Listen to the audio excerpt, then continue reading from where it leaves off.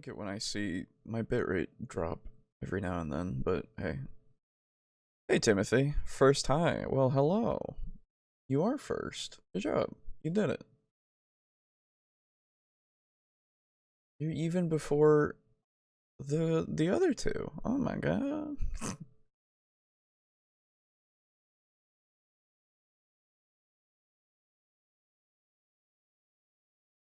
Hey, Lux. Sorry for already burying you in lore again. Nah, you're good. Don't worry about that at all. I've seen. I think I have like 11 things to read from you, I think. That's fine. Don't worry about it. And I think Timothy, you had something pretty long as well. So, don't worry about it at all. I'm glad you're able to, put that stuff out and I can read it for you. Do not mind. I have my big thing of water with me for when that time comes. It'll be great. Your lore is getting spicy? Nice.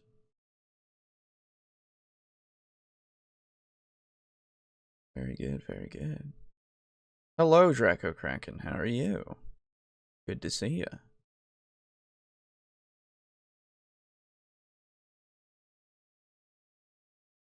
To see all of you.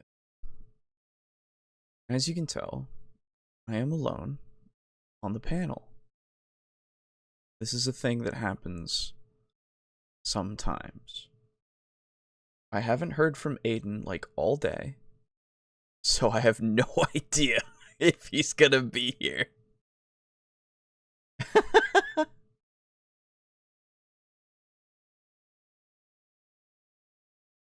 And Boo said that he was gonna take a nap. And the funny thing is, by the way, hello and welcome back to TableTalk, Discussion and Discourse. I, as always, am your host, Alejo, aka Great on 95. We are back to 666 subs. That's right. It is true. We've done it. We're back to the 666, and it's the spooky times, so we have the spooky logo. It's crazy. We did it. Good job, everybody. We did it. Give yourself a pat on the back. You and I and them and over there and that guy behind you. Yeah. All of us did it. It was pretty great. Now we're back to that.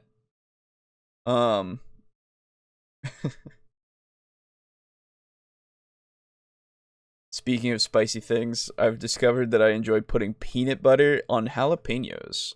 I can see that. Nice. Yeah, what was I gonna say? Oh, shit. I was saying something, and then I forgot.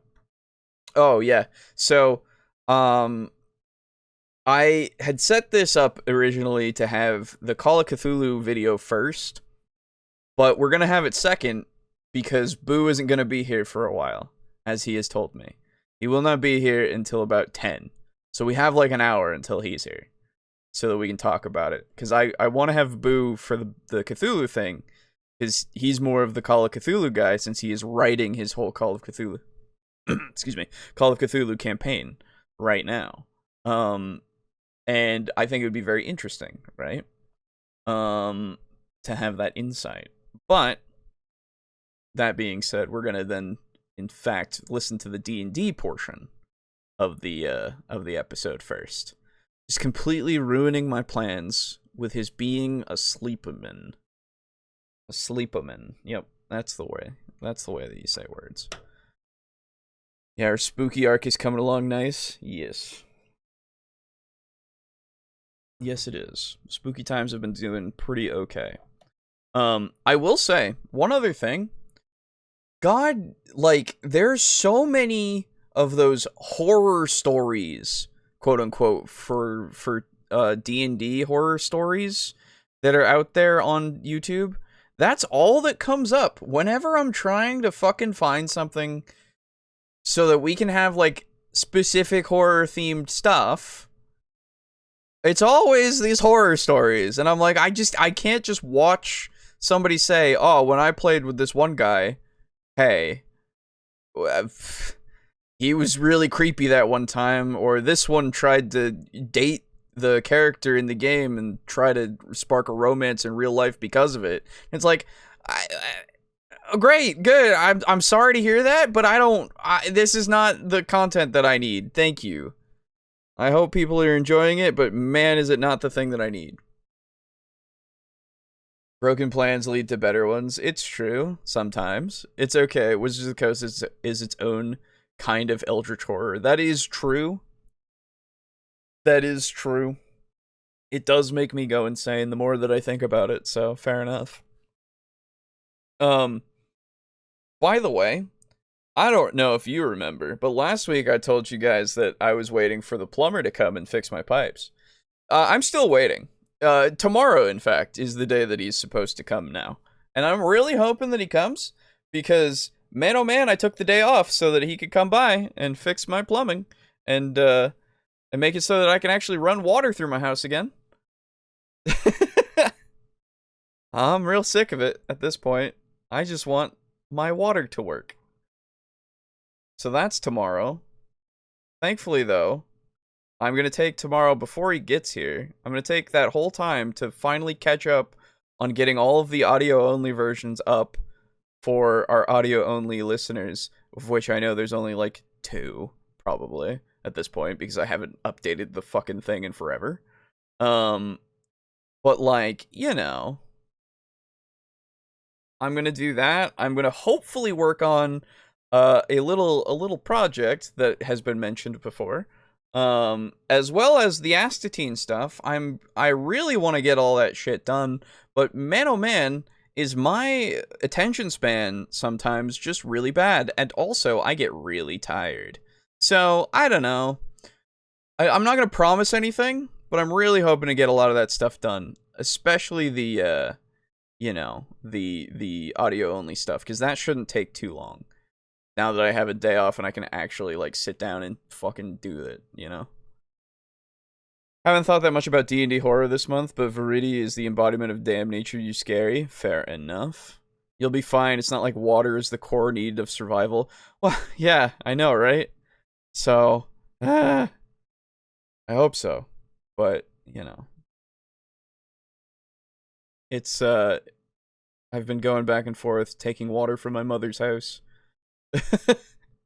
In a bunch of containers, and it's worked out so far, but man, I'm getting sick of it.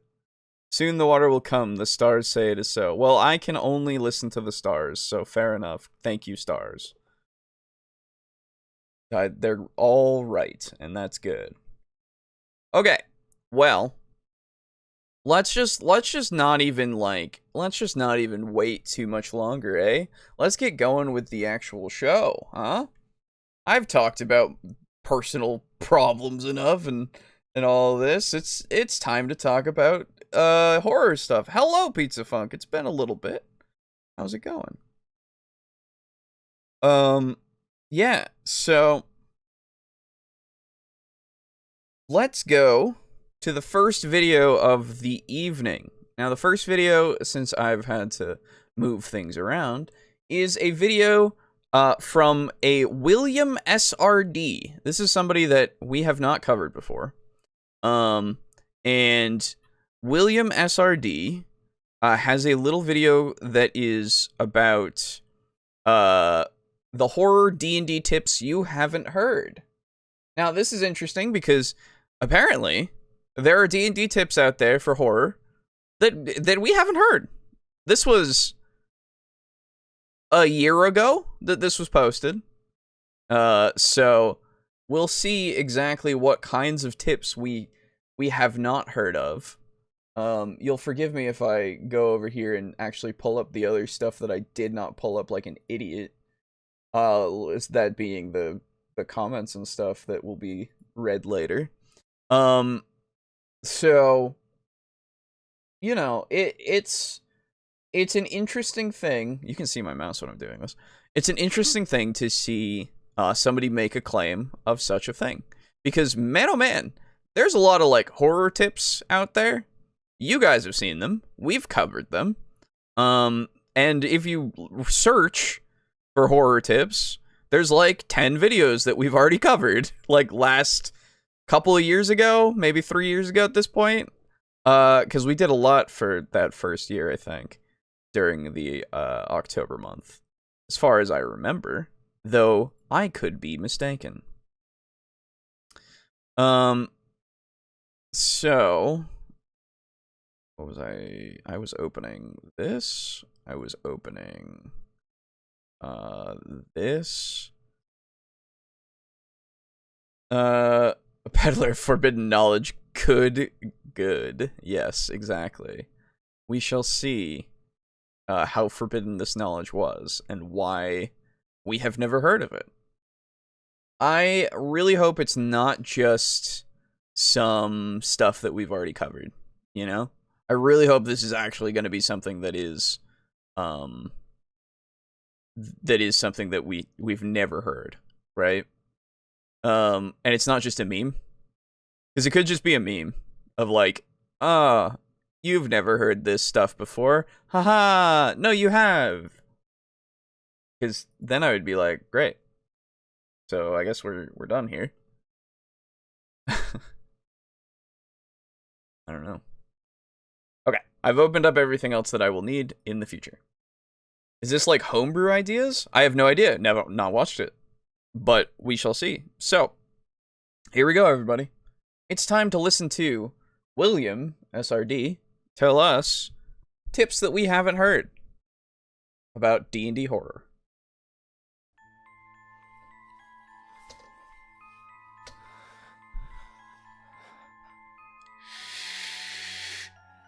There's something. Maybe it's fine. Look, I need to tell you about how to run horror games in D&D. Hey friends, it's me, William's spooky reference document. It's the Halloween season, which means it's time to scare your players silly. So long as you can go into this with the knowledge of the limitations in the D&D format, you will probably find that horror adventures, or even horror campaigns, can be a very satisfying way to run a game. Here is how you do it effectively. Now first... Man, okay. Can I just give first impressions? I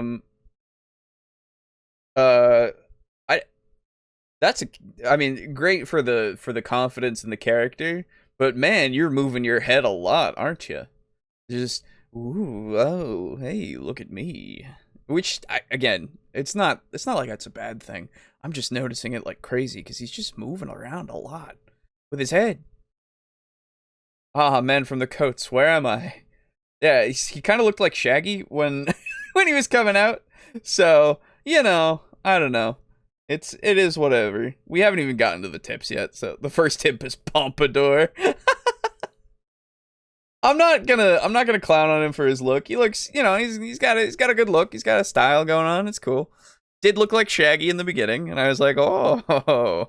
But you know, we've got a skit going on, and now we have black and white for a filter. By the way, Arkham Horror, that's a game back there that I have yet to play. I want to play that. I guess I don't know. Skits are really popular for this kind of, for a lot of formats, and like that's a skip, you know? I thought he looks like Steve from Blue's Clues. No, I mean, I get kind of where you're going for with the striped shirt for sure, but other than that, respect it. Oh yeah, the pompadour for sure. All right. Thing, and it probably seems like it's a bigger sticking point than it actually is. It's really hard to scare people in a tabletop RPG. Tough truth, Dungeons and Dragons and other role-playing games, it's not an easy format to scare people in. And although spooking may be obscenely difficult, I wouldn't declare it impossible. I have done it before. I have legitimately scared players in the past. However, it was actually an accident. I hadn't meant to be running a horror game at that point. I was just running a mystery session, and I guess the realism got a little too far and the disempowerment got a little too far, and I legitimately scared my players. That just goes to show you really can't control whether your players are going to be scared or not. So relying on scaring them is a losing strategy for running a horror game. Okay, yes. Oh, hey, whoa, okay. We're going to different... Okay, the production value, first off, of this video is pretty grand. Let's be fair. Though I am confused as to why one of them is black and white, why one of them is in color. This one being red makes more sense just of being... Oh, I guess, is one of them going to be like technically a 1920s quote-unquote thing for, like, being Call of Cthulhu reminiscent or something? Well, no, because we're in horror D&D tips, so I guess it's just, oh, the black and white era of horror, right? I guess that's where we're going with that.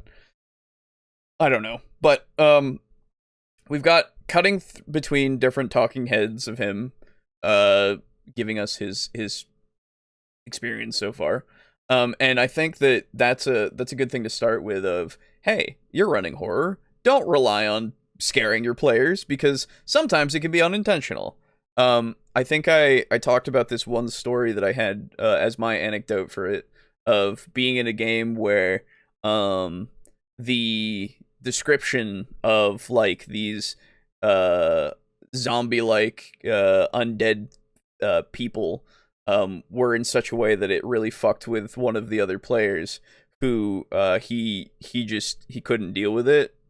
Because it reminded him of some stuff that was going on, or that had happened in his life, and he was just like, oh, geez, and he was having a bad time, and so we had to take a few minutes and, like, you know, figure it out, and then just not do that kind of descriptions anymore. And, like, that can just happen. We didn't talk about, like, there was no, it just, sometimes you will just find things that will just, like, freak you out. It's just, you know, you can have your certain things that you know will freak you out, for sure, and obviously tell your DM about it and be like, okay, I don't know if I want to have any of this, because I really don't want to think about this, you know? But there are some things that'll just happen during a game, where it'll just go, ah, fuck. That really fucks with me. I didn't want that at all. But you wouldn't know about it until it happens, sometimes. At least he's putting some effort in editing, that's true. Now he looks like Space Dandy with that hair, which makes him cooler. Fair enough. That's true. Horror doesn't really scare me very often, but the intrigue is what draws me. Oh yeah, sure.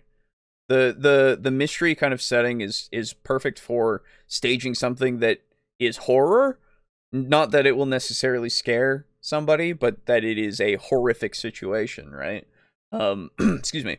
That's why, you know, Delta Green, Call of Cthulhu, you're an investigator of some sort. Sent in to, you know, figure out the situation. Oh my goodness. Oh, hello. So here's the thing. Okay. I had my headphones off. Right. Also, well, I need to, like, lower my mic. Do I need to lower my mic volume, because it shows me, like, no, peaking? no, you're not peeking at my end. All right, cool. No, I was just, like, sitting at my desk, like, texting a friend. Mm-hmm. And I was like, oh, I wonder, I should open up Discord and see what time the stream is, like, gonna happen. I see I have, like, 9 notifications. And then I looked at the clock and I went, oh no, oh golly. And then I went to this group chat because I saw, like, 5 of the notifications were here. Yeah. And that was when I noticed you sitting in the channel, and I was like, oh fuck. All good, man, all good. Timothy says hi, Aiden senpai. Hello. Timothy Kohai. There you go. Yeah, so don't worry about it, man. It's all good. We've barely started, in fact.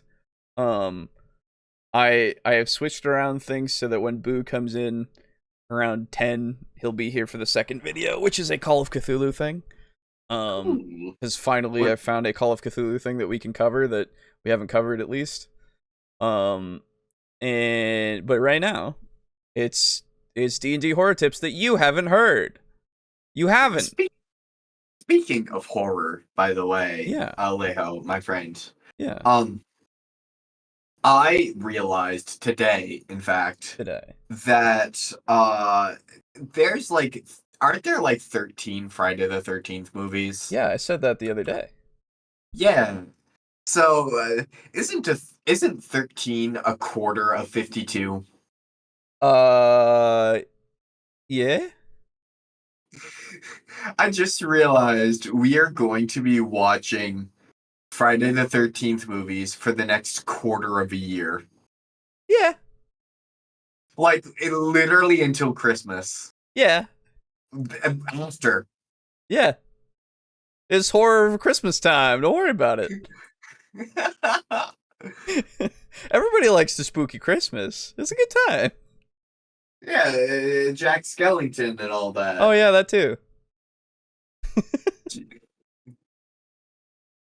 Yeah, no, it's gonna be a whole thing. It's gonna be well, to be fair, the Freddy versus Jason movies probably wouldn't be as appreciated if you haven't seen any of Nightmare on Elm Street, to be fair. So we might not do those ones immediately because they don't technically Are those not part of the 13? I mean, they in my assessment, because they're anything with the Jason character in them technically, right? They are part of the universe, but they aren't canon. You know, it's just special. It's like a crossover special kind of movies. So okay, so if they are crossover special, are yes or no? Are they part of the 13? I am debating on whether or not to remove them, to be fair. Just because of you have no idea about Freddy, at all. Really. Mm-hmm. So, to be fair, I currently really have no idea about Jason. Yeah, I know, that's true. Yeah, Pizza Funk, yes, that's Jason X. Yes, Pizza Funk, that is Jason X. That's Jason Goes to Space, not Freddy. Yeah. No, Freddy turns into a comic book character at one point. But yeah, it's I think there's only the two. I have to make sure now because you're bringing this up, and now I must know for my own sanity.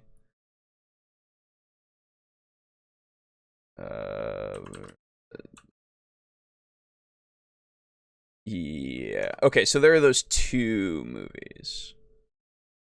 Okay. So it would bring it down to 11, which is still manageable.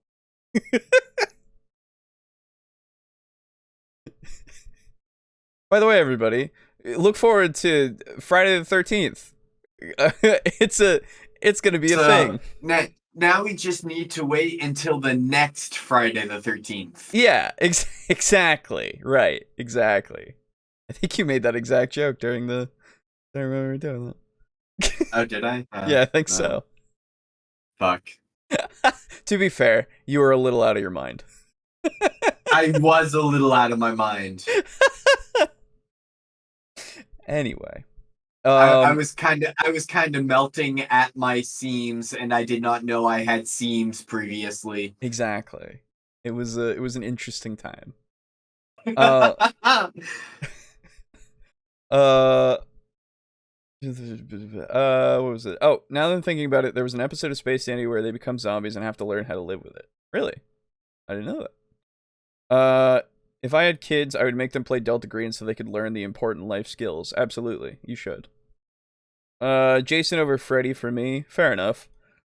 Jason's the blunt hammer, while Freddy is a more, I can't put a tool to it. What's conniving as a tool? I don't know. Anyway, you get it. Jason's blunt, Freddy is more subtle. Surprisingly enough. I like how the guy is frozen in red like some kind of art house movie. Oh yeah, we'll get back to him. Anyway, so Aiden, the only premise that we have so far is that the man is giving us these tips that we haven't heard, because we haven't, obviously. And and I have no idea what they are. And so far, we are just seeing editing at work, which is pretty nice, to be fair. And it seems like this might just be well, let's see what these tips are. And then, I don't know. Because this has been enjoyable so far, at least from a visual standpoint. We've had black and white, we've had color, and now we have red. So, we'll see. Jason is a barbarian, Freddy is a rogue or a bard. Yes. Probably more rogue than bard, for sure. Anyway, let's do this. Jesus. What the fuck was that? Okay, well, maybe you scare them, or maybe you don't. You're not really the one who gets to decide how they react. And so you can't rely on it. You're gonna have to end up relying on the other virtues of horror. I'm talking fear of the unknown. I'm talking mystery. And I'm definitely talking traumatic explorations of character. So now that we've established the broad strokes of what is and isn't possible, now let's figure out how we're gonna set the mood for your game. If it's an in-person session, you absolutely should do a little ritual to set sort of the tone of the night. So flick off all the lights, light a bunch of candles, and get your horror music playlist going. I also actually recommend not having this done before the game. You want your players to help set up the candles. You want them to help light them and flick all the lights off and turn on the music and stuff. And the reason you're going to want to do that is you want to make them somewhat complicit in the horror mood. By the time they've... Yeah, you have the same thoughts. Okay, go on. I'll let you.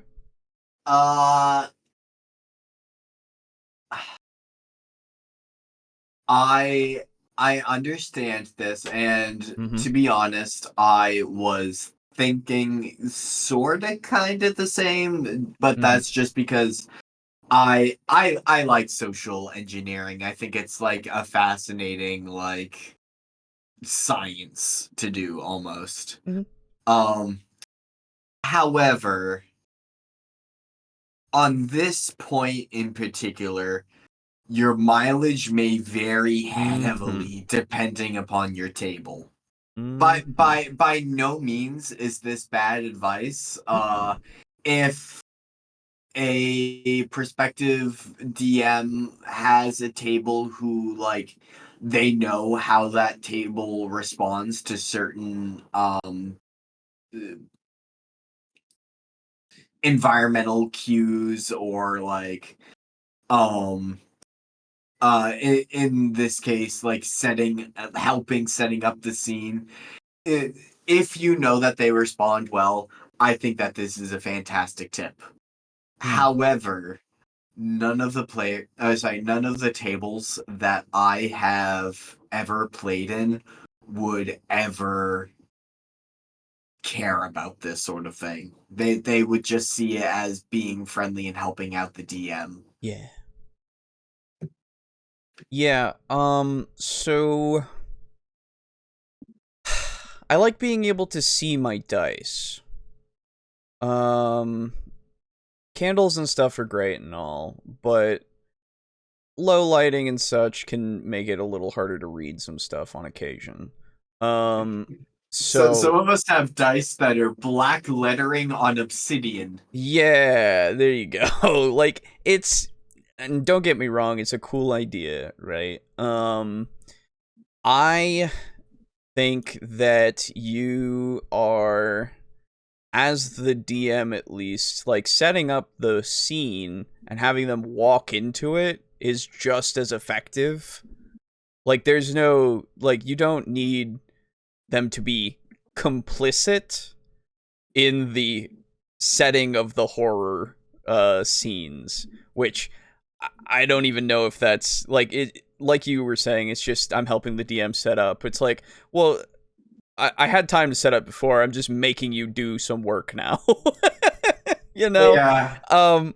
And not to say that it again, if that is something that people want to do, of let's set out all the candles. Okay, everybody, we're all here. We're ready to play. I don't know, man. I'd rather just walk into the scene and then just sit down and be ready to play. Because that's, I mean, I'll put myself in the mood regardless. I mean, that's just me, because I want to be in the mood to play the game the way it is. Yeah. Generally, I have been blessed with tables where I'm both a player or as a DM. Yeah. I have been blessed with tables where the players are willing to do some of the mental legwork for you. Like, Yeah. there is player buy-in because they want to be entertained. They want to go on the journey that you have planned for them. Mhm. And if you have it planned that they are scared, they want to be scared. Yeah, exactly. Like, that's why you ask them beforehand of like, oh, hey, I want to, I want to do a horror thing, and everybody's like, "Oh yeah, sure, I would like to do a horror thing," or "Oh, I don't really feel like a horror thing," and you generally get the mood, and then afterwards it's like, okay, we're either gonna do it or we aren't, Yeah. The other, I mean, I am the type of guy that, like, don't get me wrong, I sort of kind of do this insofar as I will go out of my way to make sure that, like, a session is planned for, like, a full moon or something like that. So, like, I kind of do this, but that's just because I'm all about the aesthetic. right. That it's less so for my players and more so for me. Yeah, that's the other thing, right? I don't fault anybody for going for the aesthetic. Unfortunately, my ceiling light that I just set up has stopped working, so I need to fix it. But I have a ceiling light now that I can change its color to like reds and blues and greens and all that kind of stuff, right? But it's mostly for the aesthetic of when I'm sitting in my office and doing stuff, and I can just have that light on and feel like, oh, I'm doing a thing, But the other thing that I want to say about this tip is that, man, oh man, make the atmosphere a thing is a tip that I have heard many a time from many a people before a year ago in videos that were from before a year ago. So great. Okay. It's not a bad tip. Don't get me wrong. It's just, I was hoping for maybe something but I mean, there's more to come. I'm assuming. So, it's not a be all end all. It's just interesting. That's all. It's just interesting. By the way, unrelated to your point. Yeah. But I cannot see that, like, style of shirt that he has. Mm-hmm. And not think of Blue's Clues. You are the second person, in fact. Timothy said that before. I was thinking. Oh yeah. I was thinking more like Shaggy because of just appearance and the green, but that was it. I can see the shirt, but that's it for the Blue's Clues thing for Steve. But fair enough. Let's see. There's a couple of things. Red. Mwahaha. True, that was red at one point. I think Freddy would be some kind of enchanter, mind affecting Freddy. I think yes, it's with a Y. You got it. Good point, Alejo. You can't see the dice. Also, Aiden, black on black. How do you read those things in light? The obsidian is grayer than the black lettering. Like, don't get me wrong, it is black, but it's a different shade of black. Right. I set the lights low for atmosphere. Oh wait, you're all on laptops. There goes the mood. Well, he was talking specifically for an in-person thing, right? You know what would be cool? Blacklight dice. Yes, that would be cool. But having to need a blacklight so that I can see my numbers is a little... Well, actually, it's like you throw them and then afterwards you shine the blacklight on it just to see what you got. That's interesting. When I was playing Delta Green, I really wasn't thinking about the room I was in. Well, that, again, yeah, fair enough. Just, it's one of those things where just you're more paying attention to the game, or you need the immersion of the room you're in to be in a certain way sometimes. Like, it depends for different people, right? Nothing wrong with it. Get blacklight dice in the shop, Alejo. You're losing money. True, I am every day. The tables that I play at would very quick the black light would not be used for the dice, brother. It would very quickly devolve into shenanigans. Oh, of course. Although that room was the tool room in the basement, so maybe not the best example. Fair enough. Great minds think alike. Yes. Just make a dice tower with a blacklight aimed at the tray. Oh, yeah. Make it so that it's just coming from the dice tower onto the tray spot. Yeah. There you go. That's how you do it. Anyway, let's see about this next tip. Because, again, it's not a bad tip. It's just, you know. Finish setting everything up, they will have psyched themselves up to participate in this genre. If you're in a digital format, don't fret, there's still things you can do. For starters, you can ask your players to play with the lights off in their room. You don't necessarily know that they've done it, but it is something you can ask, and as I said, it gets your players involved in the situation and gets them mentally ready and mentally in the mood for horror. And of course, you can still set up your spooky music playlist. That is, as far as I know, available on basically every virtual tabletop. And you do have one leg up in a virtual format, and that's that you have a lot more control over the artistry of your map. So you can use that to create a very real...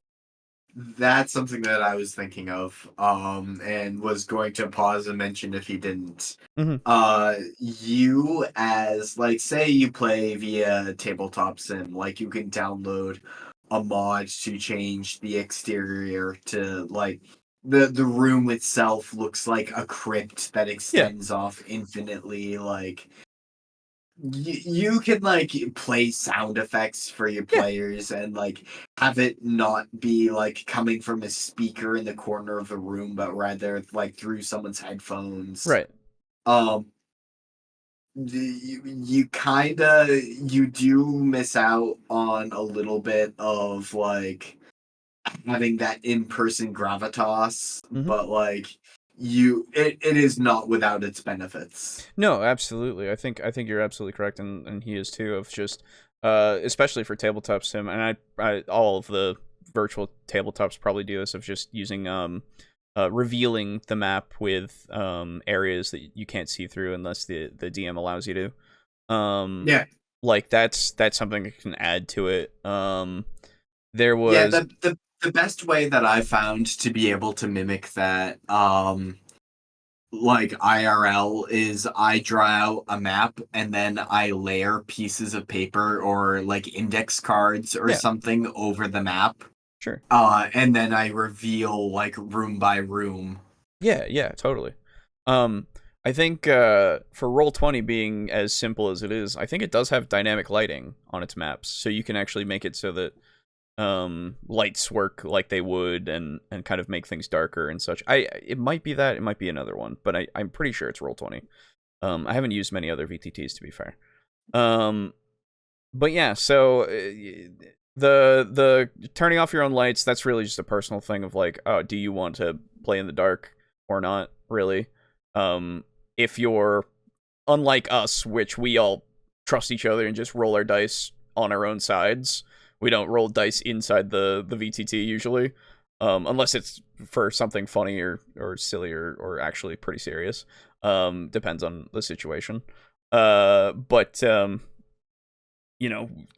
see those dice at least. That's why I have a lamp on usually when I'm playing Devils and Dice with these jokers.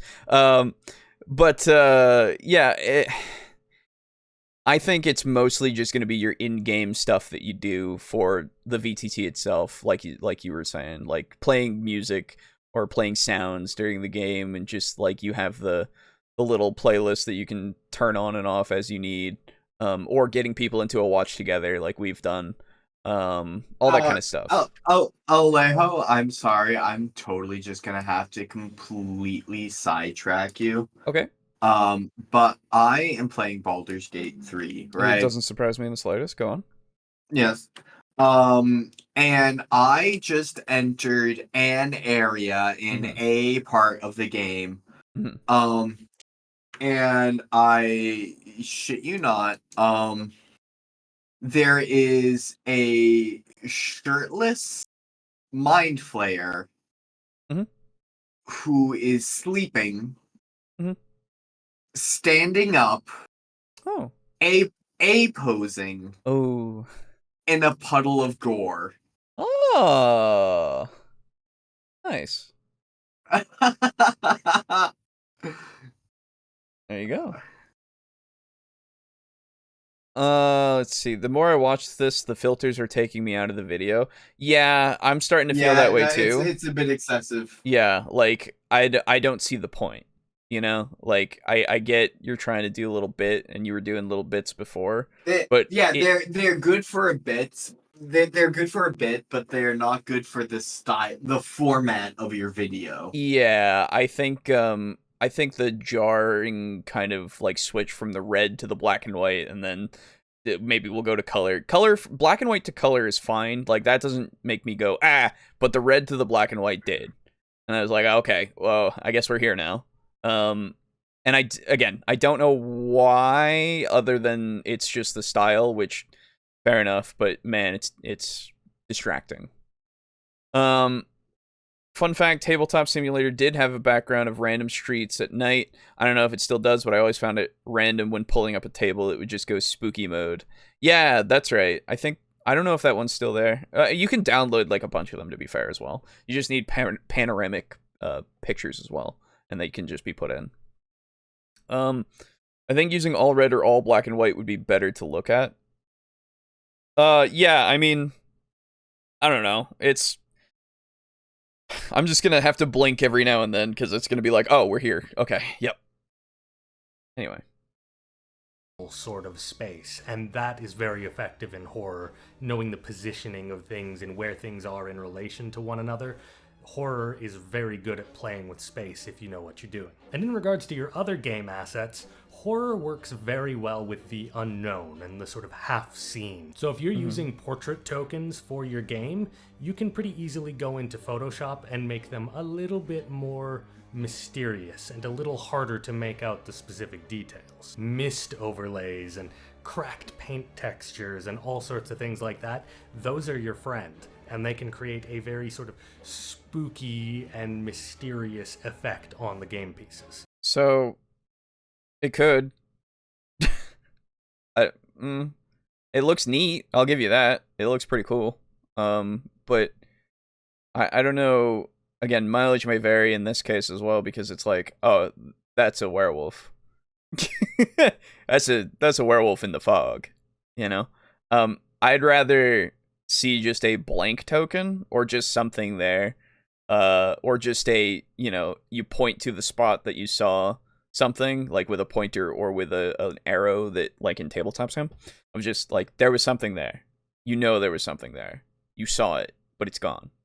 Yeah. Right? Like, cause actually giving them something to look at, especially like this, it's like, oh, you've identified what it is then. You got a good enough view that you see what the picture is. That's why, even though Assassine was a mess, I didn't bring out the token for the Dogman until way later in, because they hadn't seen it. They saw yellow eyes, I think I said, for a while, and then it wasn't until it actually revealed itself that I actually took out the thing so that they could see it. Now, I don't think any of you were afraid, but your characters might have been. And that's really all I was going for. I'm not really trying to scare you in real life, as he has pointed out before, of like, that's just a fool's errand. You don't want to try to do that. It's not something like one of your goals that you should really be working for, But you're taking away a bit of that unknown when you have it like that, at least. I think you really should just have it be either a blank thing, or just you point at it, nothing else that you need other than that was something there.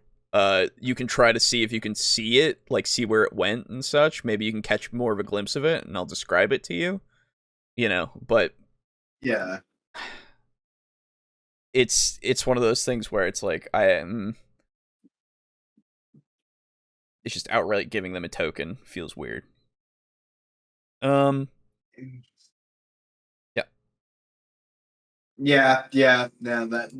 I just straight up agree. Yeah, fair enough. Those picks don't look that out there from each other. Sorry. No, that's the point, right? Who's that monster? It's Pikachu. That's right. So, the mood's been set, Oh, God, and it hold on. probably won't actually scare your players, but it can at least set the tone for your themes. So now that we've set the mood, what should your themes actually be? Generally speaking, all the best horror contains both disempowerment and a mystery. And those two things should be your bread and butter in a horror game. How are you disempowering the party compared to their normal games? And what is the mystery that's going to keep driving them forwards? The mystery and the disempowerment actually work together as a team. If the players are disempowered, they don't want to keep going. They just want to leave. They want to get out of that situation. But the mystery keeps driving them forwards. So how exactly? Well, you gotta, I mean, maybe we'll get to it, but you gotta at least make the mystery super enticing so that they don't just leave.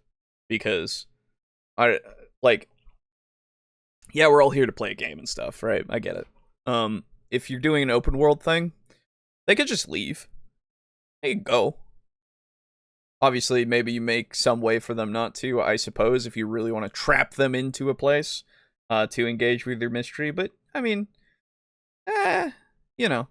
I hope that it's something that's probably, if you want to do something that's a mystery that will keep the characters involved as much as possible, is really tying it to them, right? Tie it to them in some way of like, this is the only way that we can get to go forward in some way of like, this is either a part of my backstory potentially, or it could be that the overall mystery, if this isn't the overall mystery, it could just be the overall mystery, but whatever is at the resolution of this will at least get you closer to figuring the whole thing out, and it's worth the risk somehow.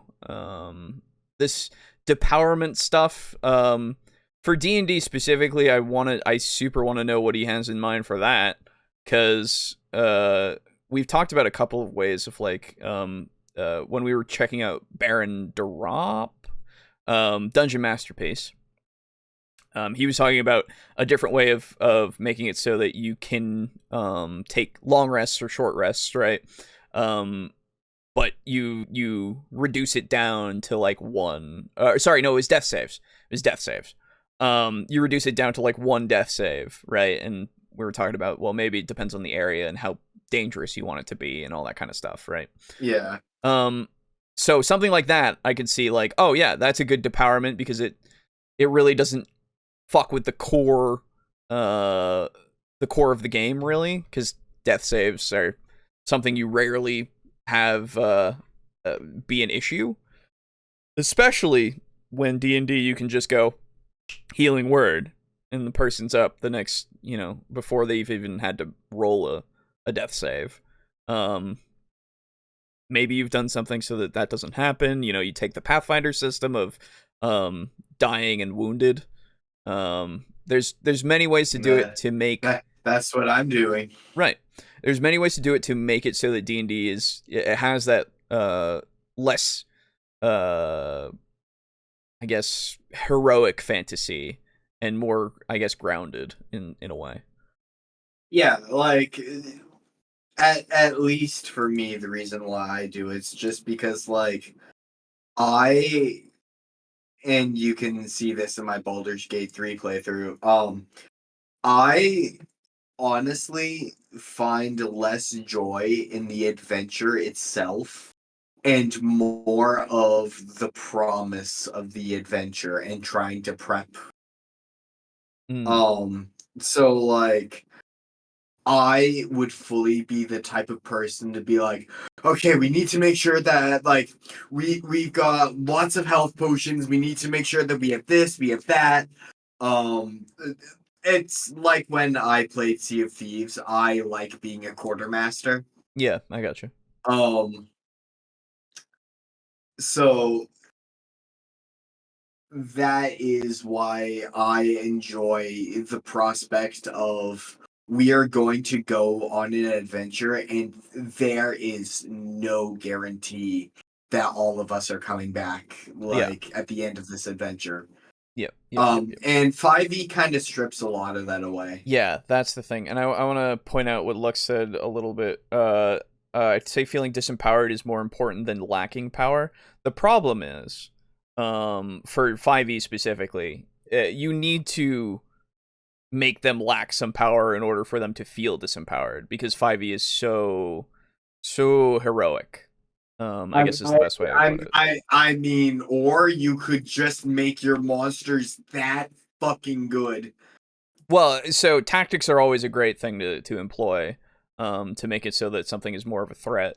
But that's a great thing to do with goblins and kobolds. Yeah, exactly. It's just, in general, you should do that for a lot of monsters. We've talked about that before, but I'm just saying, in general, I think that D&D, again, it or at least 5e has that heroic fantasy element. So it's like, you're gonna be super powerful a lot of the time, and it depends on how you make it so that resources are spent, and how tough these enemies are, not necessarily in hit points but tactics, right? Like, there's a lot of things you have to do to circumvent that heroic nature that 5e has. Adding in that dying and wounded condition, because getting up just off the bat from any healing and just being okay is a little counterintuitive to horror. The horror aspect, I think. You're fine. Then it just not even horror. It just kills any sense of suspense in general. It very much, very much can, for sure. So it's one of those things where it's just like you gotta take some stuff away. You somehow, like, not a lot, just make it so that it's a little bit more challenging. It'd be better to use 2 picks instead of changing just one. Oh, for the tokens? That's why I'm saying just do a nothing token or whatever, just so that you have a space to fill, instead of just showing what it is, right? Is it disempowerment, or is that the power they have is insufficient to protect themselves? That's also a good way to do it, yeah. Where they are... That's basically what I said would make the monsters that good. Yeah, exactly.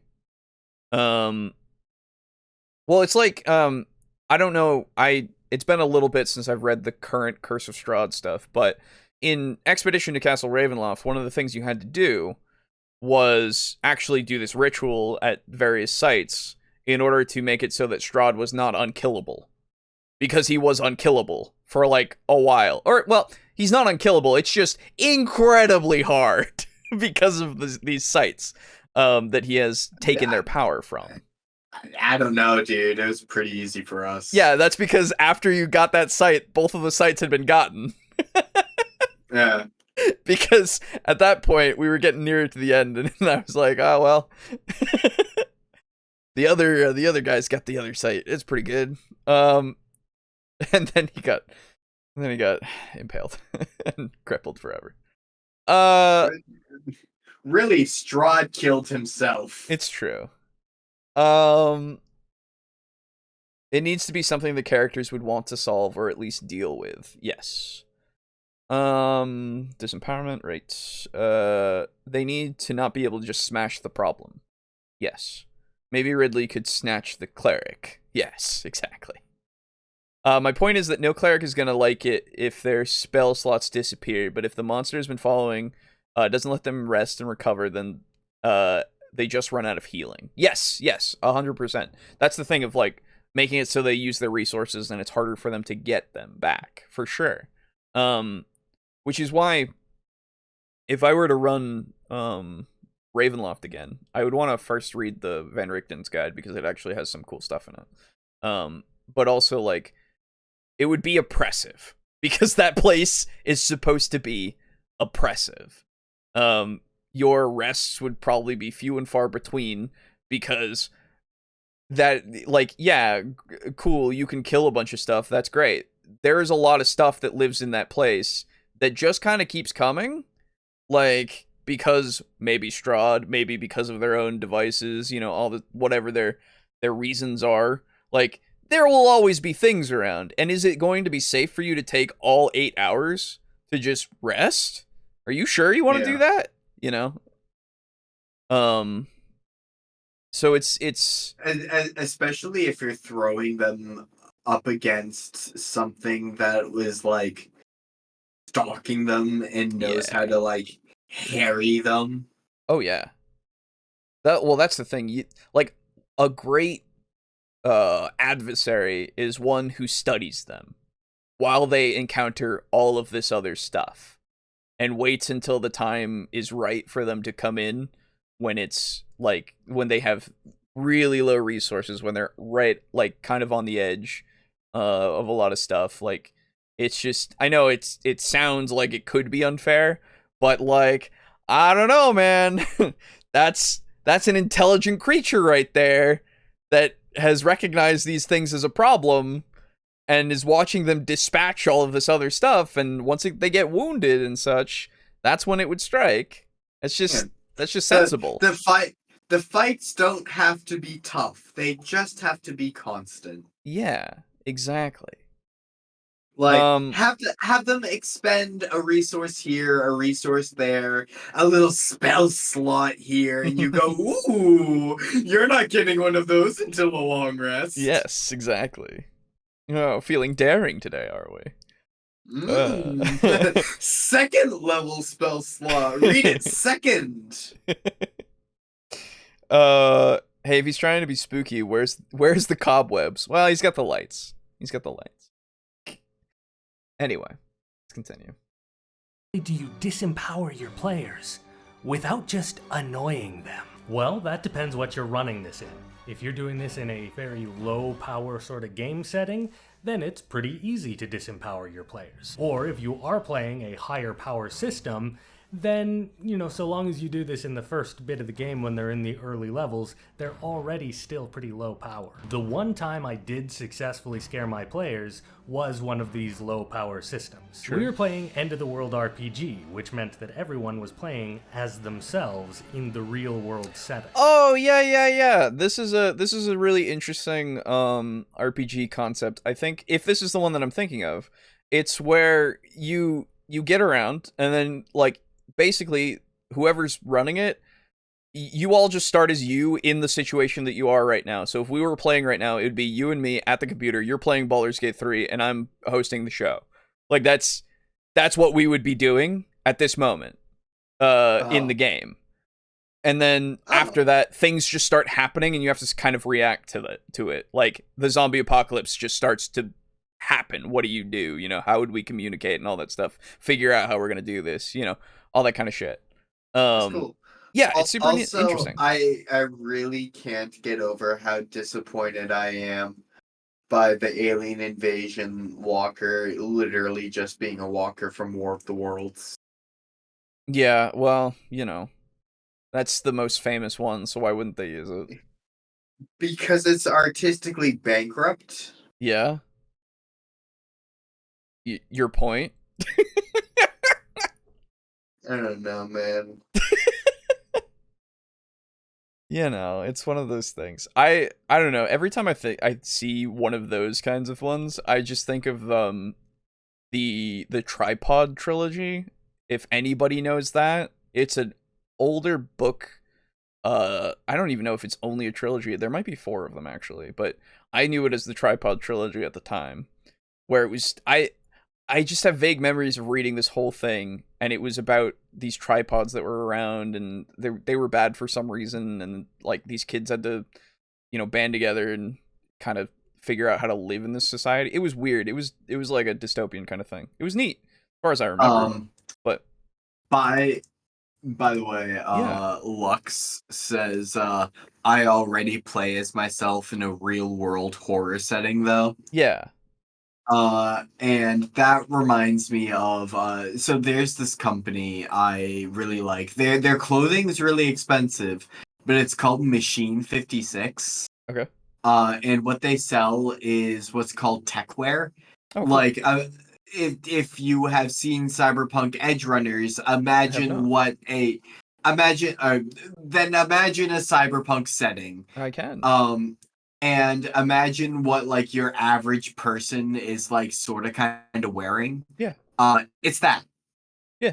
That is techwear, and their stuff is expensive and sells out very fucking quickly. I'd imagine. But I've always loved. I don't think they came up with the tagline, but it may have been off of Reddit or something. Huh. But it was dress for the cyberpunk dystopia you want, and not the capitalist hellscape you have. Oh yeah, fair enough.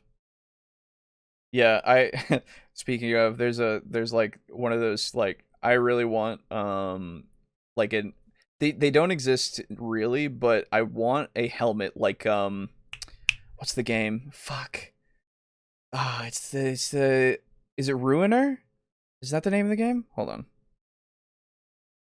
I need to find this now. It starts with an R. I know that much. So I can look through my many games that I have and find it.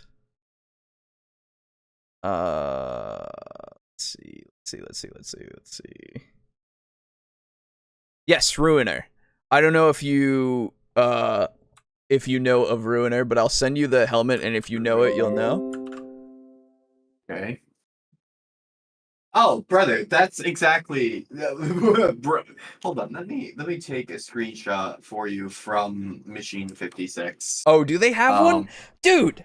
They have exactly this sort of thing. Well, so I want it with the LED actually helmet like feature where it would because that in the game it cycles through messages because the main character is mute, and Okay. and that's how he kind of it's not necessarily how he communicates, but it is how he's visually represented as communicating, right?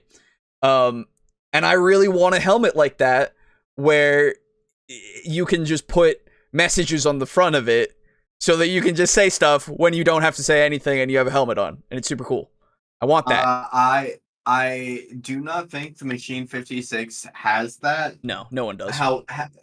However, do me a favor and look at how sick ass this helmet is. That helmet is pretty sick. I won't lie. That is pretty cool. Would you like to know how much it costs? I'm going to say $500.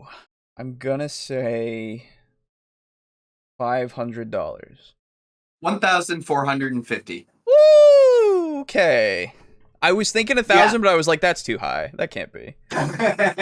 Yeah. Yeah. Yeah. I really want their hoodies. Yeah, man. If that kind of helmet ever comes, it's mine. I'm wearing it forever. You'll never see my face again. Anyway. Yeah, so cool setting thing that we're talking about. By the way, I thought that this would be a story about the D&D session that he did that would have done this to his players, but it's not, and that's fine. It's cool to see the end of the world. The end of the world is not talked about a lot. Hell yeah, brother. Look at that shit. That's so cool. Dude, I really want this hoodie specifically. Gotcha. 100%. It's $155.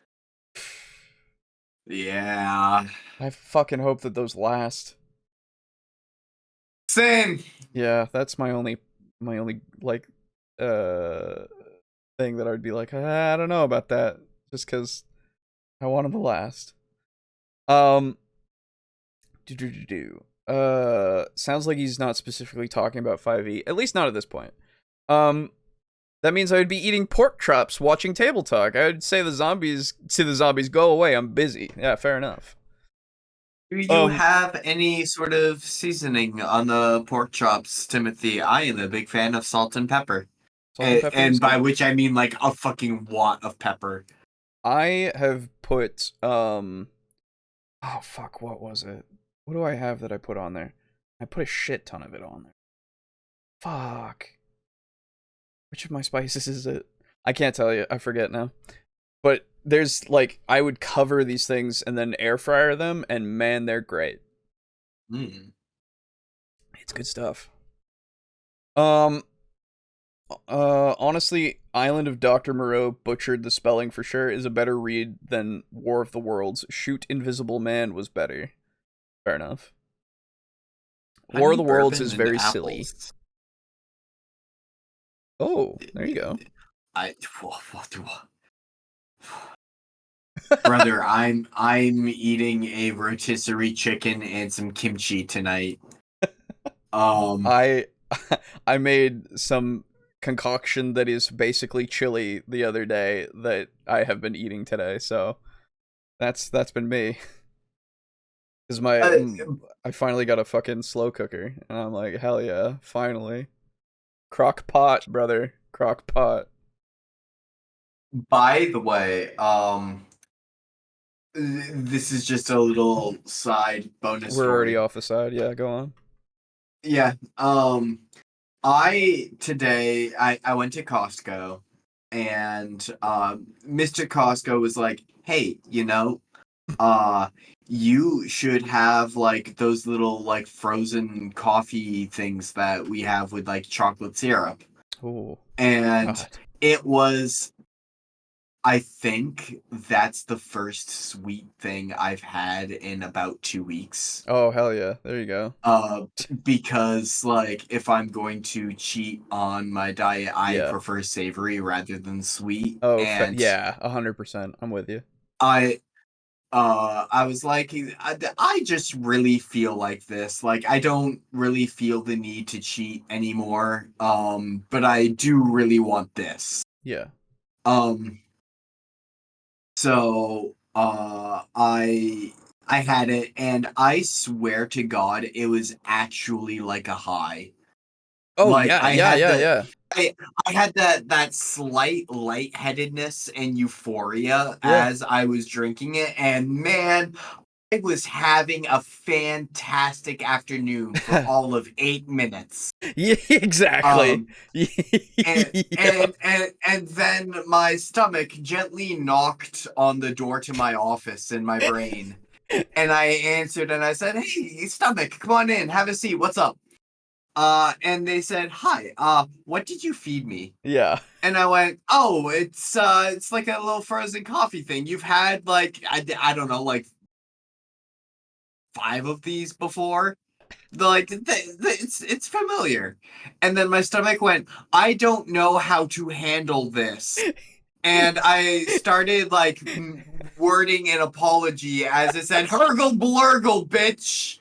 Yeah. And I was like sitting there and trying to drive home while like my stomach just committed seppuku. Yeah, man.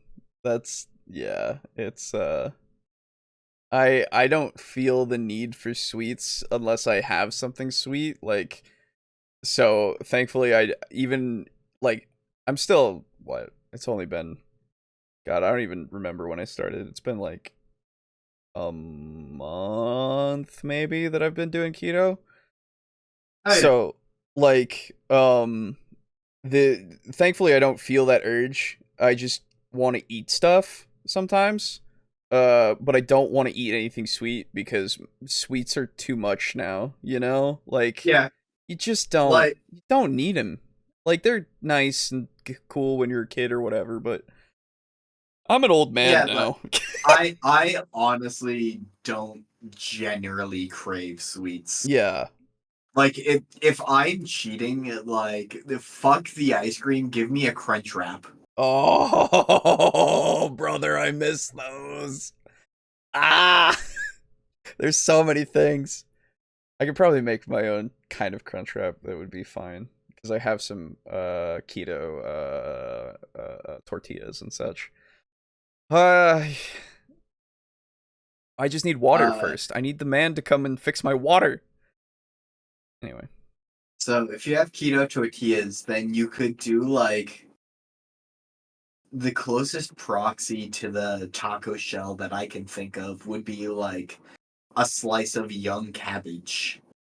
Well, so there's these keto snacks called Quest, and they make chips, and Okay. yeah, and they're keto friendly. They only give, I think, like 3 grams of carbs per Yeah, pack. poison.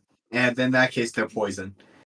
Dude, there's so much stuff that's like 5, okay? Like it's Yeah. if it's 50 to 100, that's like the most amount that you can have a day, and I don't even reach 50. Like I steer as far away from them as possible. But you can't avoid carbs entirely, like very easily sometimes. It's really annoying. I'm so upset all the time. If I ever cheat, it's less so because I want something unhealthy, and more so because I want to not cook for myself for a meal. Fair. Like that is my one meal a week where I can sit down, play video games, and a half an hour later food appears in front of me. Gotcha. I haven't even done that. I just kind of starve myself by getting like bits of food and putting them together and eating them when I feel like it. Oh yeah, that's what I've been doing for breakfasts. I've got like cool kiwi breakfast. berries or like blackberries. Like yeah, I literally girl dinnerify my breakfasts. Dude, I sometimes I just don't have breakfast. I just don't. It's just because it's like, it's not good. I would avoid it because I am typically not hungry in mornings. Same. But I want to get my metabolism going so that way I burn more calories throughout the day. So very much so. That's why my standard has been like 3 kiwi berries and like a handful of pistachios and a can of seltzer. Pistachios are super high in carbs if you have too many of them, though. Like they're one of the worst ones. That's why it's like a handful. Yeah, no, I got you. Besides, they're paleo. Fair enough. Yeah. No, I'm just saying for myself because I fucking love pistachios. I wish I could have mountains of pistachios all the time. But pecans? Oh, I fucking love pecans so much, and I'm glad they're on the lower end of the carbs. So I have a few of those, and I'm like, hell yeah, this is great. I love my life. Dude, brother, I try to avoid cashews because of the fat content, which fucking sucks because I fucking love cashews. Cashews are too high in carbs, man. I love cashews so much. Yeah, oh, dude, brother. My coworker the other day offered me pistachios, and I was like, fuck yeah, dude. And I like had a handful, and they were the most delectable things I think I've had. I don't think I've had cashews in years. Oh, brother. Yeah. Anyway, so diet stuff. Yeah. Hello. A lot of things. Green beans and potatoes too. Hell yeah, green beans and potatoes. Ooh. I wish I could have potatoes. Green beans, yes. Potatoes, no. Yes, green beans, good. I can't have potatoes. They're too starchy, and carby. I think what was shocking about War of the Worlds when it came out was the idea of Britain at that particular point in time getting wrecked by something. Yeah. The chicken sounds great. Yes, the rotisserie chicken does sound good. I should have picked up a rotisserie chicken at some point because they have some over at the store that it's nearby. Me too, salty over sweet. Hell yeah, brother. Pizza Funk is addicted to sugar, sad face. That's okay, Pizza Funk. So is Boo. So don't worry about that. You got some solidarity there. Kidney stone cured my sugar addiction. Fair enough, Lux. That's something to get you to not have sugar anymore, I suppose. Sucks. But like, if there is anyone out there who listening who occasionally enjoys an alcoholic beverage, I know that this is going to sound disgusting. Trust me, I fully know this. But so I really like gin and tonics. But honestly, make a gin and tonic with some gin and very specifically low carb Monster. That's a thing? I don't know if it's a thing, but I tried it once and it was fucking amazing. No, I meant low carb Monster, but fair enough. Oh yeah, no, it's the blue cans. Dude, I haven't had a month. The Dude, I can't have energy drinks anymore. They fuck me up. Like my heart wants to explode. Oh, I've not gotten that. Maybe you're just old. Yeah. Hello. You're what, 1 year older than me too? I'm 28. I'm 27. Yeah. So, Okay. and once April hits, I'll be 29. Cool. I have that to look forward to next year, I guess. Yeah. That's great. Anyway, yeah, it's more just like I can have one and then like I should not have anymore. It's just the same as like if I have too much coffee or anything, you know. But like one is fine, I just want to die. Doesn't feel good.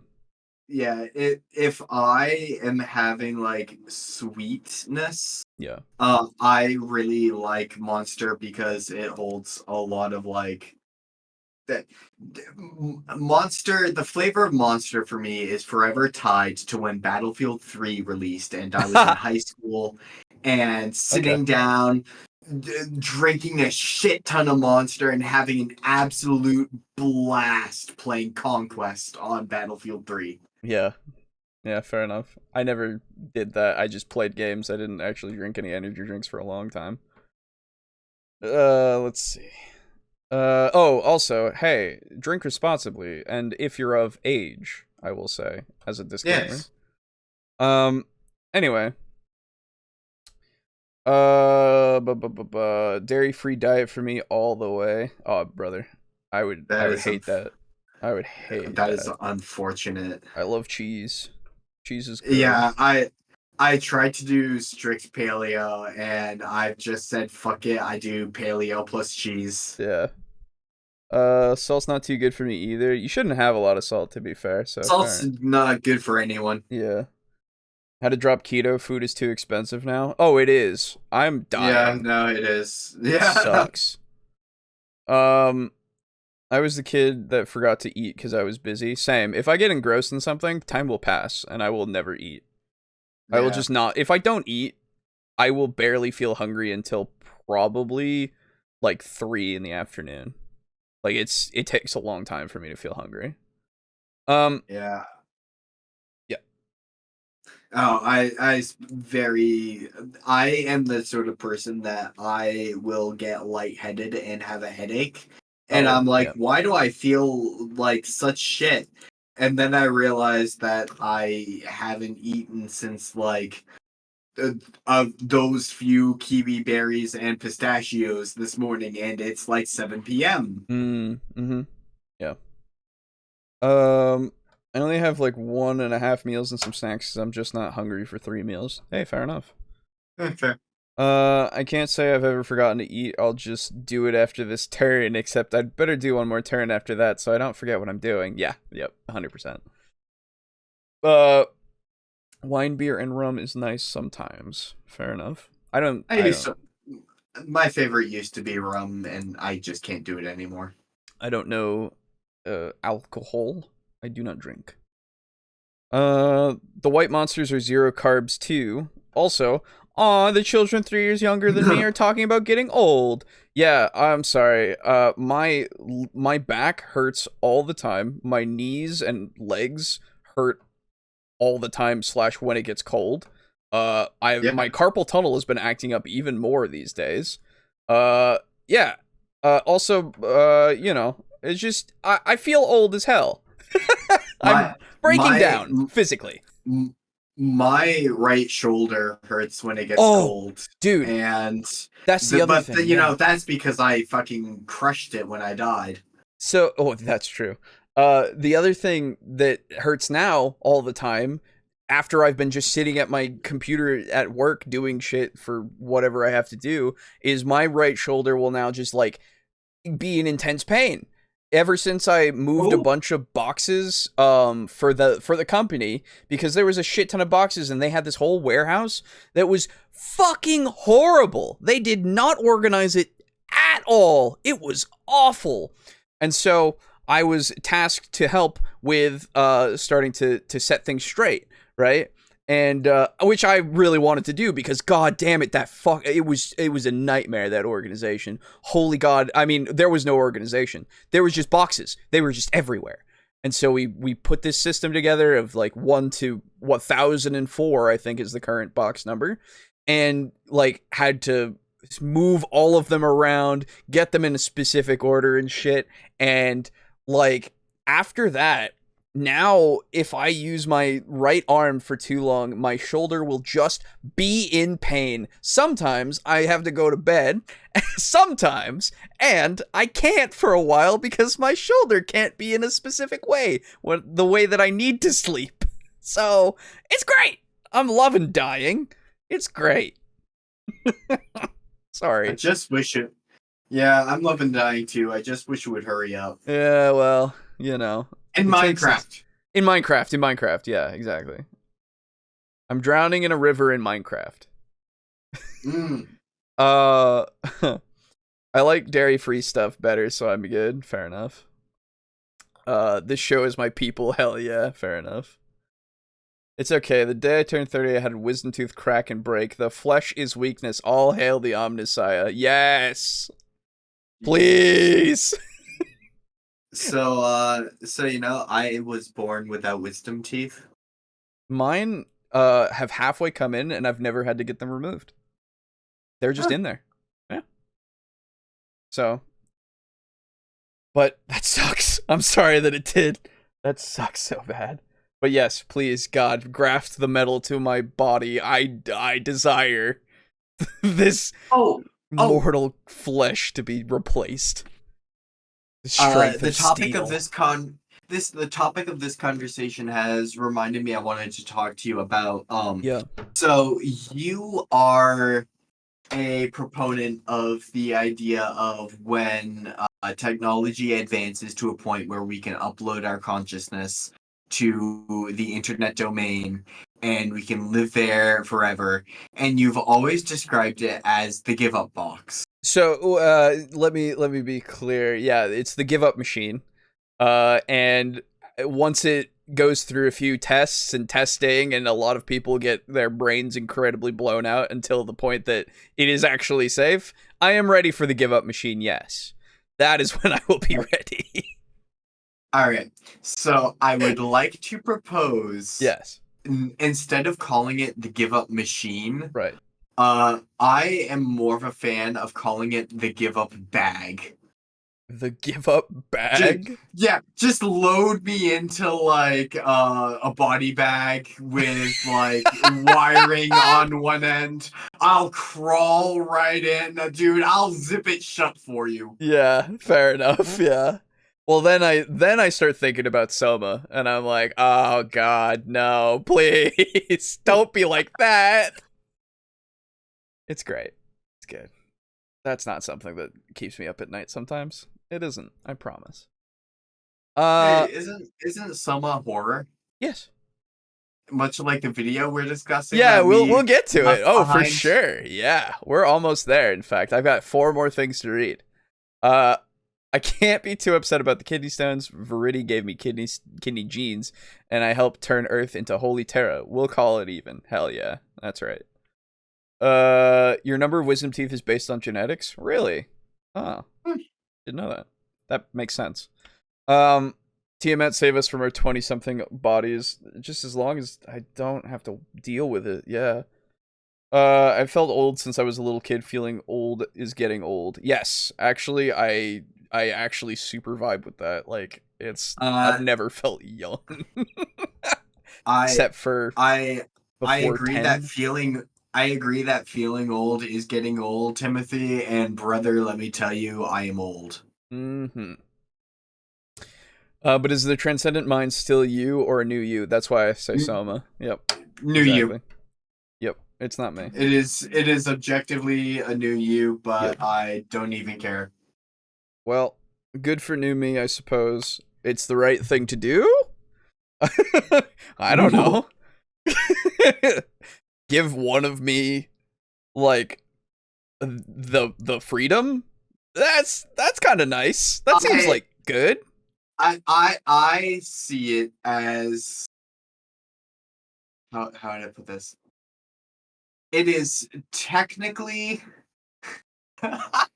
This is fucked up, and I'm not at all serious about this. Okay. It is technically the most moral choice to pursue because it gives me the freedom to not exist, but also allows me to continue bettering the world through That's a true. perfect copy of me existing. That's true. That second The part.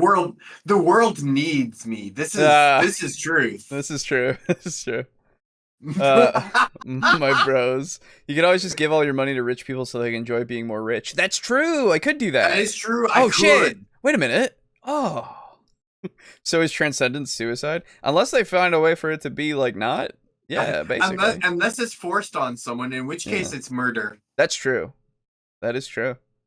Anyway, let's get back to the video, huh? Let's do it. The sun disappeared in the sky, and the next thing they knew, martial law had been declared. There were explosions all around the city, and they were locked in their home by the police, unable to do anything to handle the situation around them. That would be narrative disempowerment, but there are mechanical elements to disempowering your players that you can pull.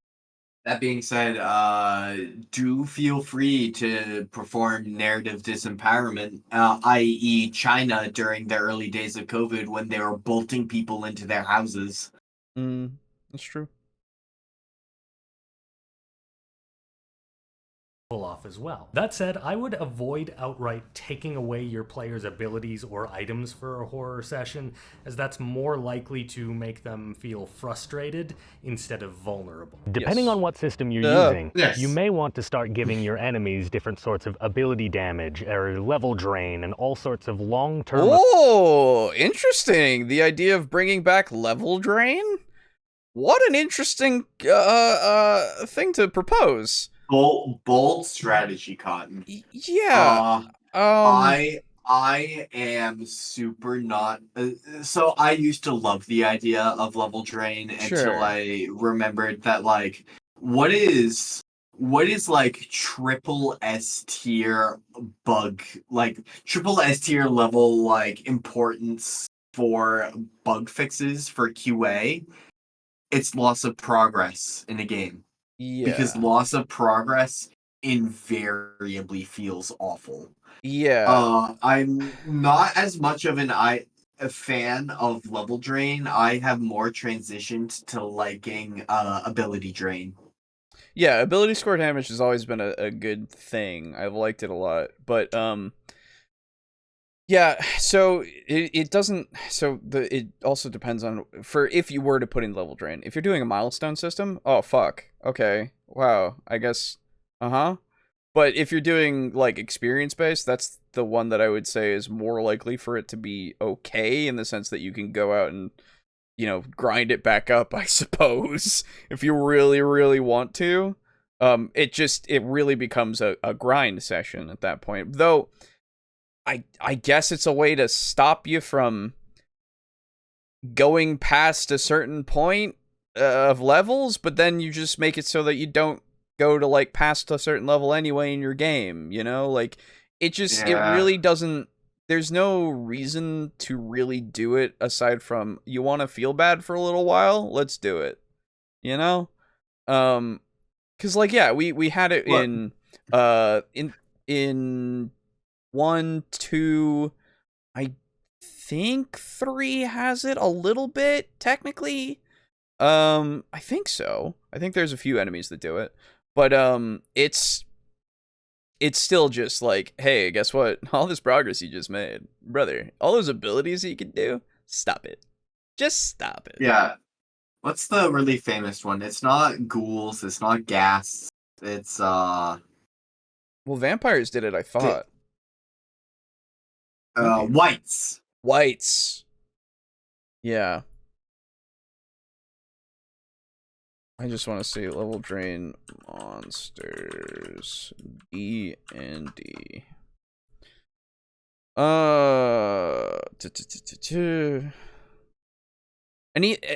this is the other thing. If you're gonna do level drain, I would say make it temporary. Just don't make it be forever. That's annoying. If you really like the idea of level drain, just make it temporary. and it lasts for until your next long rest or something. If you're doing it in 5e, like then it was just like, okay, well I have to survive the night, and that's it. Speaking of China, did you know that because the mass genocide sparrows during their great leap forward, they are now being eaten by locusts with no natural predators? Didn't know that. No. Invasive species are great. Back to red. Yes. Level drain is good. You can go out and work hard, killing a bunch of monsters, then go and visit the succubus for your reward. Oh, yeah. Level drain is the poster child for players hate losing the tools they have earned. Yes. It's true. Yeah, I don't know. Again, if you like it, that's fine. If you can make it work for your table and such, that's fine. But it's not something that I would employ, at least at this point. It just seems like a bygone thing that's not even in 5e, so like, new people don't even know. So, I don't know. I don't know how I'd use it. Yay, succubus. Yeah. Plus, it's kind of awkward story-wise. Your wizard just forgot that what they learned 2 days ago. Yeah. Don't worry about it. Shoo. Well, so I feel like it's less that you forgot, and it's more that you just don't have access to that power anymore. In the sense of, if I were to come up with a narrative thing, it's like you do not have as much control of the weave as you did before. Like, that is now no longer something that you can do because of it, right? Yeah? You doing okay over there? My life has gone from, like, okay to, like, actually fantastic. Oh, okay. That's good.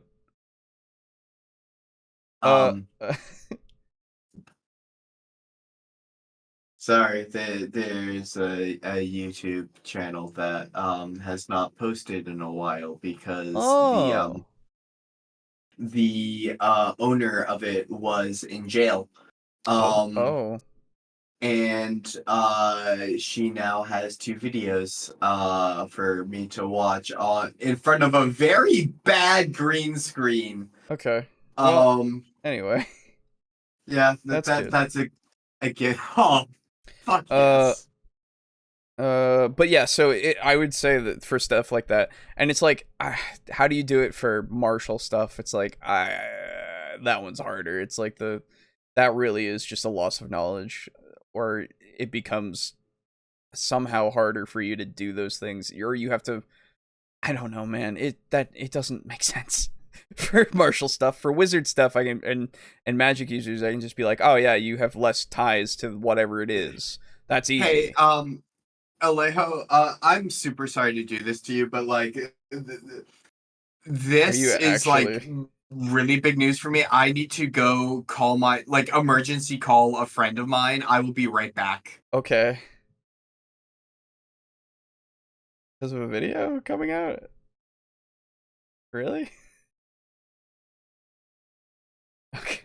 Okay. Well, we'll soldier forth, I suppose. Doesn't seem like Boo's gonna be here tonight, which is unfortunate. What videos are they in? Tell us. I feel like I know, and I don't think that we need to know if it's what I'm thinking. Anyway.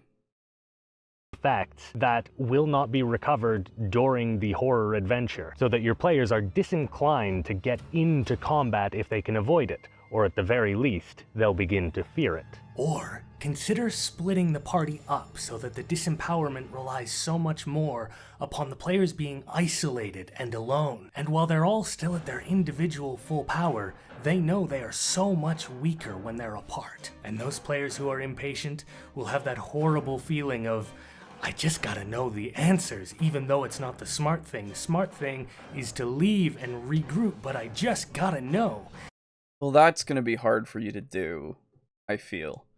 Because the natural inclination for a lot of people, at least in this kind of... hey, welcome back. Yeah, the natural inclination for a lot of people, though, I feel, is to regroup, because...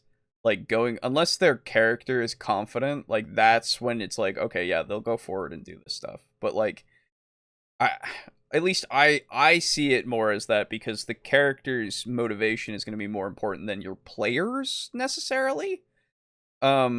your players might want to do things in certain ways, but if they're playing a character that isn't necessarily like I said, courageous to the point of like, oh yeah, I've been split up, I will go forward and do this thing, right? You might not get this kind of outcome.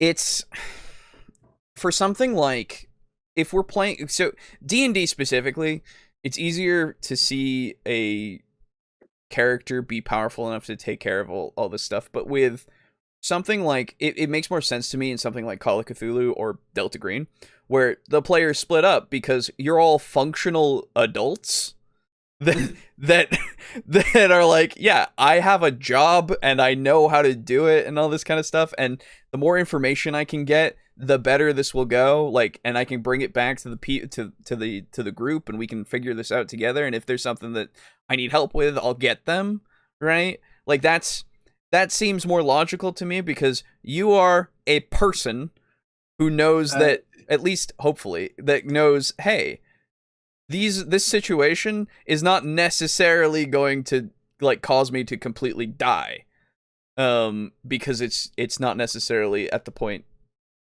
I suppose, in this instance, that you have like knowledge of things that are greater than you, but if you're in that kind of regard of like, oh, everybody split up, you know that there's something that's terrible that will kill you very easily, like because it's killed a bunch of people already and you found out that that's the thing. And again, I'm speaking of like Call of Cthulhu or something. It's like, well, at that point, then yeah, they're gonna probably try to get the fuck away from it to get back to the people, because it's at least safer in numbers. Like, even if they can't necessarily defeat it, they can at least like harass it a lot more effectively in a group.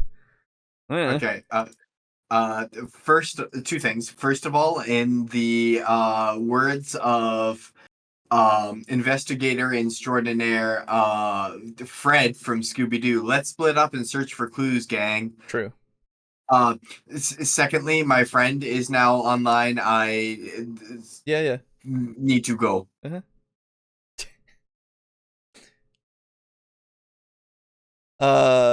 Anyway, so yeah, I think that this one is again a super mileage may vary thing. It really, really, really depends, because in D&D it's like, unless because we've talked about it before a long time ago, of splitting the party is not a bad thing.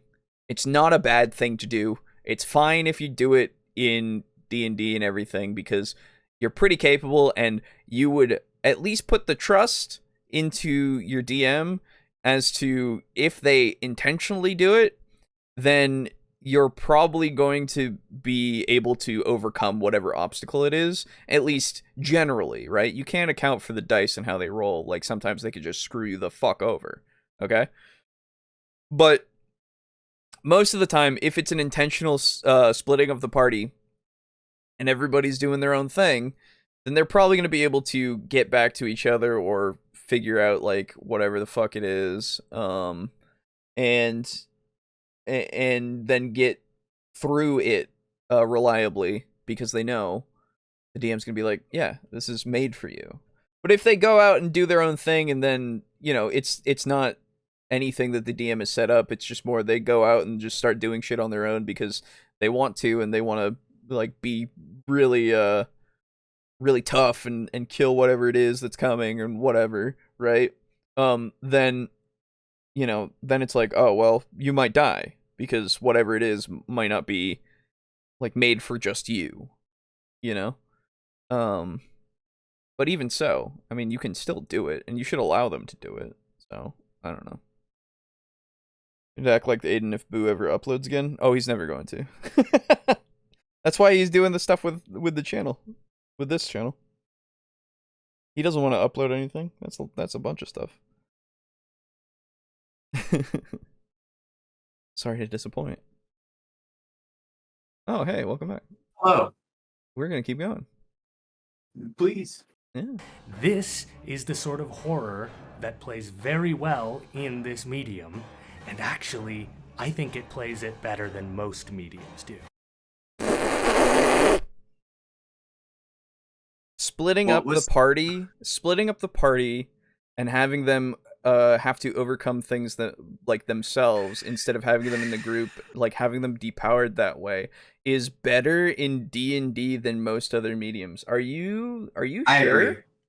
I agree. What? I agree. Why? For the reason of, if you are watching the gang split up in a horror movie, you are always the audience. You are always in a place of safety. I'm not talking about movies or anything. I'm talking about D&D specifically as opposed to other TTRPGs. That's a big question. Because, like, yeah, I don't... Brother, that's a bit questionable. Do you mind if I rewind and see? No, go for it.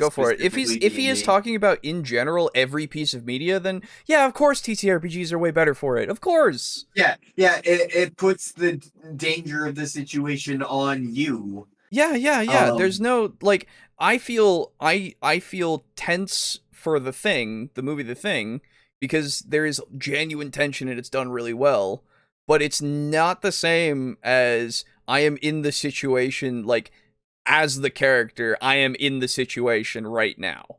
You know? Like one of my absolute favorite horror films of all time is the original Alien. Yeah. It's really good, but like, anyway, yeah, go ahead and drag it back and then, yeah.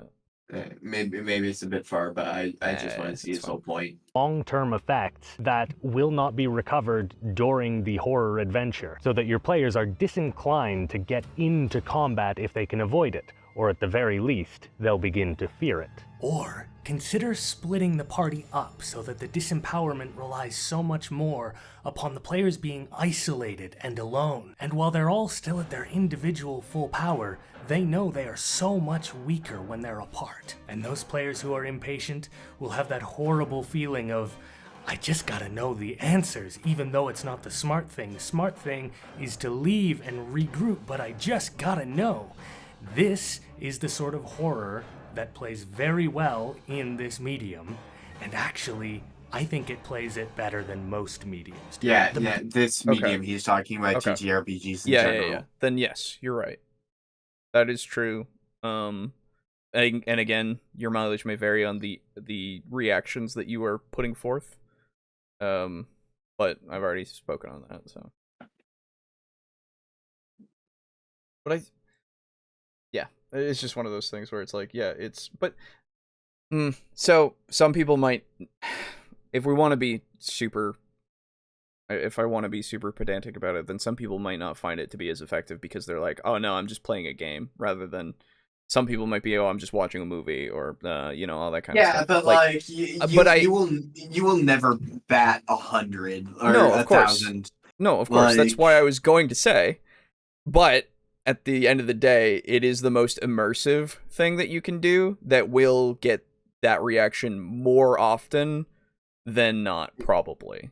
Exactly. You are still doing all you can as the story writer. Yes, exactly. Like, there's so much that you can do because of the words that you give them to give that image in their mind of like what's going on, and whether you use tokens or not, you can, and then just like, it's just, there's so many elements in play and they have the power in their hands to affect the situation or be affected by it, and they can feel that powerlessness because whatever they have might not be enough, and they know it. And there's nothing they can, like, they're not relying on the movie to show them how they're going to get out of it, however the character will get out of it or just die to it or whatever. It is up to them, which can be its own thing.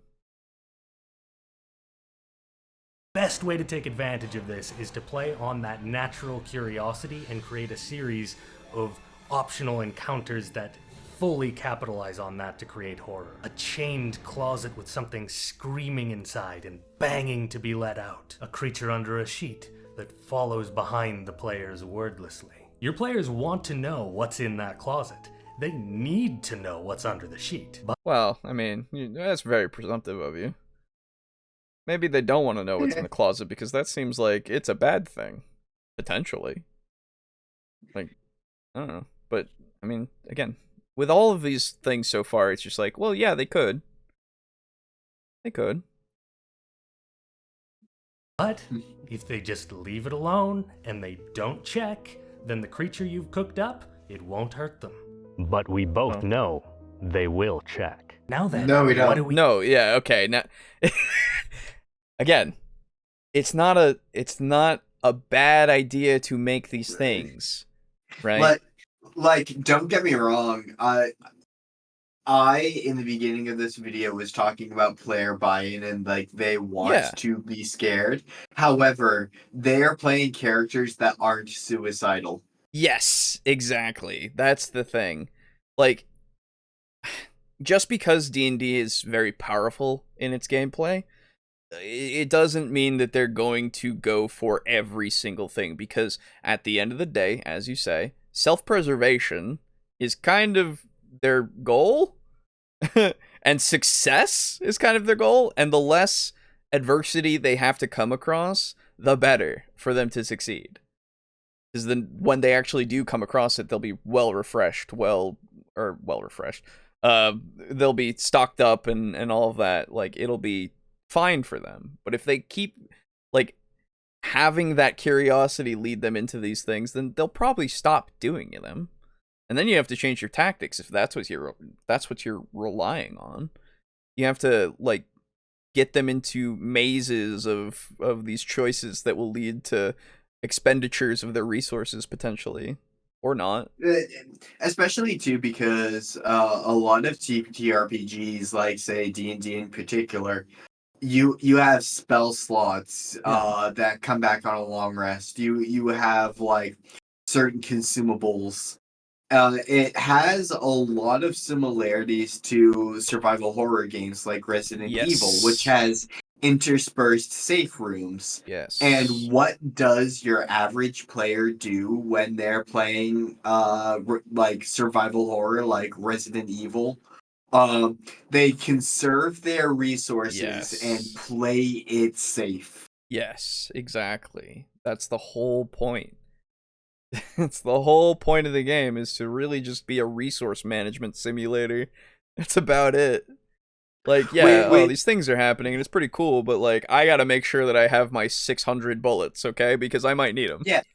Which is, like, continually surprising to me, the fact that I bounce super hard off of Resident Evil games, because I love preparing for dangerous adventure.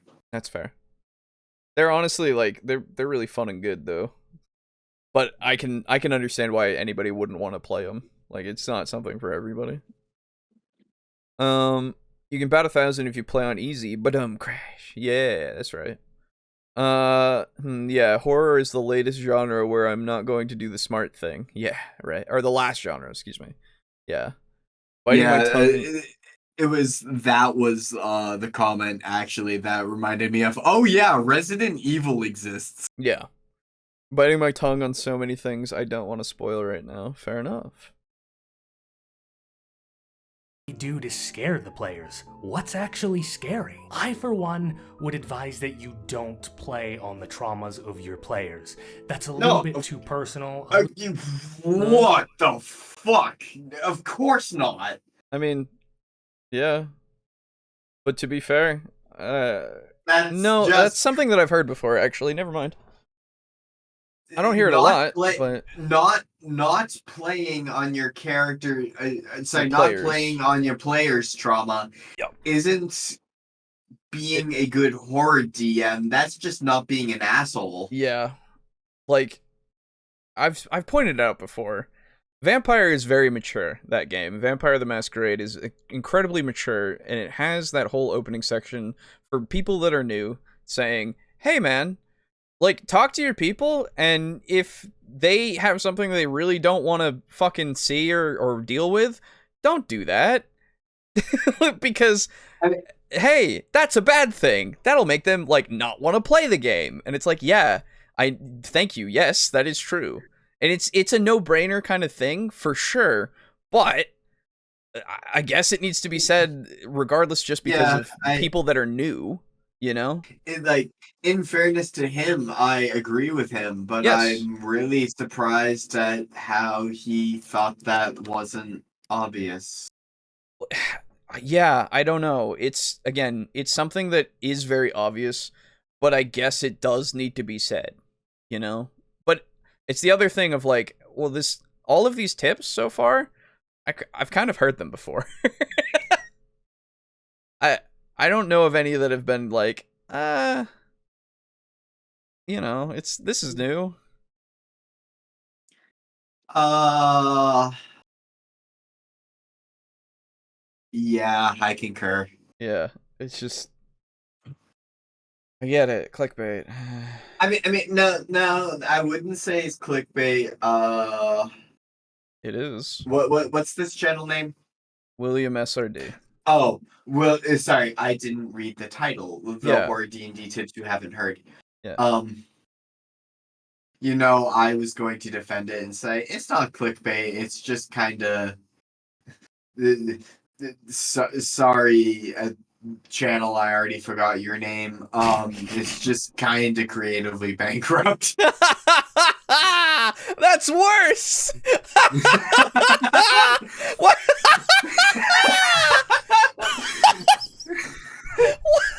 That's so much worse. I wasn't gonna say the less, the lesser thing. No, I was gonna say the fucking harsher thing. Fuck me. Jesus Christ, I wasn't gonna go that far. Fucking hell. Because I've heard all of it said from various sources. Like I'm sorry. It is dude, true. like, I don't think it Yeah. like. Your video is inoffensive, but only because I've heard it 50 times before. Yeah, I just am very distracted by your editing, really. And I really like your Steve from Blue's Clues shirt and that one coat that you have with like the shoulder straps. oh yeah, that's I cool. just kind of like those style of coats. See, Same. we call that a compliment sandwich. Oh, shut the fuck up.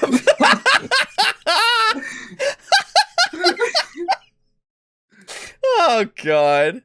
No, the only other thing that I don't have I feel is like a problem is just he's very insistent on these things being what you need to do and how it's going to play out, right? I would love to hear your mileage may vary or this might not work for you and your table. Like that's never something that's said. Usually because fuck me, it, I guess. For me, it's less so the fact that it's less so that and more so the fact that he's presenting them as if they're novel ideas.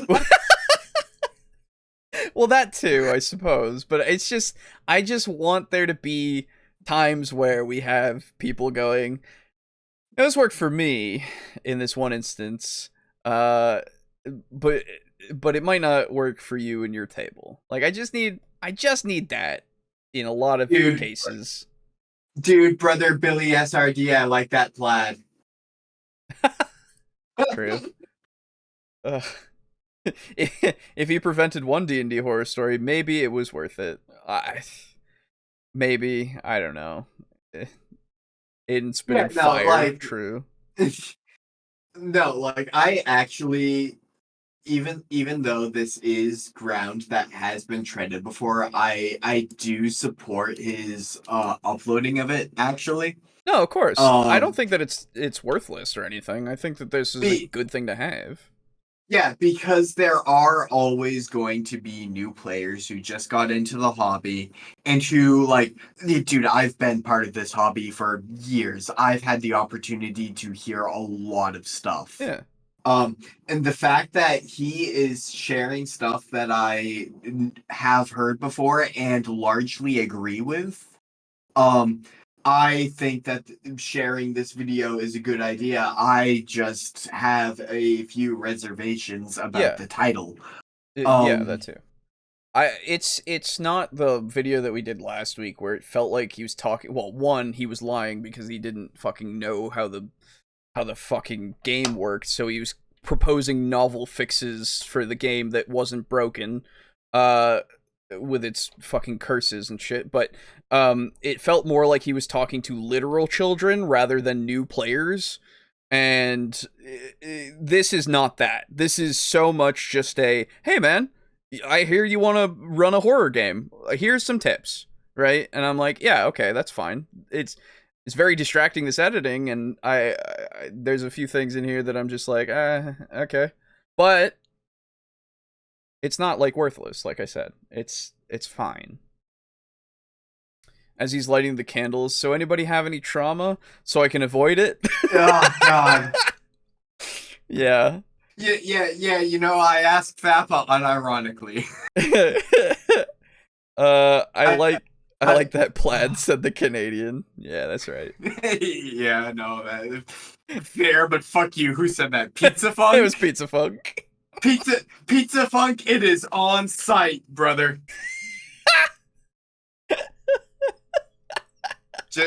Just kidding, I'm sorry. No, you just add the in Minecraft and everything's okay.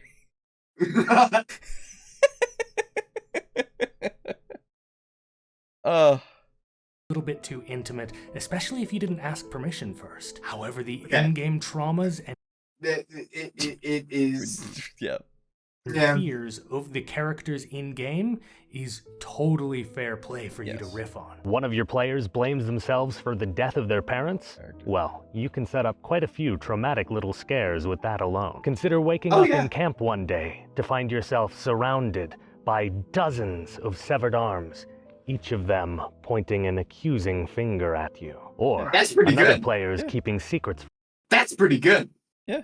No, I had a DM that did that for my 5e campaign where I was playing that Death Paladin, where he went around and he asked us all individually and privately, what is your character's worst nightmare? Mm-hmm. Like, what he also capitalized on any unresolved trauma and that our characters had. And the joke started playing that the addition of so we were playing 5e where the E stood for emotional trauma. Absolutely. Like, if a character has trauma, that is generally an invitation from the player to say, here's some plot hooks for you to use. Yeah, 100%. What What if my character's trauma is my trauma? Well, then I guess you kind of put that on yourself by putting it for your character? No, in which case I then say, hey, I go around to my players and I say, hey, you made your players kind of fucked up. I like that. I like that shit. Yeah. Can I use that? And generally, the response has thus far been universally, yes, that's why I put it in. Yeah, exactly. That's kind of my point. Rather than, it's like, if you didn't want to deal with it, you wouldn't have put it for your character to have experience, I suppose. Yeah. That's just, it's just, you know. But you know, I will say there was a campaign I had that never really took off the ground. But I had a player once, and I said, hey, you know, do you have anything that is like a no-no topic for you that you really are uncomfortable dealing with? And she told me, I have two. I have very specifically spiders and dealing with the undead. And in my mind, I went, oh no, because I love making creative necromancers, and one of my favorite D&D monsters is the Ettercap. Yeah, that's a little bit of a. And then when she was, and you know, as a DM, when she was then unable to join my game, I then wiped my brow mentally and said, "Whew, Woo! Oh, didn't have to deal with that. Okay. I My get to freedom use has the been fun restored. stuff. Hell yeah. Gotcha. That's actually really funny. that coincidence happened. Got it. So my next character will have the fear that he will never move out of his parents' house. Oh yeah, hell yeah. There you go. From the party, and they begin finding eyeballs pain away. everywhere. Yeah. They'll find them in their bag, staring up at them. They'll pick up their bedroll, and there will be dozens of them underneath, all of them facing and fixating directly on the character. Craft your horror. Yeah, have them wake up, have them see a strange lump in their bedroll and find a bunch of severed fingers that are all, like, curled around to be the name of their parent. Hallucinations are really fun, where you just throw something at them that is only for them to see. It's great. Yeah. Really fun. Or specifically for the characters that will be experiencing them, and you'll leave some very memorable horror encounters. And one little tip that will apply to both players and GMs, because I always like to leave a little something for players in these guides. You all know that I'm a bit of a genre junkie, and I love the way that different genres structure things and create narrative with different little tricks and stuff. Now there's actually this That's little totally fair. trick that they do in comedy for writing characters that I think works surprisingly just as well with horror. You see, in comedy, good comedic characters are written with what is called a comedic flaw built into them. This is sort of an all-encompassing issue that affects the way they interact with the world in fundamentally entertaining and amusing ways. This isn't just for comedy, this is just character, like, writing, where they can have a flaw that has colored them to see the world in such a way. That is not just specifically to comedy. I suppose the more comedic slant to it is for more comedy settings, but to play it up for yucks. Yeah, but that just sounds like a That doesn't character. That doesn't sound like a comedic flaw. That sounds like a character flaw. Yeah, just a character flaw. Exactly. So, okay. Seems novel and new to me, I suppose. But you know what? This one is novel. I will give you this. This is a horror D&D tip I haven't heard. Because it's a comedy tip. Is it a horror D&D tip that you haven't heard, Alejo? Actually, yeah, I haven't heard you should use comedy flaws in my horror character creation. No, I have not. See, we're back in there, boys. There's one out of like 8. Yeah. But also, it seems that you've brother, misconstrued how characters are written. 12.5% is better than 0%. That is true, technically. Oh, God. Hopefully the internet at home works. I hope so. Yeah, so, like, if I am to interpret your video correctly, Billy SRD, it's William. God.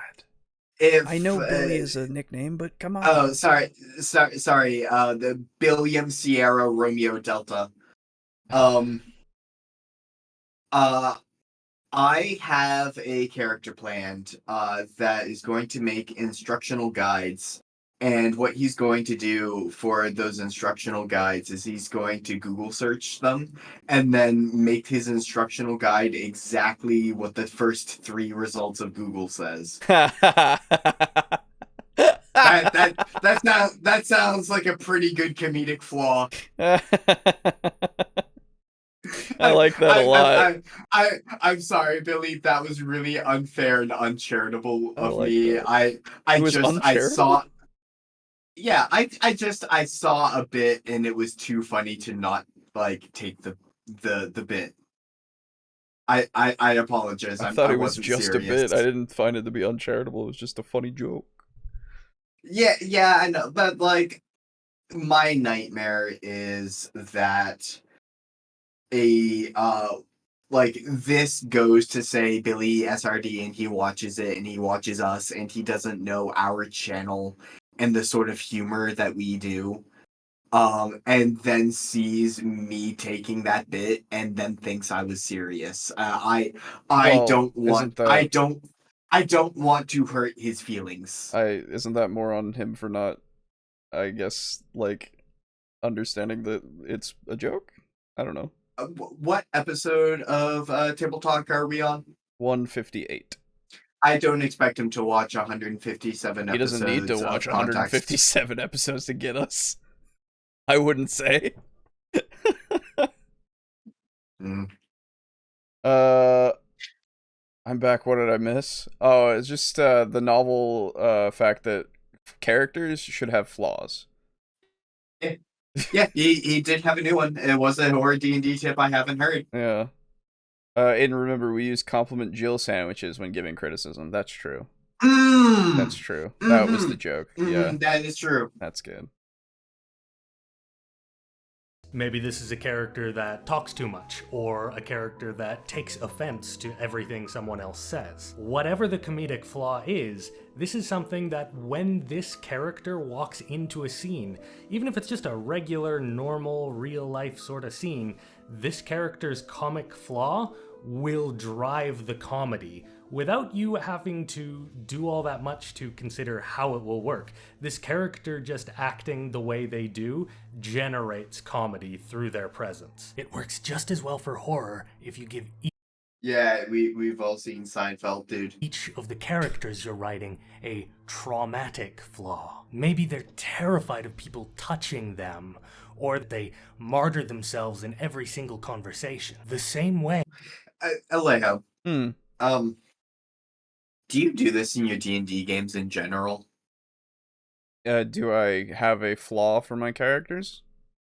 Do you say, hey, prospective player, think of a few things that your character is bad at, or what they fear, or what they dread?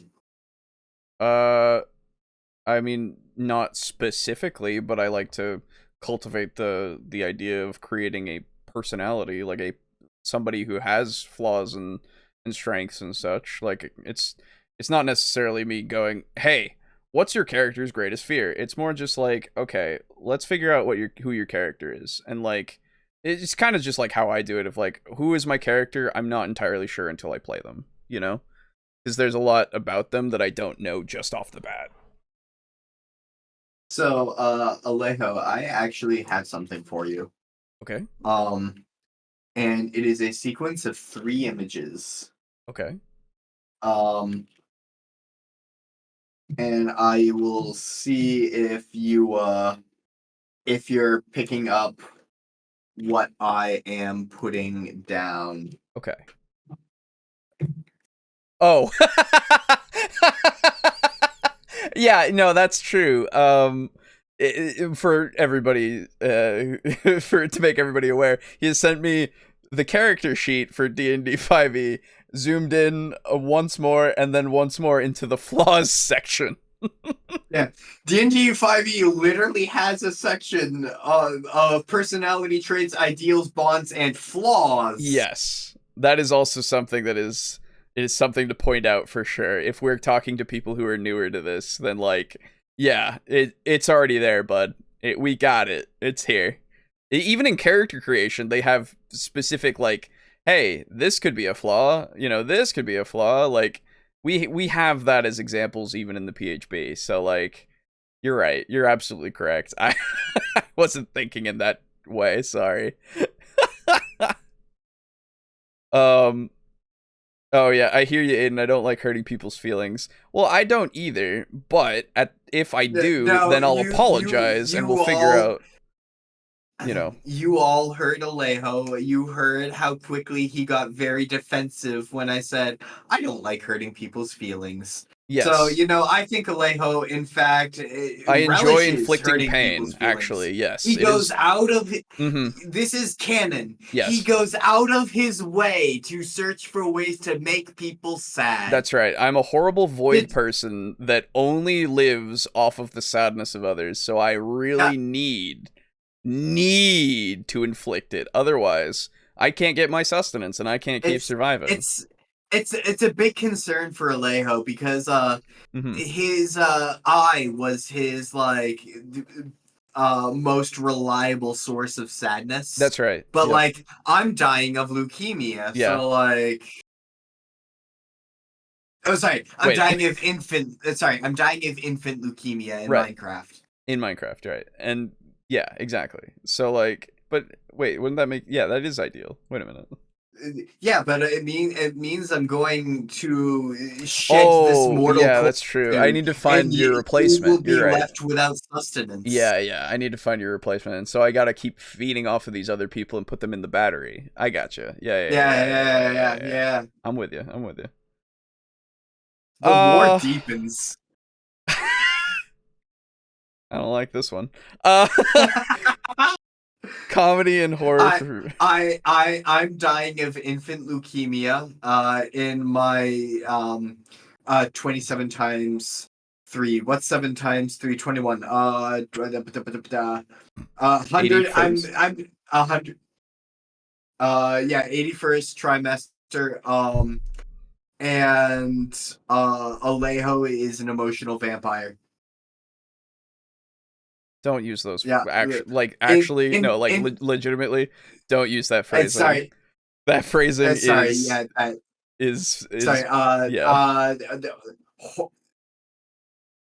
Horror gassed.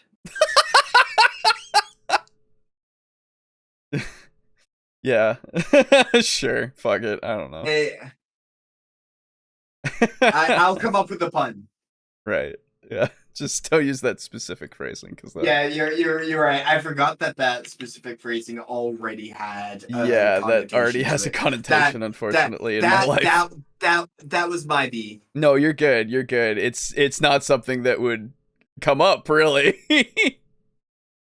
Anyway, comedy and horror for me is laughing when the head falls off. Sure.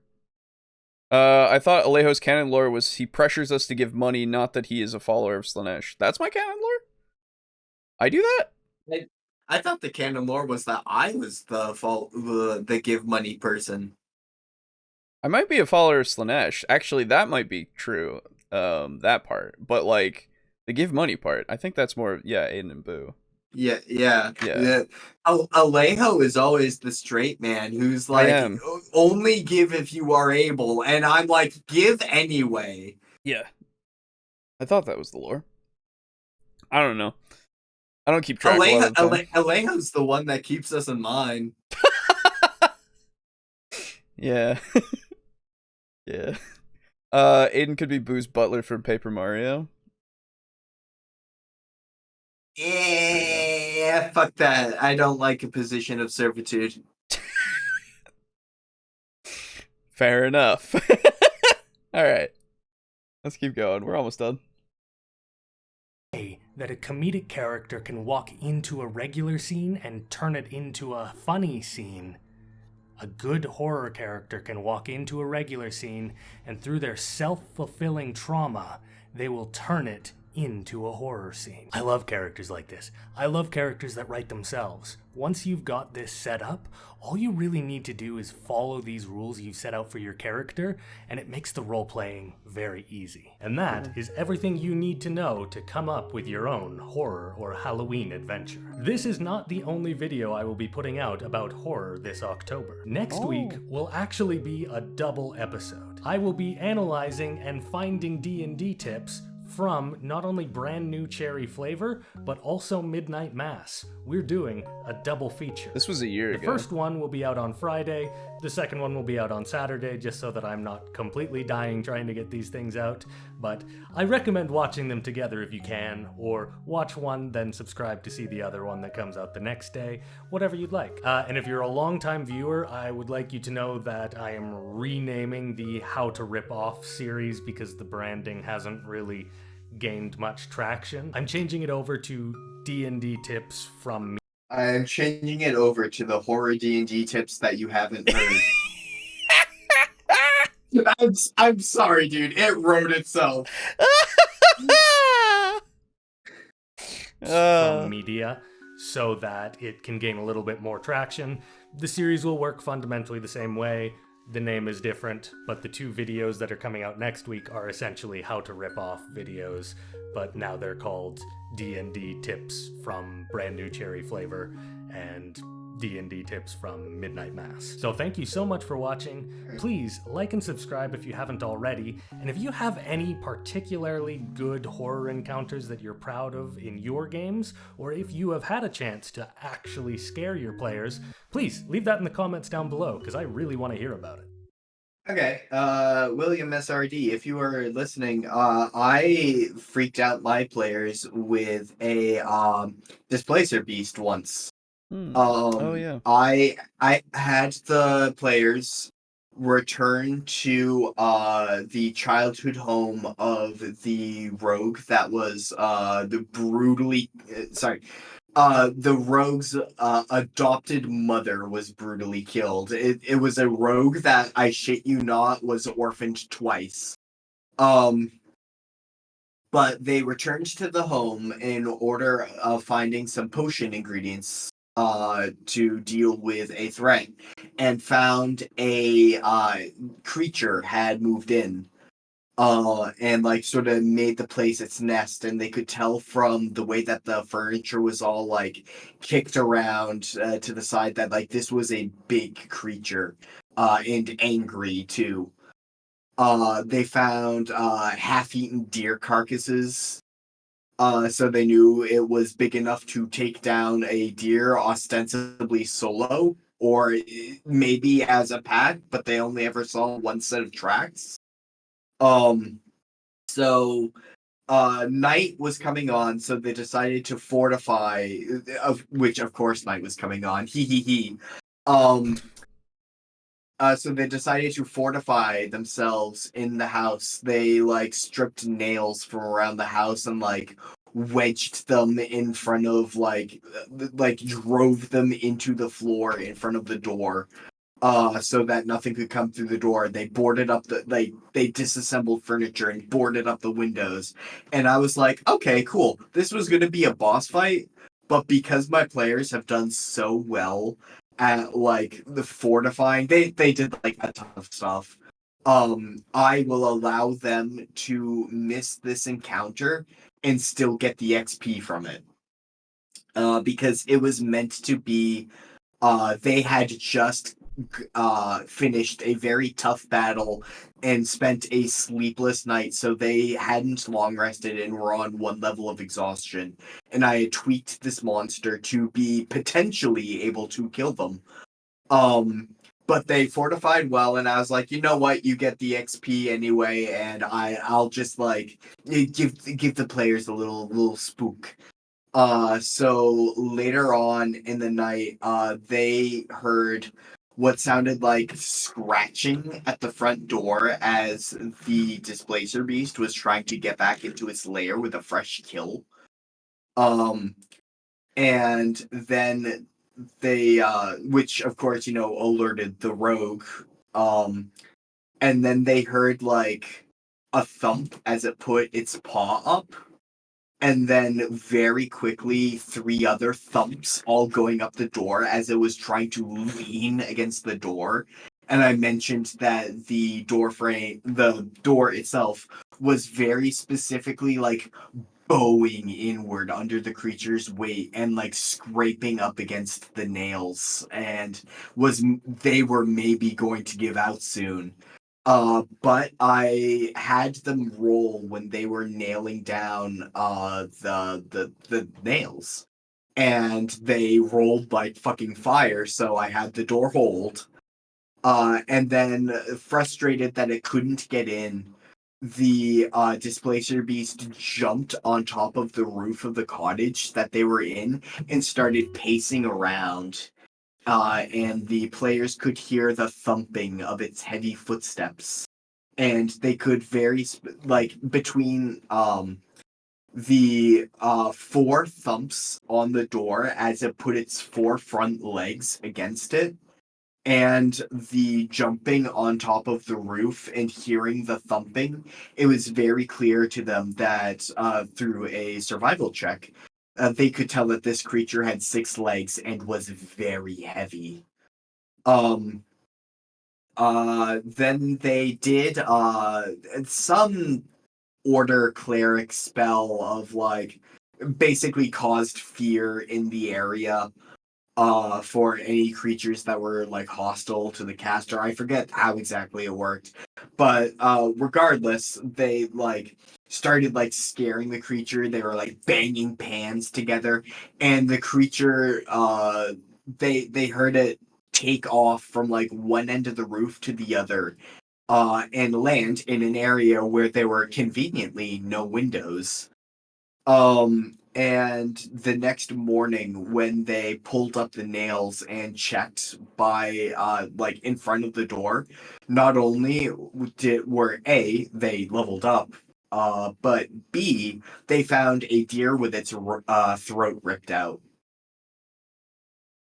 Yeah. And and like I fortunately had newer players, so the 6 legs weren't a huge cue to them like they would be to a veteran. But yeah, that was how I freaked my players out with the Displacer Beast. And then when I threw the boss fight at them later, because they were in the area again, but they were leveled up and rested this time, I like they sort of like put 2 and 2 together, and it was very rewarding and very cool. Yeah. Nice. I don't think I've ever scared anybody. I don't know. Like genuinely. So. Let's see. I feed on Alejo's suffering by writing massive comments. It's a circle of life. That's right, Lux. I'll continue to feed you. Aiden's canon lore. I'm not suffering. It's fun. Aiden's canon lore is the leukemia, the child leukemia. Don't forget, infant leukemia. And Alejo was the boss monetizing it, but the sacred texts are made of Play-Doh. This can be fixed. True. Nah, the canon lore is I have the leukemia and I want to monetize it so I can pay for my infant leukemia cancer treatments. Yes, yeah, that's right. Boo is like, hey, dude, money for me. That's cool. I guess I have to do no work for this. And Alejo's like, stop! Don't listen to this creature. These creatures. My lore for the show is Boo's father keeps the light on for the show, or lights for the show on. If he's doing so, I don't fucking see any of it. Okay. I'm the one who's literally paying for the lights to be on, but sure, fuck it, whatever. You know what would really scare your players? Semen flavored water. Now I can tell you, I can't tell you how or where to get your own, but I can guarantee that there are, in fact, results.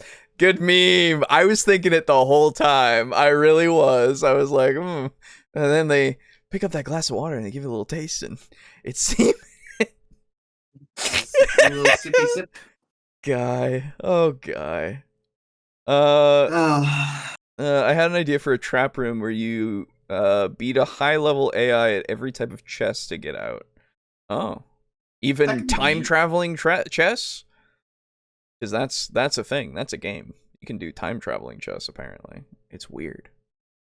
You know, there is a fighting game that came out with like very standardized like you play chess and then like say you take a rook with your bishop. And then once the bishop moves to the rook on the chessboard, it then starts a a fighting game fight between the character who is a bishop and the character who is a rook. Yeah. And potentially, if the rook beats the bishop, you can lose your bishop. Yeah, I remember seeing that. That was really interesting, actually. Yeah. Well, the mid. I had 2 prepared, and one of them is a Call of Cthulhu video, and fucking Boo is just dead, asleep, apparently, which is A fine. ghost, one might say. He is a ghost. So Spooky. spooky. It's spooky, goddammit. Ooh. It's intentional. Yeah, that's right. So, we're gonna do our midpoint stuff, and then get to it, I suppose. I gave him the most amount of time that I could, covering a single video beforehand. So, and that video took way longer than I expected, to be fair. Anyway, I got a new horror campaign for you. You must calculate and pay taxes on your adventure earnings. Oh, God, no. Taxes aren't that hard. No, they're not. But I don't want to do that for my adventurer's earnings. God. Yeah. You think I am compliant to the law? Yeah. The real horror is in capitalism. Yeah, that's right. We did it. We did it, chat. We made it. It's capitalism now. Yeah. Actually, speaking of capitalism, I don't think I've shared this with you. No, hold on. Actually, ignore me. I need to read my Discord message to myself. Okay. Ignore me. Okay. So. I would add Go to and Othello too. Oh yeah, there you go. So hey, midpoint. Guess what? We shout out and we shill. Yay! So hey, we're on Patreon. Excuse me, gross. And we're also on Ko-fi. Both of them, if you become a table flipper on either, you get the same exact benefits as either would, and whatever tier that you go for. As little as $1 a month, you can help support the channel. Or go as high as $15 a month at the moment. So fucking do whatever you want. You don't have to do it though, because you need to worry about your own money situation, okay? Anyway, for those who have been doing it, big thanks, obviously. A big thank you to Draco Kraken, Mog Zero, Rick, aka Unit Rico, Slazer, and Steely for hanging out in that tier 4 flippin' gold tables they are. It's good times. It's fucking gold all around. All those tables, they crumple real quick. So, go and give them a big thank you from all of us, because we're going to all the time. It's crazy that you give us money. And of course, Neon Armok, aka Lux, at tier 2, thank you as well. It's a smaller thank you than the tier 4, but that's just because it's in the writing. If you look at the tier lists, it's in the writing. I'm sorry. It's just how it is. And a thank you to our tier 1 contributor. So if you would like to, as I said, the links are in the description below to go to here, or to the Ko-fi if you don't care for Patreon, or their stupid logo that they have now. It's fucking awful. Because the Ko-fi is just a coffee cup with a heart on it. Like that is cute. That's simple and good. Whereas this is a fucking blob. Look at this thing. It's dumb. Anyway, you'll get access to our Discord, the Table Flippers exclusive little chat thing. It's I troll around in it every now and then to say, hey, I'm gonna run a thing. Do you want to be a part of a thing that I run? That's what I have been doing with it so far. I've been thinking about some other things that we can do in the future, and we shall see how those things play out. But I will not say more than that at the moment. Other than, might I also, for those of you who are not aware, and in the future, for those of you on the Friday version that are not aware at the moment, hey, it's in the Discord right now as an announcement that was happening in the 40K channel. But if you have any interest in learning Kill Team, Warhammer Kill Team, it is the smaller scaled, like less expensive version of playing Warhammer. Draco Kraken has actually offered to teach Kill Team on Saturday. So around noon, I think it was the time that was set. And I'm going to announce it here because, hey, it's pretty cool. I'm gonna join in probably an hour or so later because I have family coming that I need to go say hello to.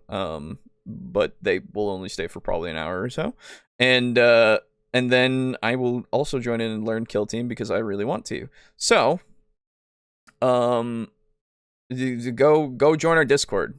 It's one that you will only see probably if you put the notifications on like only at everyone's. You'll only see things like every week, probably. That's it.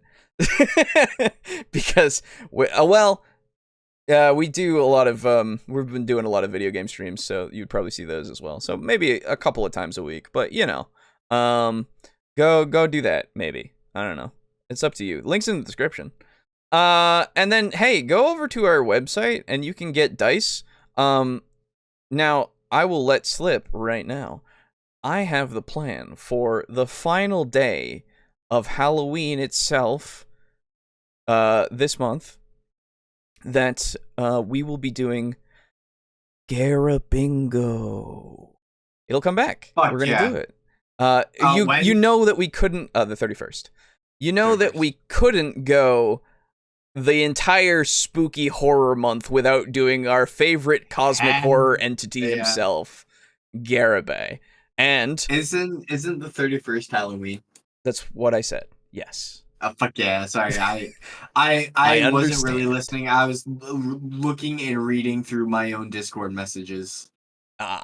And so the thing about this coming Garabingo is that for those of you who do get a bingo, I will actually the first bingo for each time that I say, because we'll be doing probably 2 videos with 2 bingos apiece, but the first bingo on each of those videos, you'll be able to get your own set of custom dice absolutely free.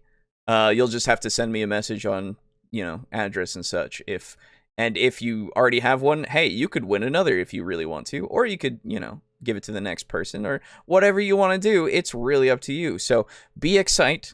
The 31st, the Garabingo shall return, and dice will be one of the prizes. Otherwise, it'll just be some more merch from the from TeePublic. And if you want the new logo, hey, you get the new logo. If you want the old logo, hey, you can get the old logo. So up to you. But that will be said once again on the 31st. So right now, though, if you want to go get the dice not for free, for money, you can do that right now. It only takes through PayPal right now, so you might not want to do that. That's fair.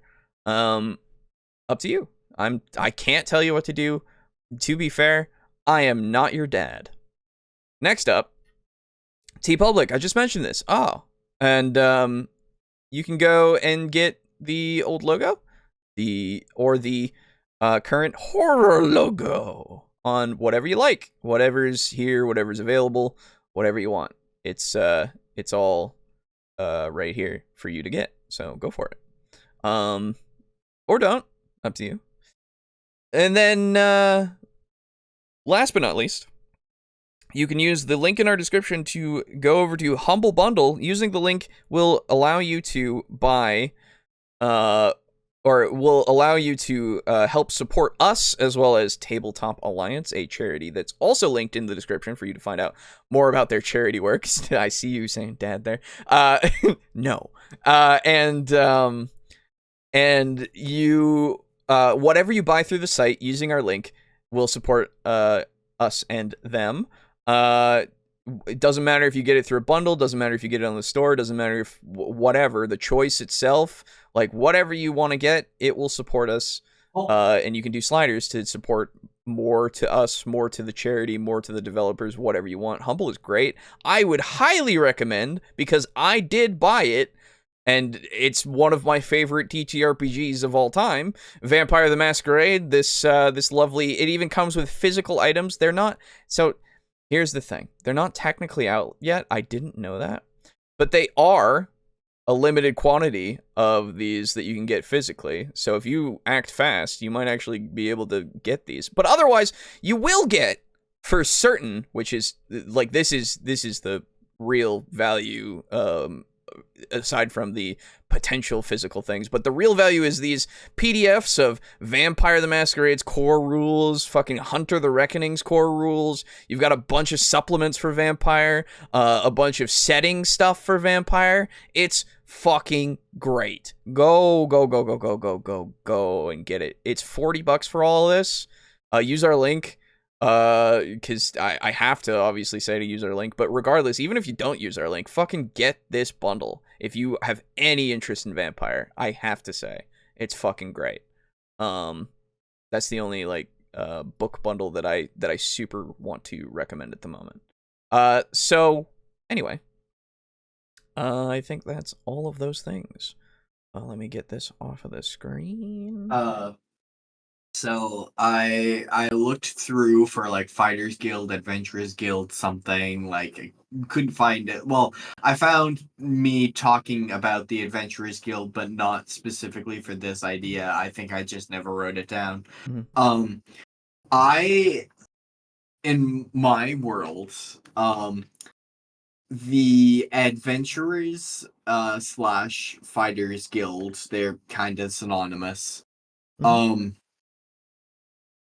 Has made it illegal to do business like posting quests through not the Adventurers Guild. Like if you are posting a quest, you have to do it through the Adventurers Guild or face like fines and or jail time. Gotcha. The way that they have achieved this is through lobbying. Mm-hmm. And in my world, the Adventurers Guild will say, hey, you know what? If you want to post a quest, it will be however much plus 50 gold.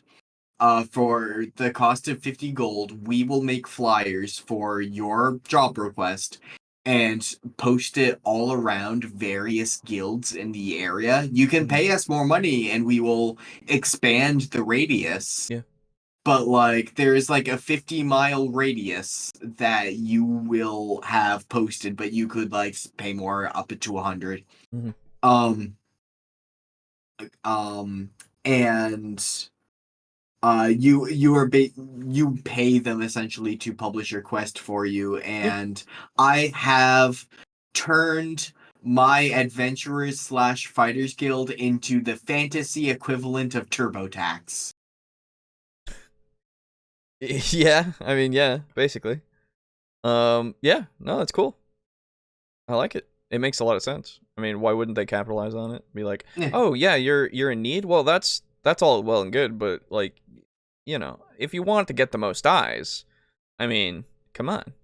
Hey, you gotta cough up the dough. And then I also have differing lores for depending on how you want to run your Adventurers Guild quests. Mm-hmm. Like if multiple parties can accept the same sort of quest at the time, or only one can accept a quest at a time. Yep. If only one can accept a quest at a time, then the party accepts the quest, and the guild will essentially hold that quest for 7 days. For like if it's in like a city, they can swap out party members if need be, but all current and new party members must agree to be present in order to do so. Yep. If you want to change that out, just to make sure it's like consensual to everyone and no one gets like robbed. However, a couple parties of very strong people may hire random / desperate civilians to sign on with them as body shields. Or tell them like, hey, you know, if you'll accept us only paying you 100 gold and splitting the rest of the reward, you can stay home and keep your 100 gold, or you can help out, be a potential body shield commoner, but like earn yourself 3,000 gold. Yeah. So I have a one-shot idea I've been kicking around of like street urchins who want to make money, and they have been promised by this one super powerful individual, hey, come along with me and just try to grab the monster's attention while I set up for a kill shot. Yeah. or I have lore for if multiple parties can accept the quest. You get your reward by bringing 2 proofs back to the guild. Mm. Like, say, if it was, say, a displacer beast, maybe a shoulder tentacle from, like, each shoulder tentacle. Right. You can keep the pelt, you can keep, like, any fangs, whatever, who cares? But just bring back 2 proofs. Right. And I like that idea a bit more because it turns adventuring into like I don't know if you know this game, Alejo, Hunt Showdown. I do know that. Yes. Okay. For I've anyone never played unfamiliar, it, but for anyone unfamiliar in our audience, it drops an objective on the map, which is a monster that needs to be killed.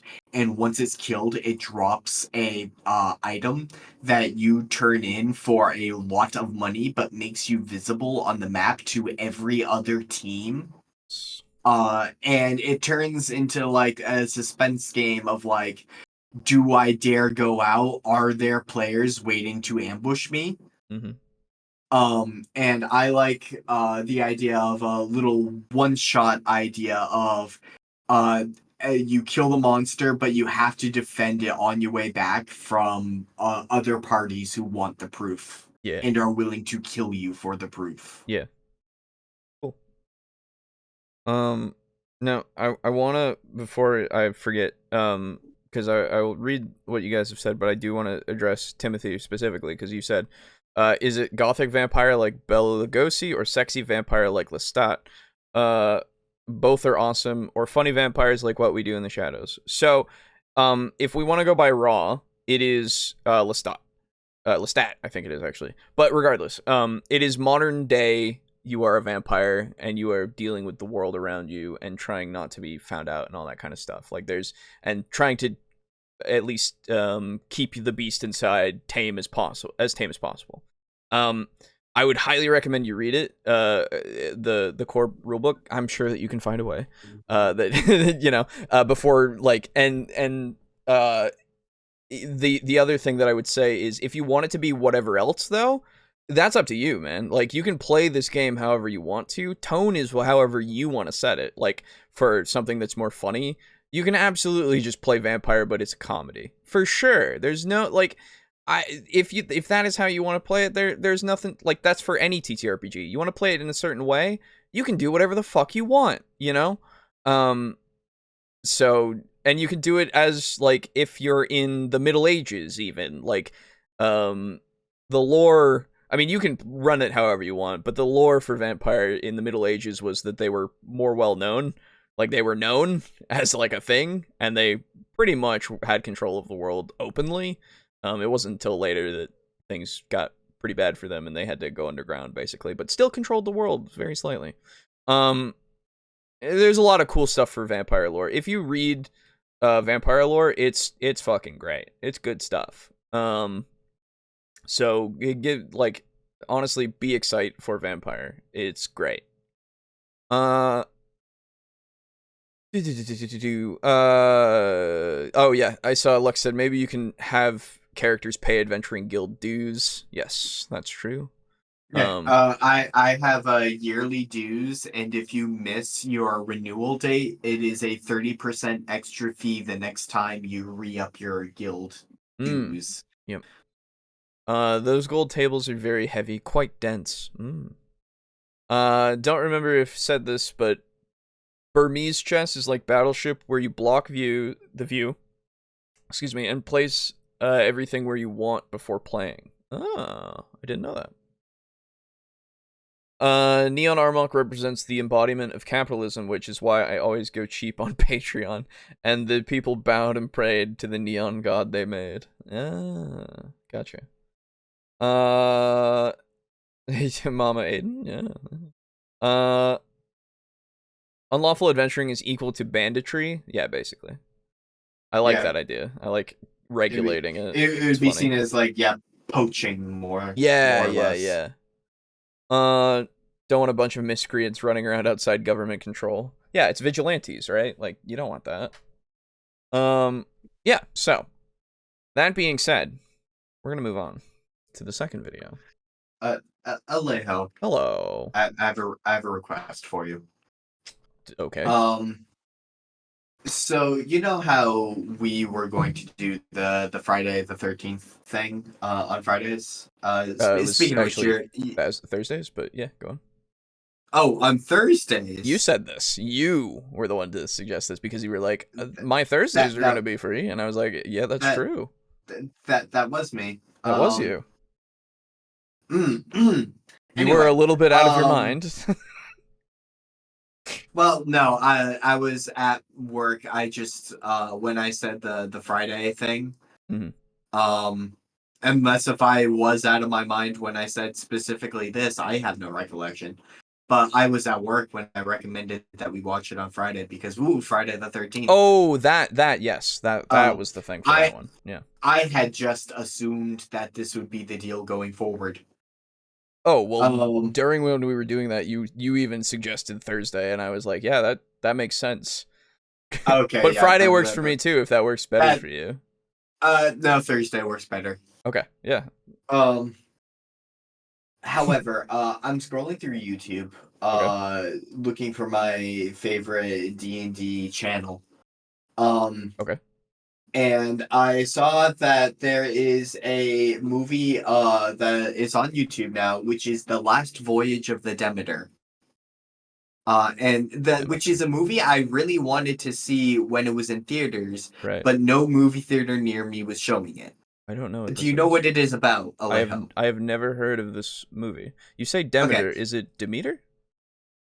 Yeah, Demeter, but I'm pretty sure it's like specifically for the ship. It's Demeter. Oh, okay. Because I've always heard Demeter. The goddess, yes, Demeter. That's how I pronounce it. Yeah. But I always thought for some reason that the ship specifically was called the Demeter. Okay, I've never heard of it. Go on. I don't know. I could be super wrong.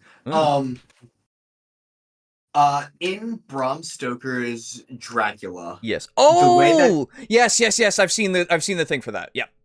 Yeah. Would you mind if we saw that this week instead? Sure, we can watch that.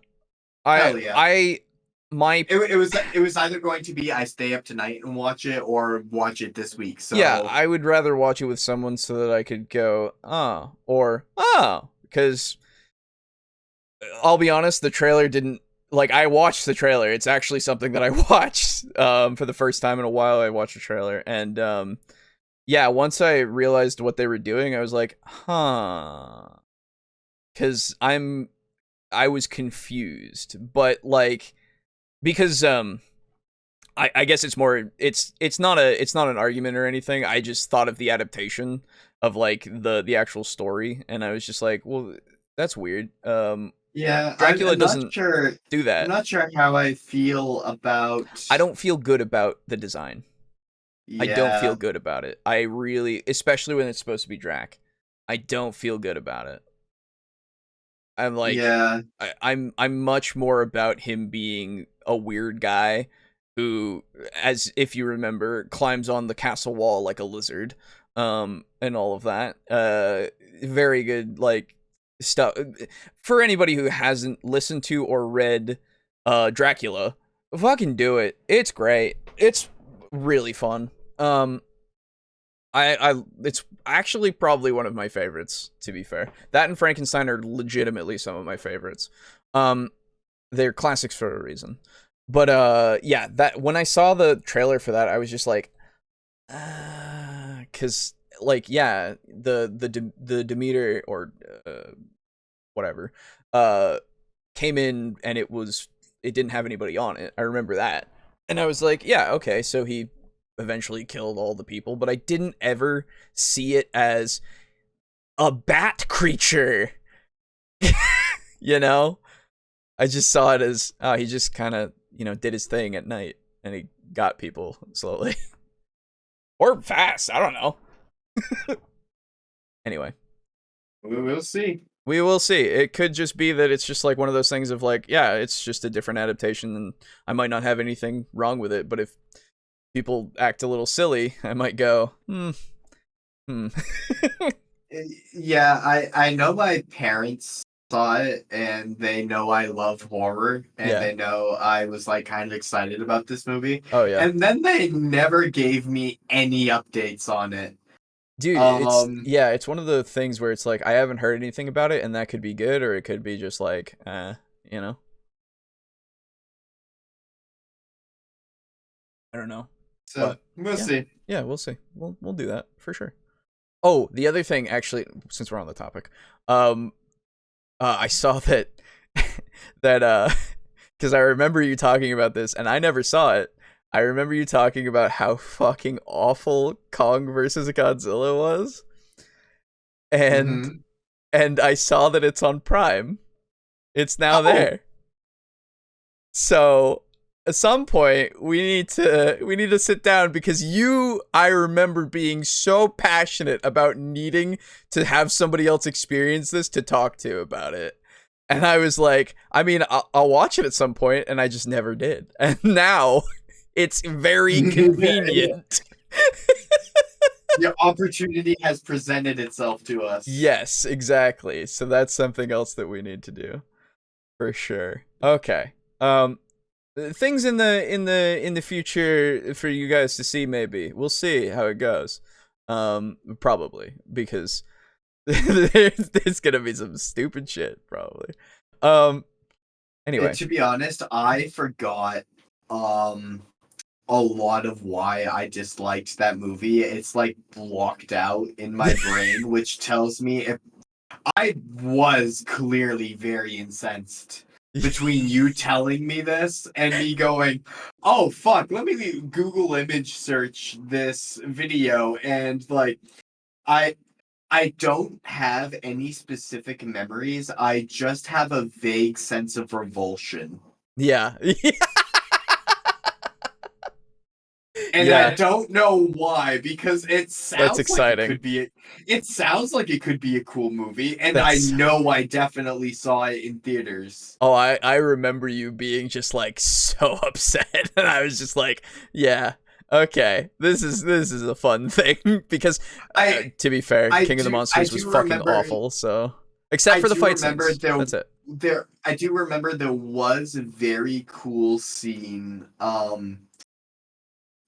with of course the atomic breath. Yeah, of course. I mean, they always got to put it in there.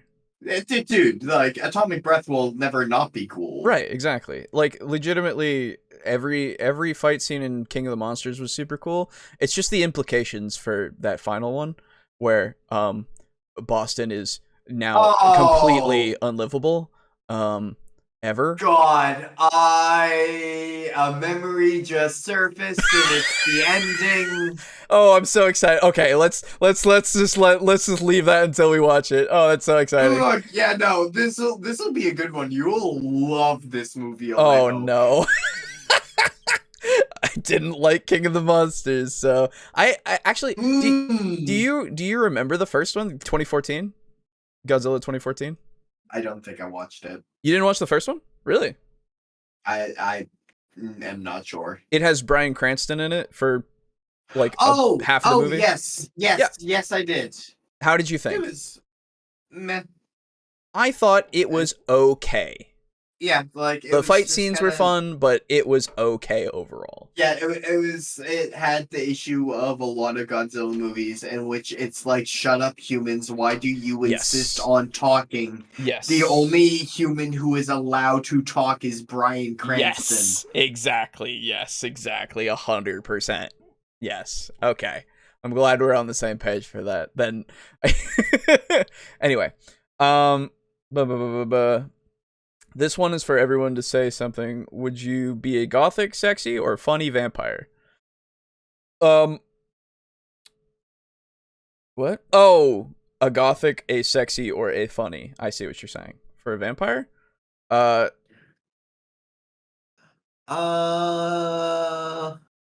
would prefer to be technically quote unquote sexy if that's the modern one, because something I would be a funny vampire. However, I love the aesthetic most of gothic vampires. I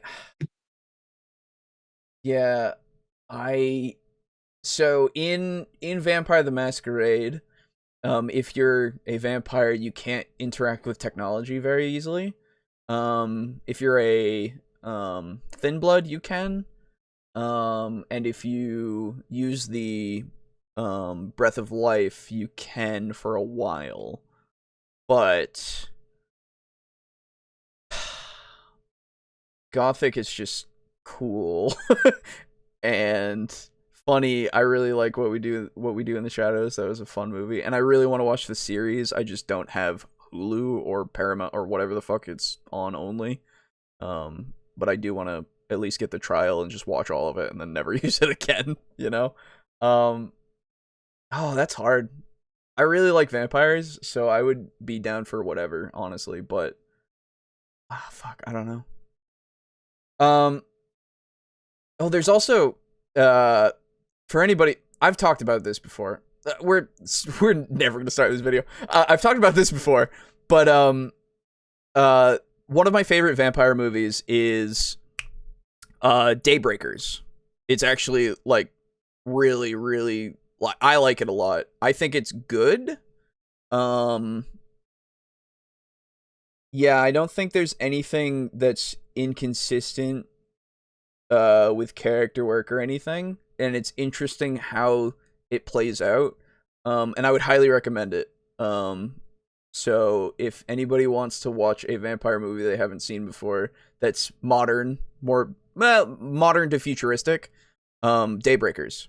It's got Ethan Hawke is the lead, and Willem Dafoe is a supporting character, and Sam Neill is also a supporting character. It's great. It's fun. It's really good. I like it. Anyway, the book gets silly. Dracula. Yeah, there's some silly parts, but I think overall it's very effective.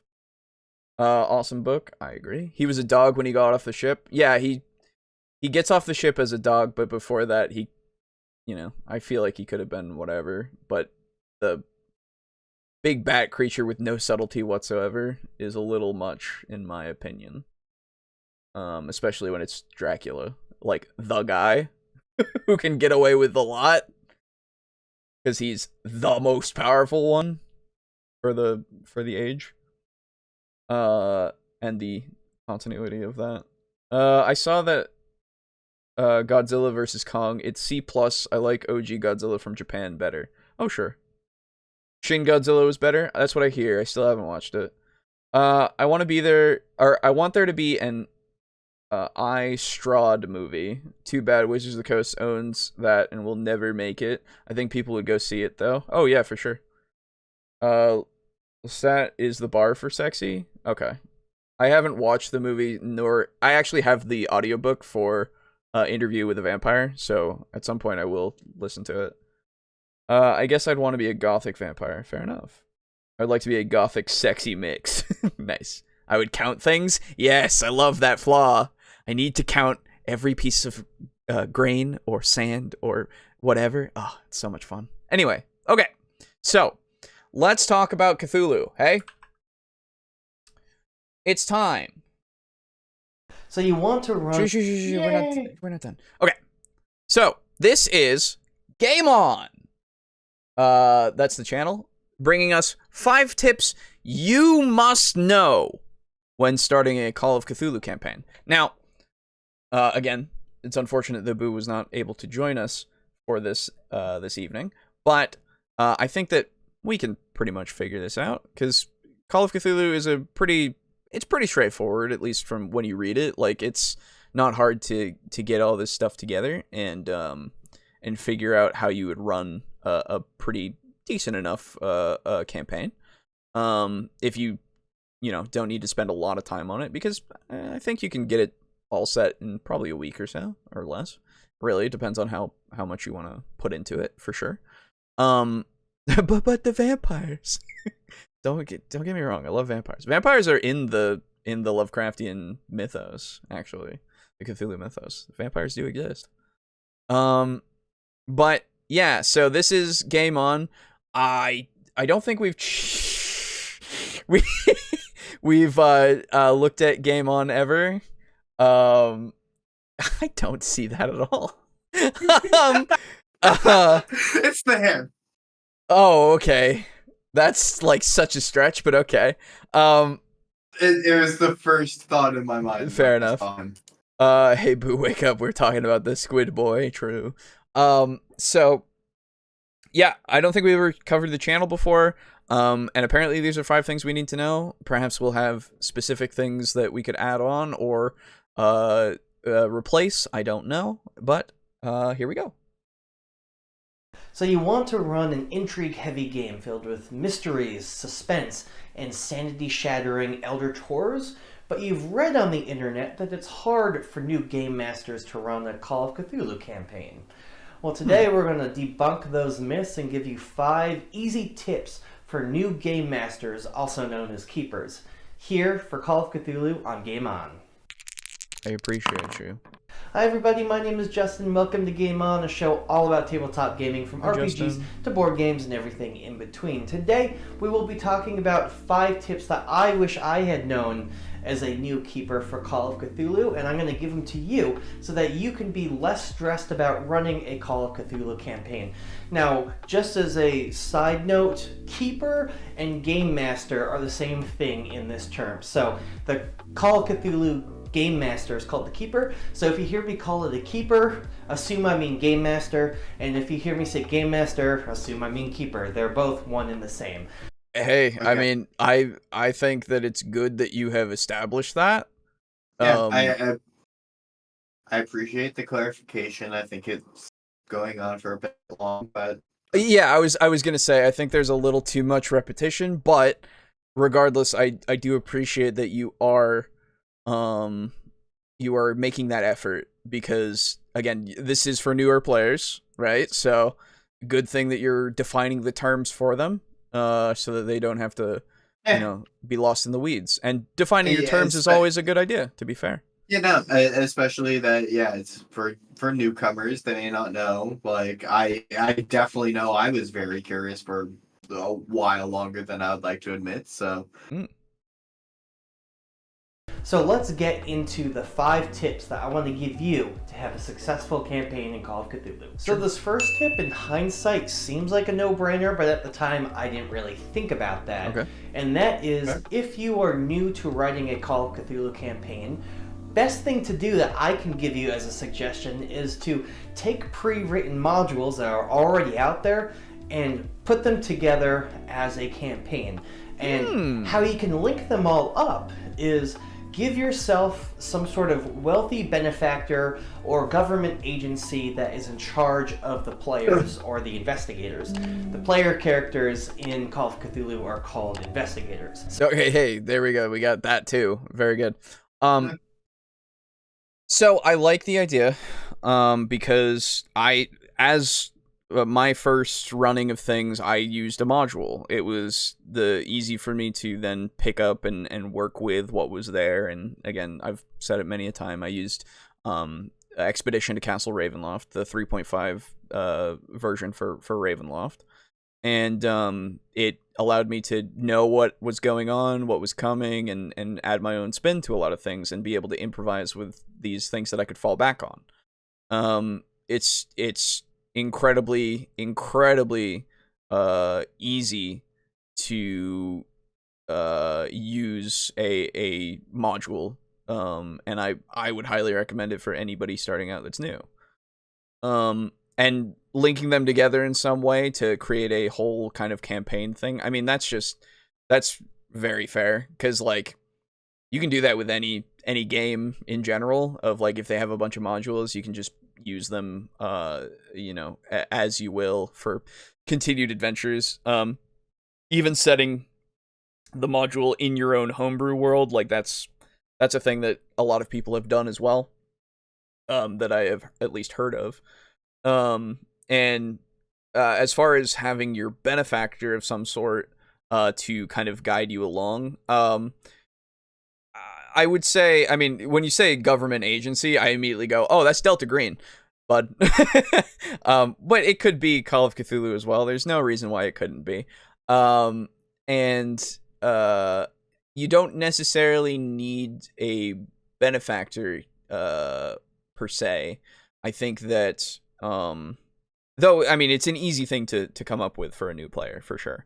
But I think that if you want to streamline it together, maybe, well, I guess it would count as a benefactor. But I was thinking some sort of like what's the word? Some like museum or some kind of acquirer of old relics or something could be like, oh, I've heard tale of this thing, right? Because it's it's something that I wish to put in my museum. There's a podcast that I listen to called The Call. I listen to it's on YouTube and on Spotify at least. It's probably on other places like Podbean and all that, but I listen to it on occasion, and it's been a I want to say 3-year campaign that's been a lot of both homebrew as well as modules that have been put into this grand campaign that's been going on. And one of the things that's a driving force behind that is the center, or the what is it?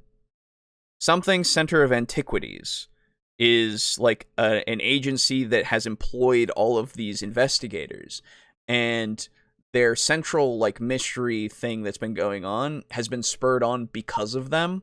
And it's been connecting all this stuff that they've been going through, trying to figure out and get to the end goal of that. I'm not going to spoil as much as I can, because I really, it's pretty a good listen of an actual play, and I would recommend them. Twisted Gears Studios is the people that produce it. So that's another way that you can find it. Oh my god! Oh, look who's here. It's 10. It's 10. I forgot to turn on my alarm. You're good, man. You're good. Well, hey, you're just in time, actually. We've just started the Cthulhu video. Actually? Yes. Oh my god. I thought that was a joke. No. No, it is 10 if this is daylight savings time and in Pacific Standard Time. That's right. Yes. That's fair. Okay. For Aiden, it's 10. That's right. So I'm half right. But the I was actually, before you had done this, I had put this as the first video that we would watch together. Because I was gonna be like, oh, you're the Cthulhu guy. You're the writing the Cthulhu things. Yeah. Because I figured that it would be, I would want your insight on it. And I'm glad that you're here for it, because I was afraid that you were going to miss out. Yeah, and I was. Yeah. But I slept just long enough. I slept until 10. Yeah, exactly. Just until 10. For sure. Christ. So this is, as you can see, 5 tips you must know when starting a Call of Cthulhu campaign. And this first one is this is for new players. He's prefaced this. He's given us that game master equals keeper equals game master, right? And investigators equal players. He's very informative so far. I'm very pleased. Yeah. And right now he's saying, if you're starting out, one thing that you can do is take modules and use them. And if you want to make a grand campaign out of them, connect them in some way, whether it be a benefactor or whatever, and you can do that. Have them specifically have them work for a government agency. Yeah. Yes, if you have the investigator handbook, which is essentially, you know how in D&D you've got the DMG, the monster manual, and the player's handbook. Yes. Think of it kind of like the player's handbook of D&D, except it's not quite as a 1-to-1, because you can run the entire game with the keeper's handbook, but the investigator handbook comes with additional stuff specifically for the investigators. Yes. And one of the things that it comes with is a short, it's either a chapter or a section on investigator organizations, which is specifically about having your investigators be a part of an old military unit, or they're working for a corporation, or like a police station, something like that. So that's a good way to have weird, disparate investigators work together. Yeah. So that way, it is the classic, your characters meet in a tavern. It's that, but for investigators. Right, exactly. Yeah. And actually, I can give another example that is more closely associated, because I talked to you about it not too long ago. Vampire has its core rulebook that you can run the entire game from, but there's also that supplement that I was telling you about, the Player's Guide. Yes. Which has, by the way, Aiden, the Player's Guide has a lot more, like every clan that you can be, as well as all their powers, and I was looking through them, and there's some that utilize shadows specifically, and I immediately was like, oh, hello, Aiden. Intriguing. Yeah, they're super cool, actually. Yes. As tempting as that sounds, and it does sound tempting, don't get me wrong. Right. I am more so in love with my idea of Daniel Radcliffe with the slippers. Of course. Holding the guns, and he's just got a ammo belt of raccoons around his waist, just clinging on. I remember. Oh my god. But may I point out that you can take more than one discipline. You can have the animalism discipline, as well as having your secondary discipline being that shadow shit. So you could major in raccoonery, and have a minor in take a minor, in spook. Yes, take a minor in spook. Thank you for putting it in college terms. I am forever and always a student, and I only understand the world in terms of classes. Exactly. Well, I never went to school, so sometimes I like to feel like I'm smart. I go to therapy, and I am afraid of failing. Classic. Unironically. Classic college. Yeah. So yeah. So yeah, it's exactly the same in the sense that it has a lot of stuff for players. A lot, and coteries are the example that they give. It's even in the rule book, and I assume Call of Cthulhu's actual Keeper's Guide has like an allusion to it, at least, of just having this kind of group setting. I think they touch on it very, very briefly, right? But they go into it far more in depth in the Investigator Handbook. Yeah, I think that's I think where we differ. Where Vampire, it's about like it has the coterie stuff because that's kind of the like how you form this group of disparate vampires, because you're all fucking vampires and you're probably doing things for yourself, but you come together because you're working towards something, or you're just together because of whatever reason, right? Yes. And so very cool. Few things. Right. Yeah. So Timothy said, he was saying before, "Hey, Boo, wake up. We're talking about the Squid Boy." And then he was like, "I would lose it if Boo showed up after I said that." That's fair. You were a bit after, but being a sexy vampire feels tiring, but if I were a gothic vampire, I'd have enough time to finish my world building. Well, so this is the thing. If you're a sexy vampire, you can just tell people to go away and they will. That's a power that you can have. Like, presence, if you have... Shit. Oh, fuck. I know this.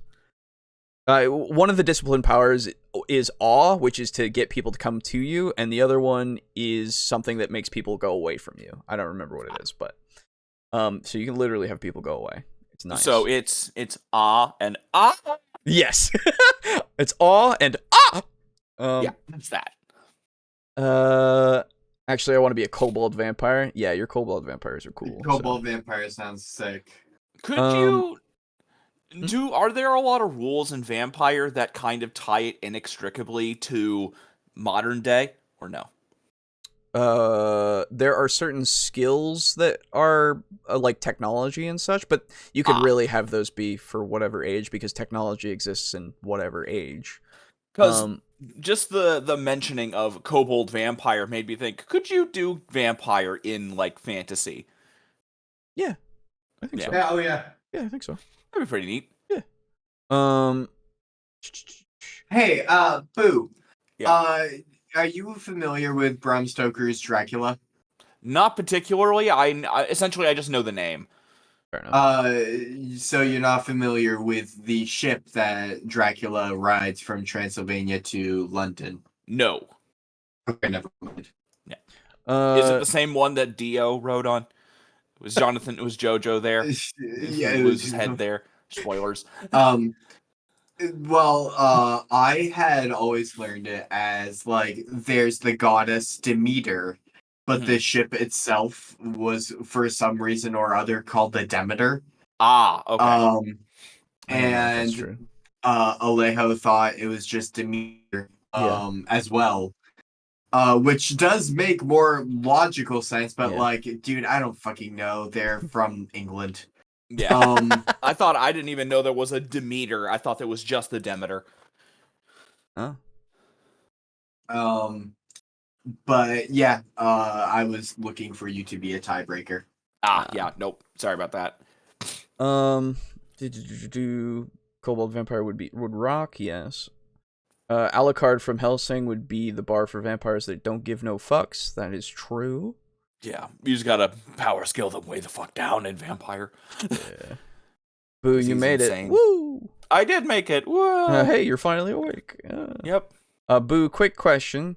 Would you be a gothic, sexy, funny, or give no fucks vampire? What is the definition of a give no fucks vampire? If I don't Alucard, I guess. Oh, okay. So, like, when you say give no fucks, is that like chaotic evil, like killing people? Maybe. Or because the one that I have is the one that I made was essentially like, jeez, I don't really remember fully what he was about. Oh, you're talking about the one that you're talking about for? Yeah. He was a he used a tagger. To be a tagger, and then. Yeah, so I think that might be kinda, sorta like a, give no fucks, because he's not really related to the Camarilla, or, he doesn't really give that much of a shit about the Masquerade, but he respects it. He's kind of like... You're an anarch. Yeah, that's it, an anarch. Yep. So, yeah, I suppose I would be a give no fucks. There you go. That would work, yes. Yeah. If that falls under that definition. Right. Okay, well, let's continue. So you can already take these pre-written modules. You don't have to do a lot of the heavy work. The heavy lifting is done. And all that you have to do is now use your creative juices to figure out a way to put them together. Again, actually, a wealthy benefactor. In regards to this, because we kind of got onto the vampire. This is actually exactly how I'm writing my campaign. Where... there's gonna be somewhere along the lines of around, like, 18 to 20 separate adventures that in the campaign they are all directly linked via an overarching plot, but or I suppose it would be more accurate to say an underarching plot. But they are all written in a way where they can be used as if a person wants to run the adventure but not the campaign, they can just change some minor details and then it will be a completely fine adventure to run either on its own or as a part of their own campaign. I'm actually already using this. Yeah. And it's a really good way to write, because if you want to sell it, you want it to be usable for more than just the people that want to run the campaign.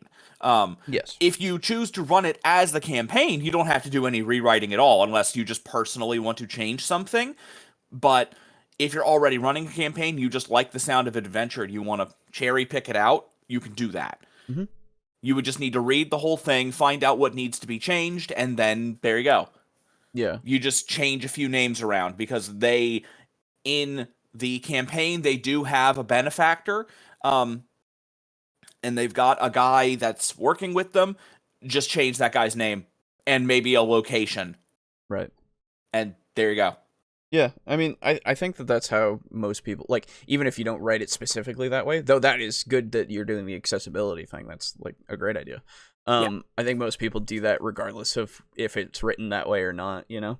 Yeah, exactly. Like I said, I said this before, but, like, you know, people will just take whatever they want from whatever modules or whatever and just throw them in. And that's actually explicitly laid out in the beginning of the thing, where it's like, hey, you can run this as the campaign, or Hey you can guys, do I'll be that. right back. Yep. Yeah.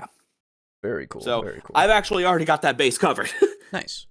Yes. Oh, I'd better explain that was supposed to be a Skyrim reference, so I don't sound like an ass. Oh, the hey, you're finally awake. Yeah, fair enough. Oh, I didn't think you were an ass, but I didn't catch that. Yeah. Hey, you're finally awake. Hey. For me, Gothic is Drac. Funny would be the guys from What We Do in the Shadows. Sexy would be Lestat. And Give No Fucks is Alucard. The blueprint branch off your way. I see. Branch. Yeah, fair enough. Okay. Like a private eye company or a government agency sending these investigators all over the world is a really great way. That's exactly what I said. I was immediately like, oh yeah, you're talking about Delta Green, but there's no reason why you couldn't just do it as regular Call of Cthulhu for sure. Mm-hmm. Absolutely. I mean, there are modules and adventures that actually feature the government. There's one called Bad Moon Rising where you're working with the British Navy.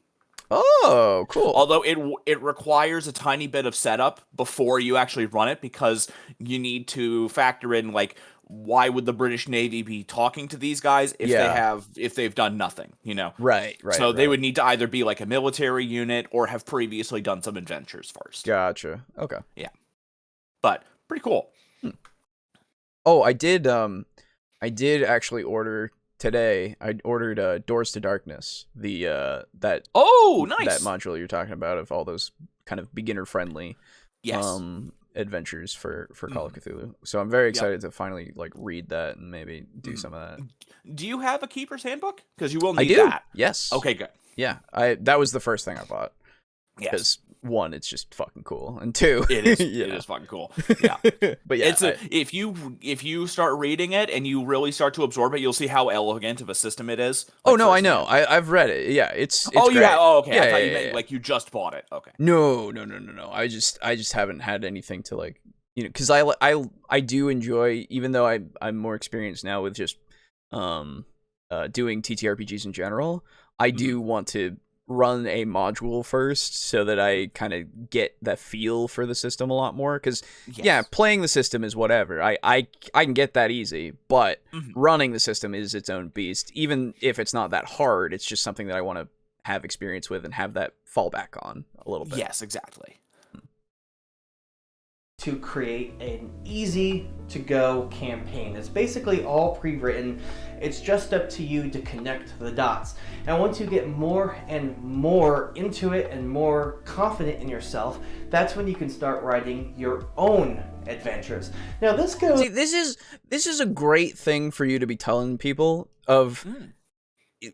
Once you start doing the modules, once you actually get the feel for the system, then you can start, once you're comfortable enough, once you think you get it enough, you can start writing your own stuff. Like, it's so encouraging, this video so far, and I'm all about it, you know? And I hate it because that means that we're probably going to have very little to say in the future, but we'll try to expand upon points, I suppose. Well, I mean, we've already expanded a good deal. Just I know. Good video doesn't mean we can't add to it. It is true.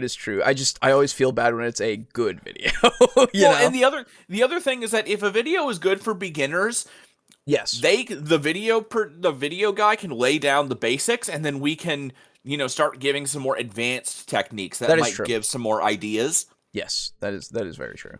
You're right. Although, you know, me saying that makes me, I want to clarify, even though I'd like to clarify, not trying to say that, like, oh man, he's doing obvious stuff, but we're doing the smart stuff. No, that's not what I'm saying at all. 100%, it's just that if he is going to offer in the video, the clear intention is to be for new people, and so he's going to be sticking with the easy, you know, the basics. Yep.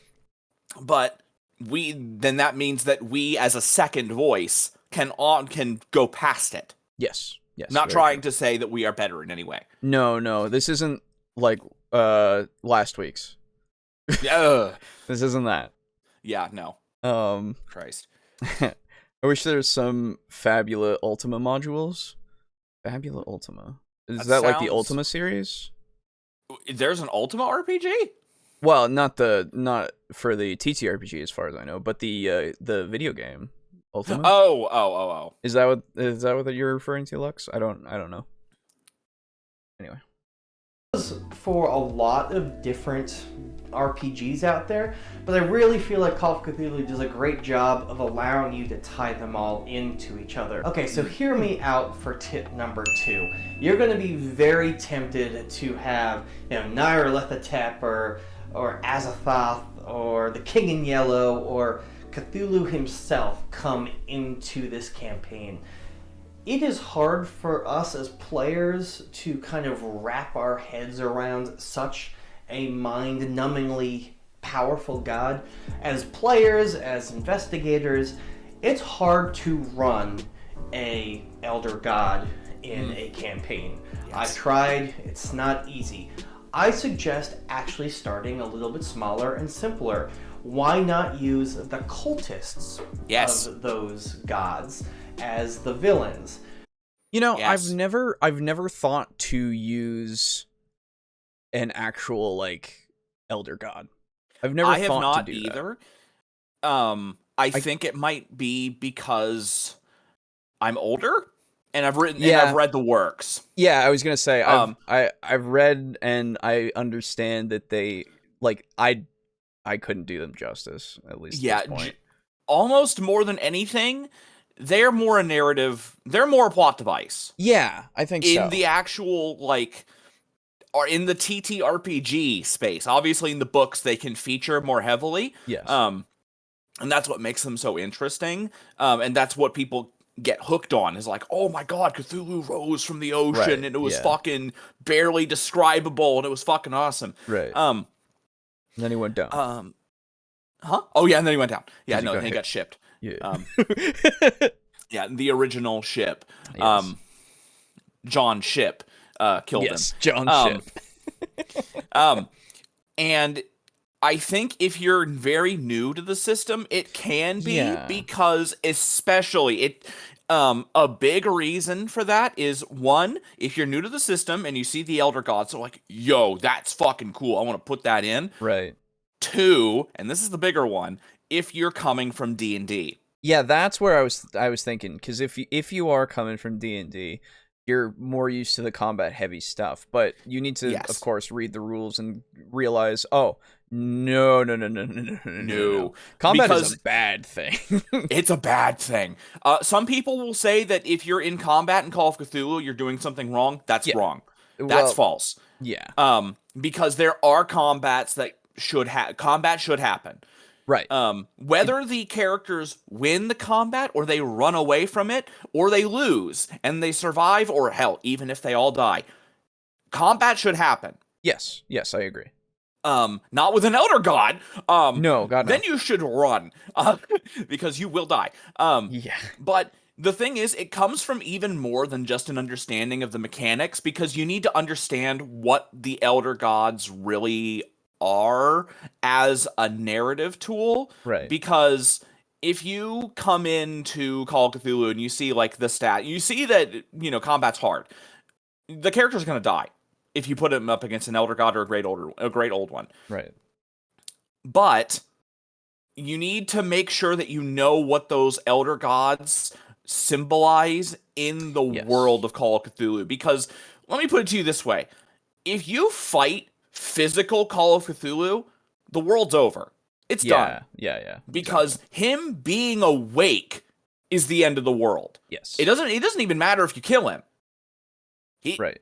Because him rising from Rilliach is the prophecy that the world ends. And all the great old ones and the Elder Gods, twist and writhe and maniacally, laugh and slaughter. It's done. The only one that you can kind of get away with is Nyarlathotep, but I'll get to him. I was gonna say. And let's look at it mechanically as well. If you kill an Elder God, they reform in minutes. Yeah.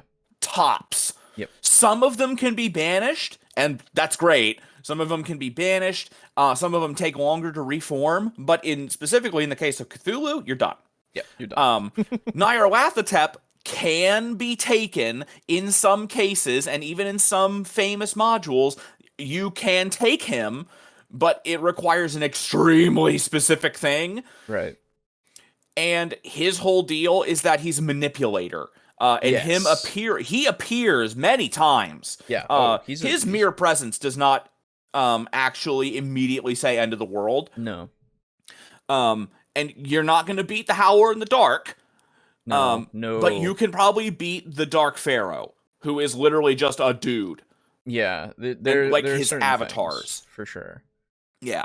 So it comes down to understanding that the big boys in Call of Cthulhu are more narrative devices. Yeah. And that's how they should be used. Like he was saying, like you want to go for cultists and stuff because they're trying to get these things to come forth, right? They're doing their weird rites, their ancient sacrifices and all this kind of shit to awaken these things, and they're the reason. Like, if you stop them, you're inadvertently stopping the bigger thing, right? Yeah. At least for now. And that, like, you don't need to have you can have a big fight with, a bunch of cultists or maybe one guy who's like, he's like a big guy, but you don't need to have it be a big resolution of, I fight the big bad, the biggest thing, because the machinations of these things are going to be omnipresent, and it's just up to you to prevent them for now, right? Yes. That is all you can do. Yes, you are a stopgap, really. Yes. Because that's the real... Welcome back. That's the real horror of this system is you are never done. No. You don't win. You never win. You postpone your loss. Yes, it is technically a victory, but it is not necessarily it is not a total victory. It is a Pyrrhic victory all the time. Yes. I finally got hungry enough to make dinner. Nice. Okay. Also, Alejo, I always heard Pyrrhic. Oh, I've heard Pyrrhic. I've always heard Pyrrhic. Okay, cool. Well, I also heard Demeter, so... Okay. Fair enough. So... I could be wrong, who knows? Yeah, what you need to do, you need to use smaller monsters. Yes, for sure. You can absolutely still have monsters, but you can I can put it to you this way, even though this is still hard to understand, and that kind of makes... It's kind of what makes the Elder Gods a bit tricky to run. If you put an ancient dragon in front of a group of experienced adventurers in D&D, it's going to be a really hard fight, and one of them might die, but they could kill that ancient dragon. If they come very, very prepared, with lots of healing, lots of powerful weapons and spells, they can win. Yes. If you put anything up against an Elder God, you are putting... What's a good analogy here? Oh, okay, yeah, no. You are putting an ant against a blue whale. The blue whale doesn't even know that you exist. Well, it's dust. You're putting dust next to, like, I suppose. Star. Yeah. Like, there's nothing that can be done. Yeah, you have to find a loophole. That's always what it is. Yes. You have to use a spell to banish them. You need to find the artifact that's keeping them there. Right. You need to stop the guy that's summoning. You need to do whatever. You can't deal with them. Yeah, exactly. It's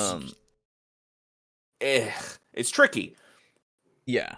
And it's very tricky. It's one of those things where you could probably have a game where you don't have you never have like a monster, and it still works. Yeah.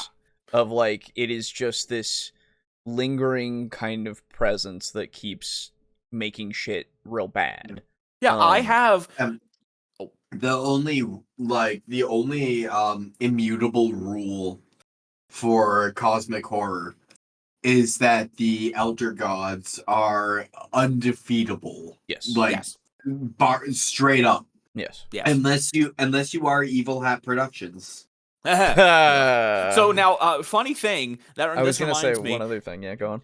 There was a game that was made a long time ago that was Cthulhu Punk. Oh, yeah. Where you're playing as cyberpunk characters, and then Cthulhu shit happens, which That's pretty fucking cool. That does so, sound pretty you know, cool. instead of like a 1920s investigator, you know, you got Atom Smasher going around and like just jibbing deep ones. Yeah. Which, that's fucking cool. Anyway. Well, so, in that same vein, I was actually going to say, if you really want something like that, that's Pulp Cthulhu. Yes.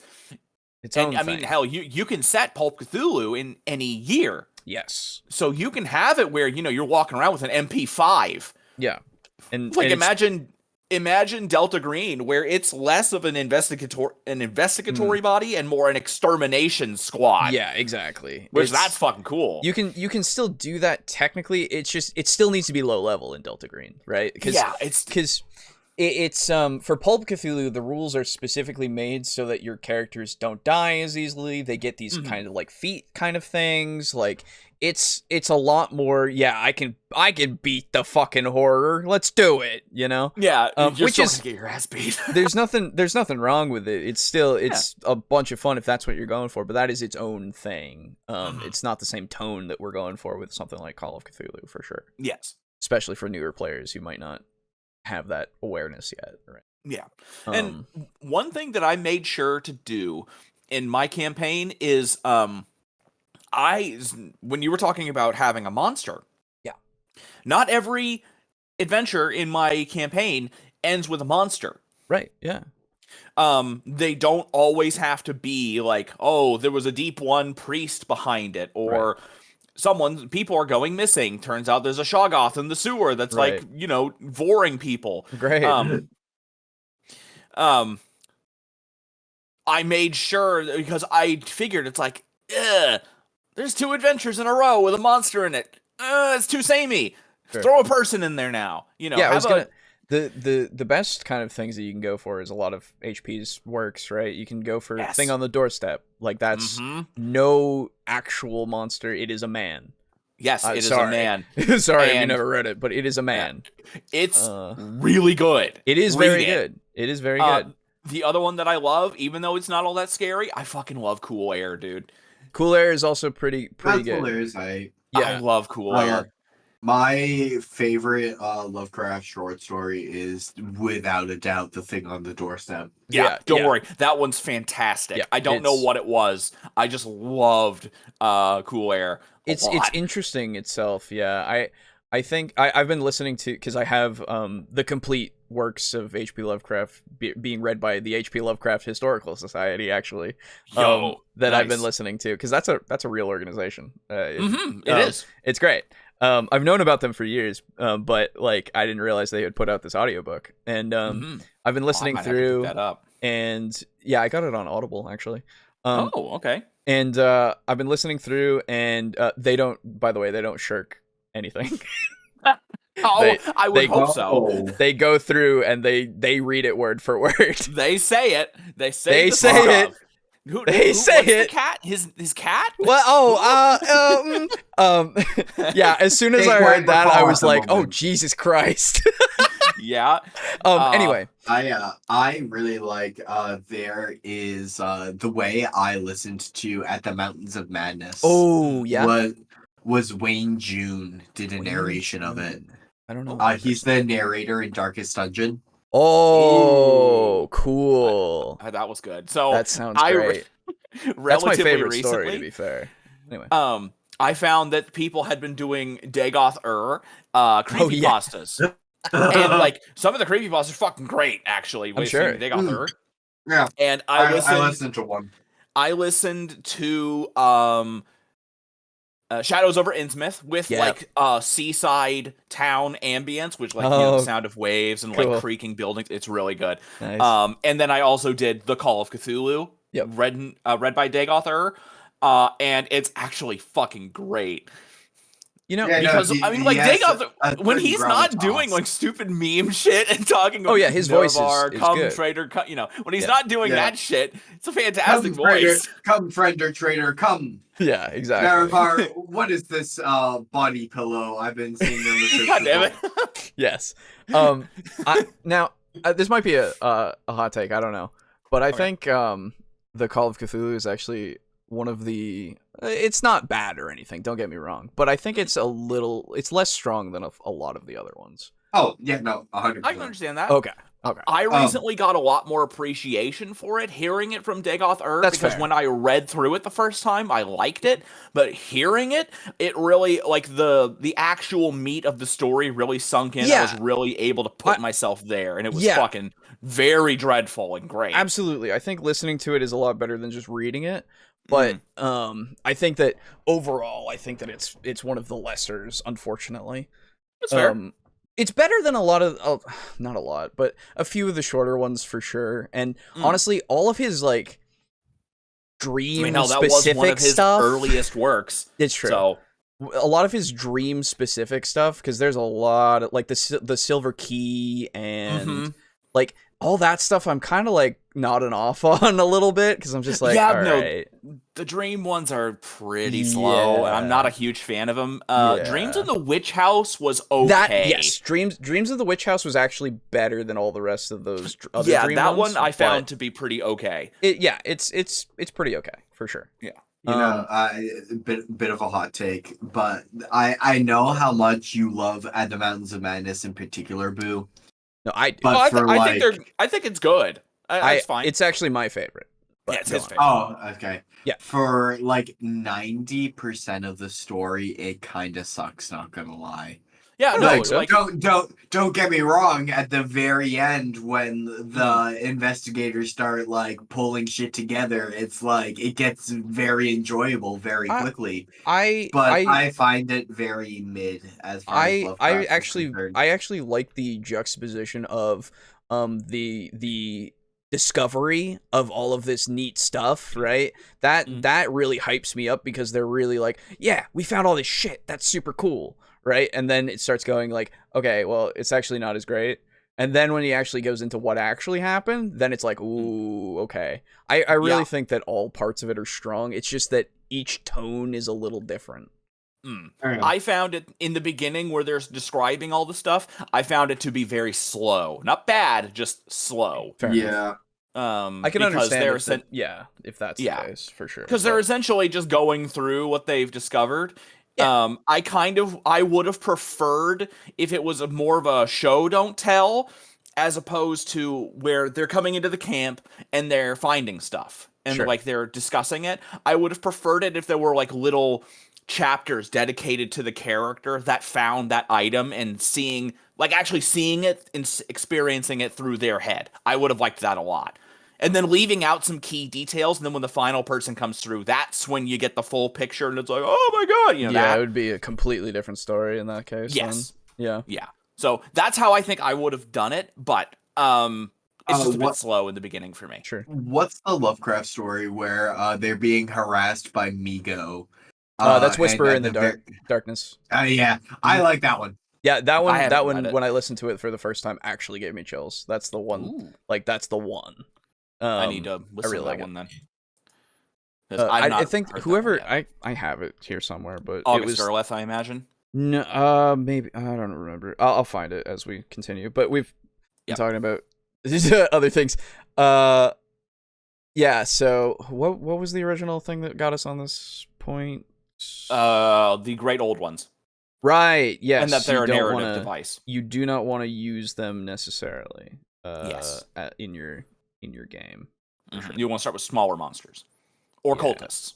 Yes. Oh goodness. Oh, I didn't want to start it. I just want to look at it.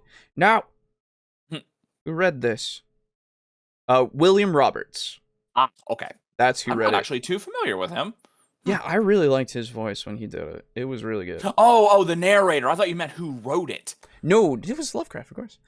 Oh, he did. Oh, okay. Yeah. Because, I mean, some of the famous ones are also done by him and somebody else, or just somebody else entirely. Oh, gotcha. Yeah. Anyway, a few things. Ultraman? Yes. Fabula Ultima is its own thing. It's a TTRPG that's supposed to capture the tone of JRPGs. Oh, okay. Oh, okay. That's cool. I think it came out last year, which is part of why it doesn't have any modules yet. Ah, there you go. It's a system I made up, that Holy Roman Empire setting for that I posted a few weeks ago. Gotcha. Okay. Could you play an Elder God? No. No, man, if only. That'd be pretty cool. Like, you could... So, here's the thing, right? You could, Don't get me wrong. It's Yeah, you possible for you to do so, but like, I would There's say what's the essentially no point? point. Yeah, I would say what's the point, because the point of the game is to struggle, really. Yeah. And as an elder god, I mean, there would be more purpose in playing one of like the Greek gods in Yes. say D&D, or a Norse god in D&D, Sure. because they can actually be defeated. yeah, There's actual because hell, Thor fights ice giants. yeah. He fights Loki, Fenrir, and Jormungand. Mhm, Zeus, he fights the Titans, and Perseus, he fights mythological beasts, and Hercules, the 12 labors. Yes. But here's another. This is actually a good segue. What does Cthulhu do? He sleeps. Well, okay. Let's say he's awake. Oh. What do you do? You have their motivations are so far beyond as to be incomprehensible. Yeah, that's the whole Not point. that you don't know it. Right. You can know what they're trying to do, but it is so far beyond your understanding as to be gibberish. Right. Exactly. You could play them, but you would essentially just be playing like a kaiju. Yeah, exactly. It's like you putting yourself in the it's just play a god game, right? Of just like you want to create stuff or destroy stuff or whatever. Like it's that's fine. That'd be pretty sweet if there was a JRPG dedicated to kaijus where you could play as like the big boys like Godzilla. Yeah. That would be fucking sick. It'd be super cool. Anyway, but yeah, that's the only thing that I would say for it, because it doesn't seem to fit with what they would be and what they do and everything. Yeah, just not to mention, if you're playing as a awake, active, great old one, you're not going to lose. You win. Yeah, you win. You're done. Yeah, because actually, you know what? I've got my book right here. Stretching. Okay. Mine's in a different room. Mine's right next to me. You're not real. You're not a real Cthulhu. Yeah. Good. Yeah, same. I don't want to be a Cthulhu spawn either. God. Okay. So let's see. Are they toward the front, or are they? No, that's monsters, and then after that is the gods. Okay. Where's Cthulhu? Cthulhu. Come on, where are you? Abhoth, Atlaknacha, Azathoth. Oh, he's a good one. Cthulhu. The Great Cthulhu. Okay. Let's see. Okay. So armor. Additionally, blah blah blah armor, transdimensional muck and muscle. Additionally, he regenerates 6 hit points per round, which is insane. Yes. At 0 hit points, Cthulhu bursts and dissolves into a disgusting, cloying greenish cloud, and then immediately begins to reform. He needs 1d10 plus 10 minutes to gain full solidity, and when he does, he has a full 160 hit points again. Yep. Bare minimum, 11 minutes, and you're back after anything that happens. If you die, you're back in 10 minutes. Yep. That's it. With full health. Yep. So, yeah. And also, just to give a little bit of context, armor in Call of Cthulhu is full damage mitigation. So if you have 1 point of armor and do 2 damage, you do 1 damage. Yes. He's got 21 points of armor. Mm-hmm. Mm-hmm. And he regenerates 6 HP per round, which is fucking insane. Yeah, nothing really does that. The other elder gods, right? Exactly. Yeah. He's actually one of the quicker ones to reform. Some of them take like an hour or a day, but you're dead. All right. We're going to kill Azathoth. Yeah. Good luck. Yeah. You can't even summon Azathoth's full essence into reality without destroying it. Yeah, exactly. It's fucked. Cthulhu you Awakening. get a sliver, and that's it. Yeah. Cthulhu Awakening is your non-standard game over. Yeah. Mm-hmm. Pretty much. How hard is a Great Worm Dragon to beat? Really, really hard. Really hard. They are takeable, though. Yes. You need that's like a campaign level threat, but you can do it. Yes. That's the difference. D&D party versus Ridley. Maybe Bandwish. Oh, Ridley gets fucked. Yeah. All he's got is a tail and some fucking fireballs. He's done. He's fast, but he's done. Although, to be fair, it does take like Samus, like a power laser arm cannon to fuck him up, so who knows. becomes Metal Ridley, so, Oh, that's true. You'll need spells then. Yeah. I heard one audiobook from that. I can't remember which one. Fair enough. What about Elder God versus Elder God? I mean, so that happens all the time. Yeah, you could do that, but they don't die. No, they don't die. They are pushed back. Yeah. And then if you and then here's the thing: no matter who wins, you lose. Unless you're already ready for with that banishment spell, your hand is trembling above the red button. Yeah.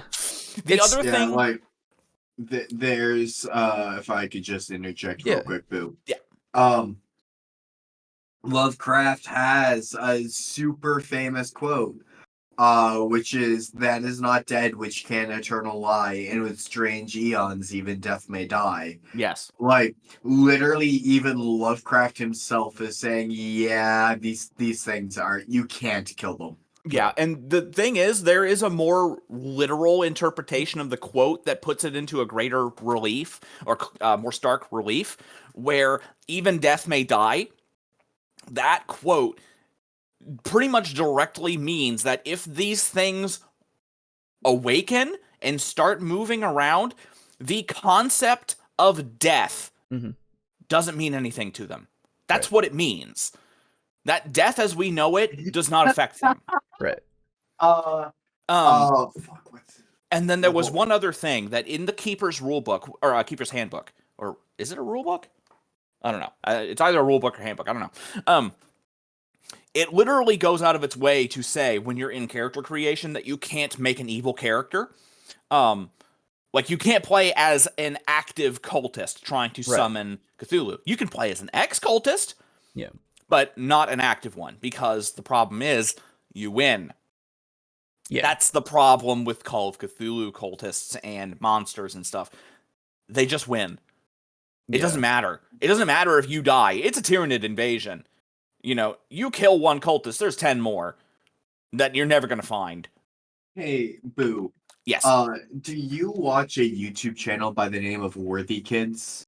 No, I haven't. I don't think I've ever even heard the name, actually. I adore his content. He's one of my favorite YouTubers. He makes these little animations. Oh, I remember you sharing that. Yeah. Yeah. And he makes one after Vader throws Palpatine down the pit, and he goes to he crash lands on a planet, and he's just barely alive, body fucking broken, and the ghost of Yoda visits him. He's like, "Dead you are, rest in peace, may you," and he coughs.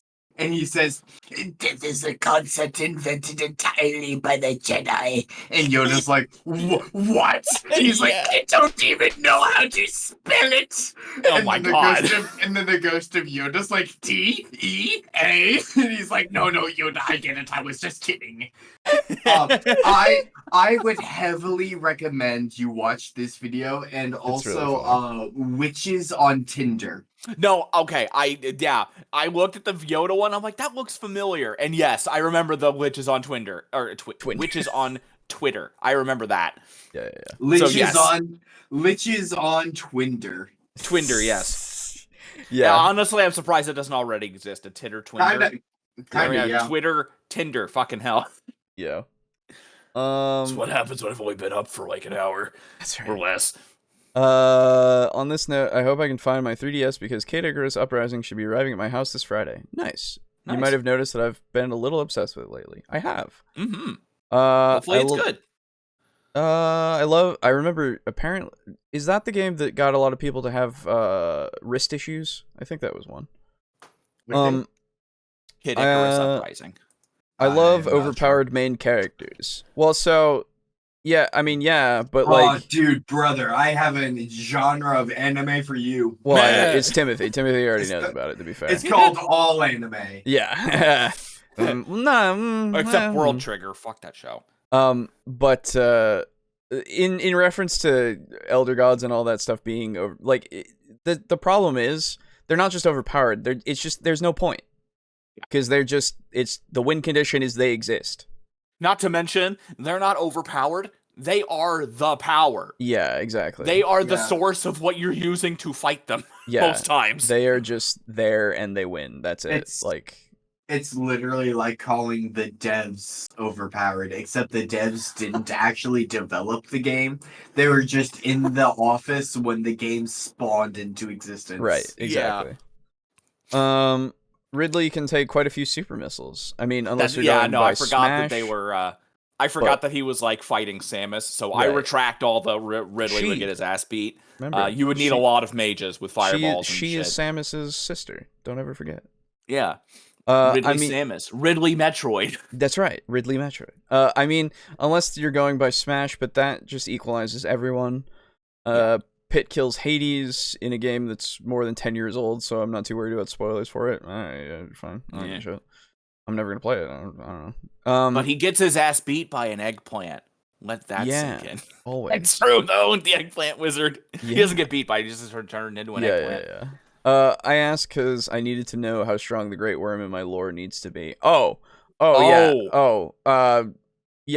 like it. Basically, once that comes onto the field, everybody pays attention. Like everyone. Great worms are akin to like a small mountain range. Yeah, if I remember right. It's like it's not a contest. It's like even the evil is like, oh shit. It's either you're subjugated or you die. Yeah. Depending on the dragon. Right. If they're more benevolent, then they probably wouldn't immediately kill you, but yeah, if it's like a gold or hell, if it's a silver, man, lucky you. And also silvers are fucking good. Yeah, and also like if they exist, then that place is probably fine. Like if they're a good dragon. If they're a good dragon, that place is like there's no why would anybody be evil? Yeah. You know, cuz like that guy, they could just be like, "Hey, you're dead." And then they just die. Yeah, it's literally that part in Shadows Over Loathing where we're talking to the cannibal horse and we just say, "Come on, man." Yeah, and then you stop. And then you just stop. Except the "come on, man" is a storm of fire able to envelop half of a state. Yeah, exactly. I love anime, like really love anime. Good. Yeah. I do too. Okay. Anime is pretty all right. Yeah, it's pretty good. Right. Yeah. It's pretty good. All right. You're trying to help stop the cultists from bringing the Elder Gods to our reality. I know this royalty-free music. Yeah. Is this the music Watch Mojo uses? No. I haven't watched Watch Mojo in a very long time, but I wouldn't be surprised. I don't think it is. I would have to listen to it. So you're not necessarily dealing with the Elder Gods per se. You're dealing. Oh with my the God! humans Wait, it is. Who are trying. I think you're right. Yeah. I think you're absolutely right. Nice. I might be mistaken, but that sounds very familiar. Shit. Anyway. To bring the Elder Gods to us. That makes it a little bit more intimate, a little bit more close-knit, something that we can understand as humans, as players, because we deal with humans all the time. So just add a little bit of a fanaticism and craziness to them, and that's something that we can easily wrap our heads around. And it might even be like a sympathetic villain. Sometimes these cultists are doing it because they think they're doing it right. They think that they're doing something good for the world. And that is something that can help drive the player characters, the investigators, to really think about helping these NPCs, not necessarily having to fight them, but maybe trying to stop them and maybe even rehab. Hey, if you want handy tips for making believable cultists for Elder Gods, look up real-life cults and draw inspiration from what they do. Yeah, it's true. Sure. I would just say, if you want to make them sympathetic, you'll need to look into what the cult, like their goals are, and not what the head of the cult actually does. Yeah. Because the heads of cults are pretty unanimously horrendous people. Yeah, no, the heads of cults are always fucking weird sex freaks. But like, or worse. True. Yeah. Or worse. Usually worse. Worse. But yeah, no, like what I'm saying though is you can do you can look at like how they sequestered people, like discouraged them from like talking to people outside the cult, established a sense of like need.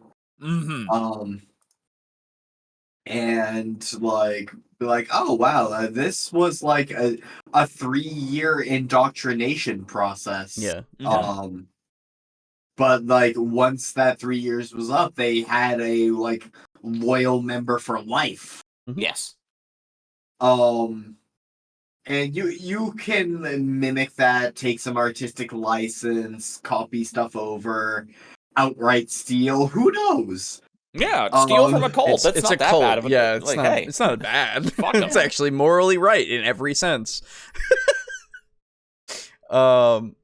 Gem dragons can be great worms too, right? Probably. I mean, I don't see why not. You know. It's not talked about, but that's because gem dragons aren't talked about anymore. Sad. Though to be fair, Hades isn't death in that game. That's Thanatos, who has the King Candy voice. Oh hell yeah. Thanatos is death in Greek myths, not Hades. Yes. Yes. Them making it small, tight with humans as really the villains really makes the game close to home. And it's not like trying to fight dragons like in D&D. It's trying to save these souls who think that they're doing the right thing when in the end the world's just going to end with them doing what they're trying to do. I do believe. Yeah, I think. So I think that having people be committed is such a good strategy. Yeah, honestly, that's one of the strategies that would probably work. I feel like if you can somehow get that to happen, if they're not murderous, you know, if they're not gonna immediately try to kill you on sight. That's something that I don't see or at least think of immediately, but like that's something that you could do and like do readily when you are not insane. And you go up to the local cop and go, "Hey, that guy, he's insane." And he goes, "Really?" And he goes and tests him and goes, "Oh shit, let's throw him in Arkham," you know? Yeah, hopefully not Arkham. They got enough. Yeah, not Arkham, but you know what I mean. Somewhere else. Yeah.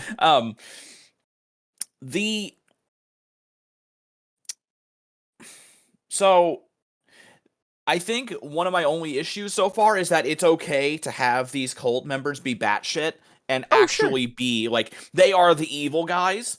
You don't need to try to save them in most cases, because a lot of the times, Aiden, what you've laid out is a very good example of how cults work in real life.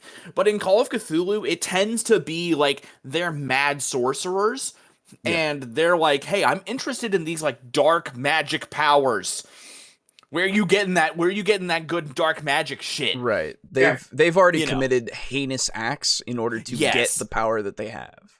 Yeah, because I will just tell you straight up, if there were a new religion down the street that was word of mouth, invite only, and if after my like first day I could like turn a person literally inside out, I would probably listen to them. I would probably go, you know what, they might have a point.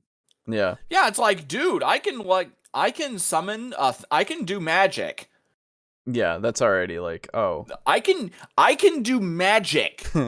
Like, let's remove ourselves from TTRPGs for a second and say that out loud. You fucking went to a cult worship service or a religious worship service and they told you to make a hand sign and say a thing, and then you summoned a fucking thing of fire. Right, exactly. Yeah. Yep. Holy shit. I'm staying with this. Yeah, exactly. I don't really care. Like, where did that come from? Who knows? Who cares? I'm gonna do this. Who cares? Right. I can summon fire, my guy. Yeah. I never need to worry about carrying matches for my cigarettes ever again. It is the 20s. Hey. Exactly. Like I'm not as into the whole child sacrifice thing. But if you're telling me I can snap my fingers and summon a Coca-Cola that has cocaine in it, Dude, Yeah, if no, I could exactly. snap my fingers and be thin and I don't have to worry about eating carbs, holy shit, I Oh, will yeah, that's sacrifice it, a Oh, right? child. brother. Yeah. Dude, I will yeah. sacrifice a child. Yeah. You can put that on record when I run for office. Yeah, no, Yeah, no, exactly. Like that's So- how you can really look I- at these things for sure. Mhm. I would like to make as a matter of public record that I completely concur with Boo. Yeah. And I would also like to add an accusatory, and so would you! Yeah, at the right. end of it. Yeah. So you can absolutely have characters, and again, this is a thing that's going to be in my campaign, where, spoilers, you can have cultists who are just downright evil. And I think that's completely fine, because they are the ones who are directly trying to effectively end the world. Or, if they're not trying to end the world, this is the important one here, where he was going like, oh, they're doing it for good reasons.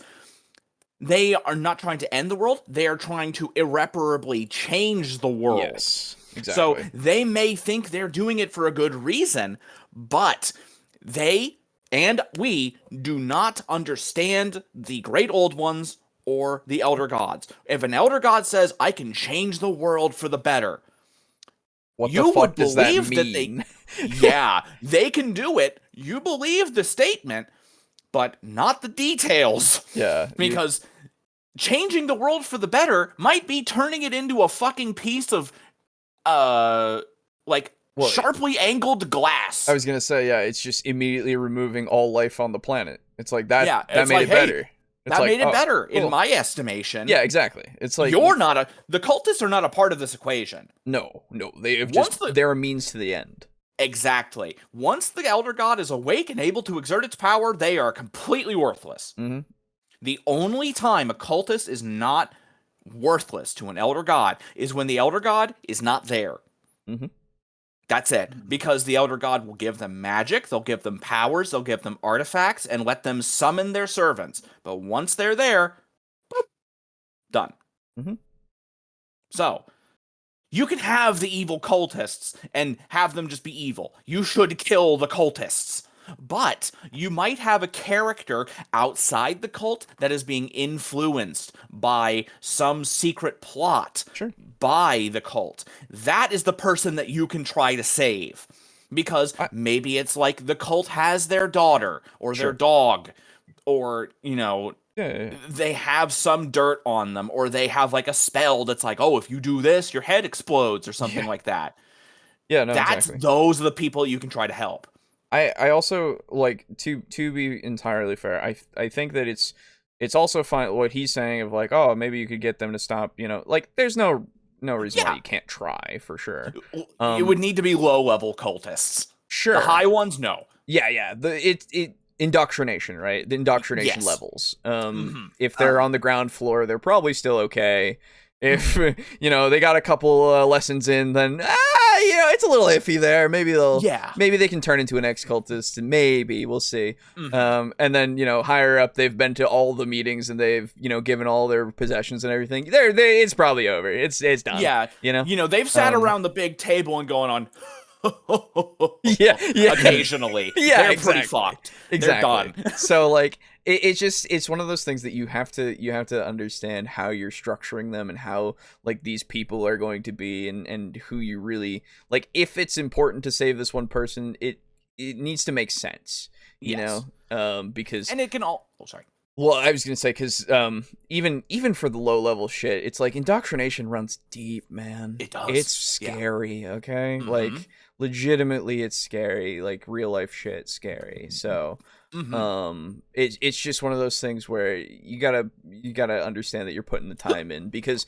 especially with Call of Cthulhu, there's a lot of realism in there. Even with all the fantastical elements, there's a lot of realism going on. Of like, this is. Sure, it's the 1920s and with the fucking elder gods. Oh god, you know, magic exists, but it's not great. But like, people need to go to therapy. Like that's a thing. It won't instantly cure them. They need to go there multiple times, multiple weeks to like restore their mind a little bit, like Yeah, that's the thing, a little bit. right. It's just It's like never getting repaired fully. when the people are saved, yeah, you got them out, but like they're gonna be like in an institution for a while. Like they're probably not gonna be any use to you necessarily. They might be, 10 years later, they might be of some use in a future thing potentially if you're still alive. But it's there's a lot of factors here that you gotta consider. You guys, this is totally unrelated to Call of Cthulhu, and this is my Baldur's Gate playthrough. Okay. Do you guys mind if I share my screen really quick? I want you to see. It'll mess up my end, so I won't watch. Fuck. Yeah. I think I found the single most annoying NPC voice. Ooh, okay. Well, maybe we'll find him in our playthrough. True. Oh, I'm in Act 3, brother. Oh, okay. Well, then we'll probably never find him in our playthrough. That's true. Yeah. Probably do with personal playthrough. Yeah. What a shame, but okay. It sounds like the voice actor actually like huffed helium and then decided to voice a child. Nice. Oh. So quite unlike the children in that like druid enclave where they were like actually super cool. Like the children in this game are voiced really fucking well. This is like, actually no, more specifically, they huffed helium and had a cold with like a stuffy nose. Oh god. Ugh. Is it a halfling child or something? No, human. Oh, interesting. Thanatos with King Candy voice would be like having a drug trip. That's true. Dark magic, hell I would love that. the greater oh, you guys, wow, you see descending from on high. Oh my god, it's Thanatos. It's just like, oh, nah, I can't. Oh god, I can't do it right now. Hold on, That's okay. Let me get a drink. Yep. Oh, okay. Gotta do Thanatos like how he is in Smite, where he's like super edgy. Oh, let me look up some Thanatos quotes. That's what I was Hang on, let me look up some Thanatos quotes. This is you've now made a thing. Yeah. Thanatos quotes. Smite. Because he's like, he's got the really deep, like echoey, dark voice. Okay. All right. Okay. Have some candy. Okay. Death awaits. The souls are restless. I will calm them. Let the harvest begin. God damn it. Hell awaits you. You cannot escape death. Bear your souls to me. I'll cut you down. Damn it. I prefer to leave the dying to them. All right, that's all I'm doing. Yeah, no, that's super good. I just see, because I played a shitload of Smite. Yeah. You did too. Yeah. And so I just see Thanatos flying around with the scythe, doing his abilities, sending that shit-ass shockwave around. Just, oh my god, so good. He's just got a clown outfit on, you know? Well, I just see, like, the normal Thanatos body, and then just, a clown or King Candy head. Yeah, yeah, that's fair. it. Fair enough. Anyway. The greater good is not good for everyone. Not necessarily. No. Yeah. This fucking Tau. Get out of here. Why settle for the lesser evil? True. Yep. That is the classic, like, Cthulhu for president. Why settle for the lesser of two evil? I love that shirt. I used to have that shirt, actually, and it had glowing eyes and everything. It was super cool. Ooh, nice. If someone took my pet, I would be worse than an elder god. Fair enough. Yeah. I could see Kid Icarus Thanatos saying all of those things and sounding like that. Fair enough. Well, there you go. Anyway, tip 3. This is going to take us forever. Yeah. That should be kept to a minimum in Call of Cthulhu. Go back. Yeah, I don't know what the tip is. them doing what they're trying to do. I do believe combat should be kept to a minimum in Call of Cthulhu. Okay. It should be there to help enhance and tell the story. It's kind of like salt, where you add a little bit of salt on something just to help bring out the flavor, but if you put too much into it, it becomes kind of a gross mess. I have the problem. Yeah, as somebody who has made a pig taste like the sea, yes. Oh, what a shame. It was very unfortunate. I nearly died. Ooh. No, and as somebody who, as a small child, thought that a combination of milk, mayonnaise, and salt would make ice cream. Oh, yeah. I can see where you got the idea. Yeah, this was when I was like fucking 5. Right, no, I get it. Or Absolutely. 6 or something. Oh, man. So don't worry, I took like one taste and I'm like, yeah, that's not ice cream. Yeah, rude awakening there. Ooh. Yeah. Oh, boy. Ooh, brother, I know you never said, I know you said you never went to school, but like... I was homeschooled until high school. But yeah, that's a memory I love dredging up because to me is very funny. That is very funny. That is fair. But yeah, don't worry, I didn't try to make any of my own ice cream from then on. Yeah, I can imagine. Were you actually homeschooled until high school? Yeah, I mean, I was homeschooled all the way through high school. Nice. I just never went. I never went to college. Yeah. I gotcha. I was homeschooled up until sophomore year of my high school.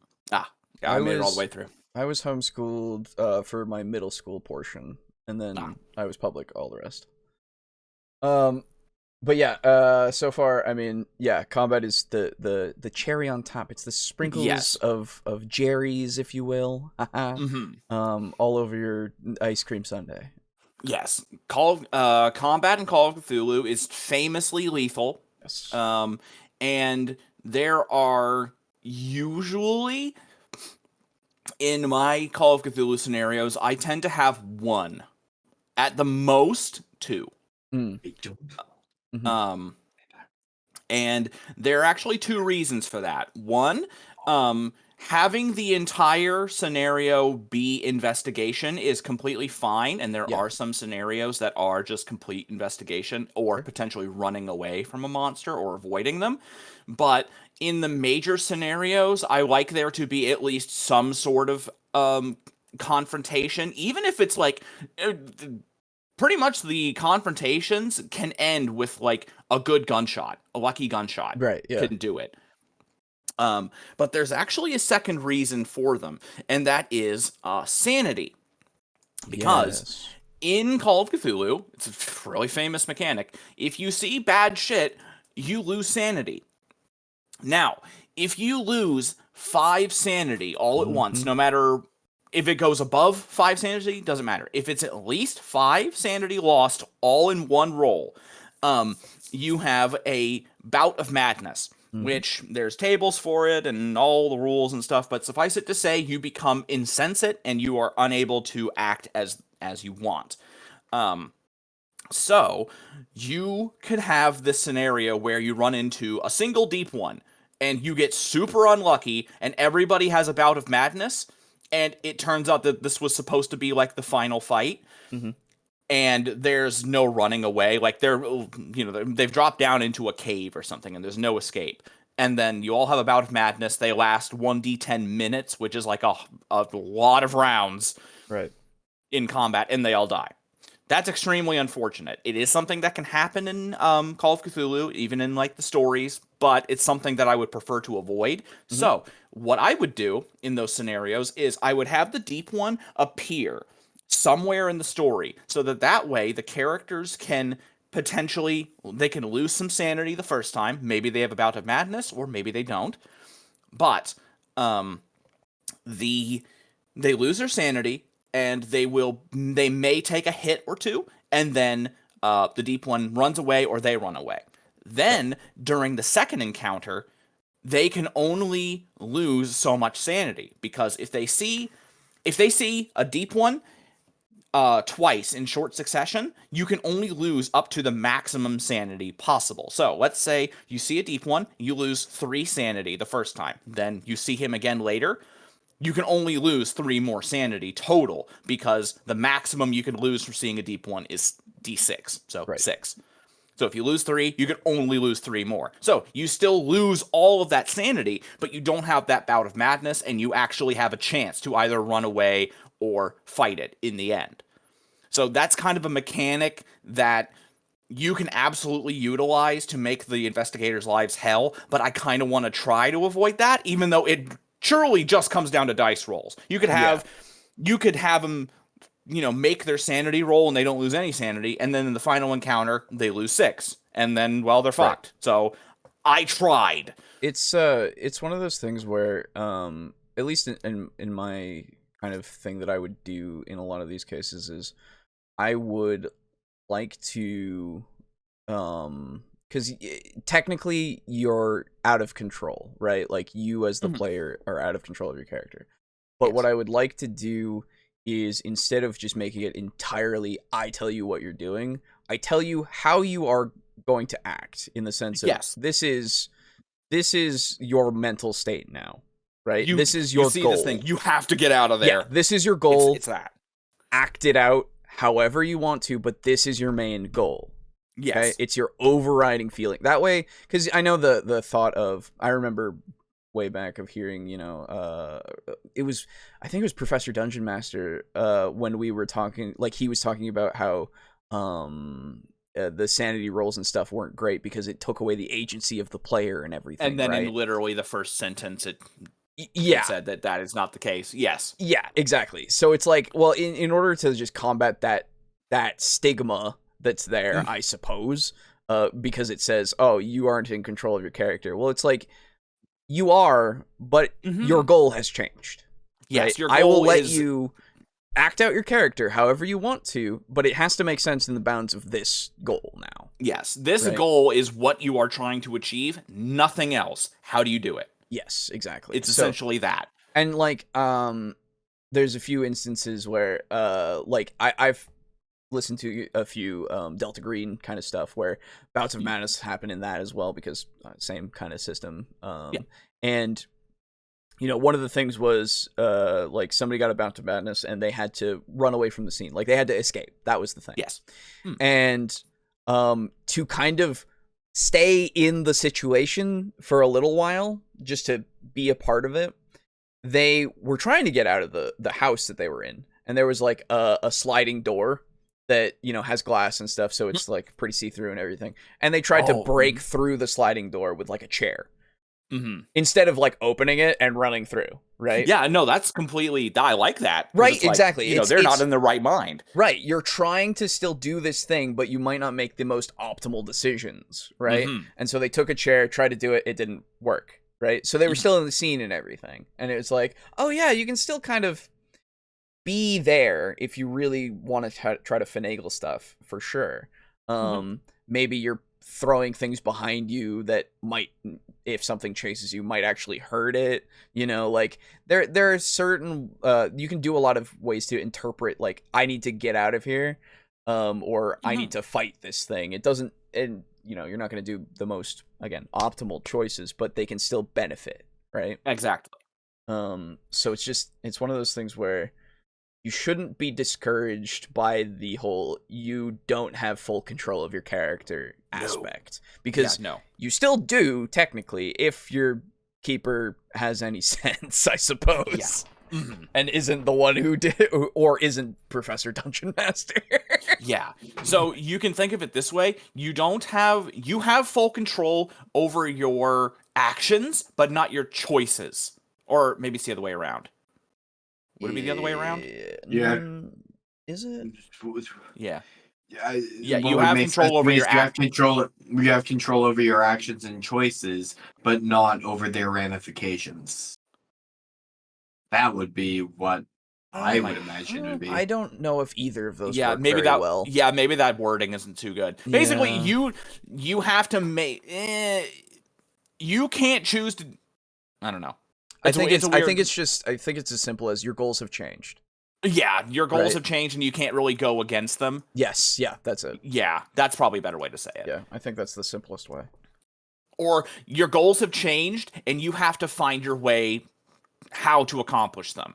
Yeah. Or something. It's weird. It makes sense when you're in the moment, I suppose. And Yeah. it makes more sense, like, we've explained it already how, to circumvent, like, strictness of, like, get away, So, like, I think extrapolating from that is something that anybody could really do.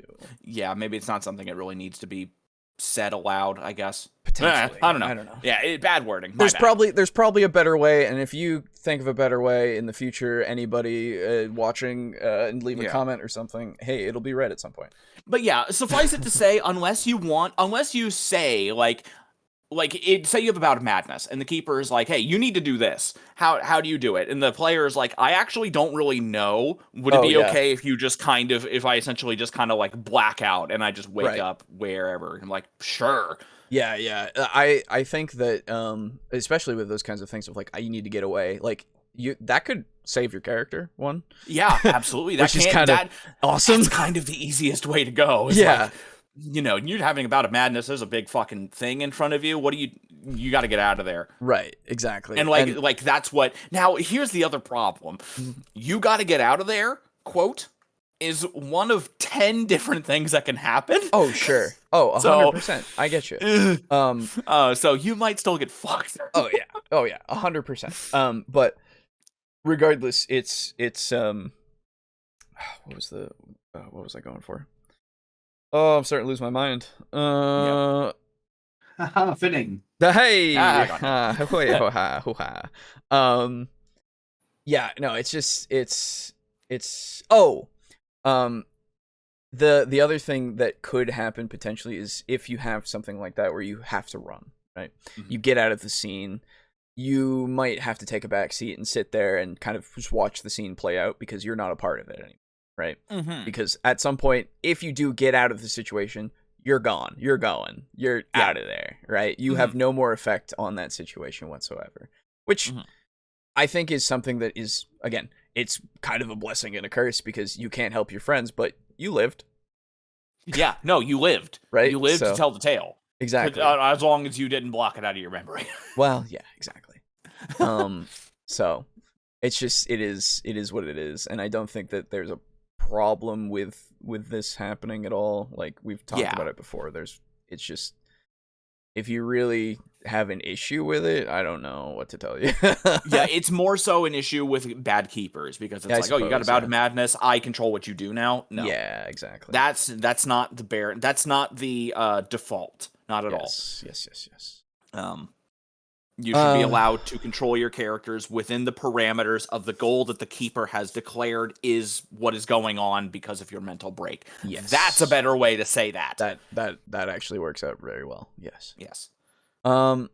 It's not the lesser evil, it's which evil is your favorite. True. Yeah. I saw my sister walking down the lane one night with a light on behind her, so I could only see an unrecognizable silhouette. Then she decided to run in my direction, and I fully believed in that moment that a shadow demon was rushing at me, so I bolted inside my house and locked the door.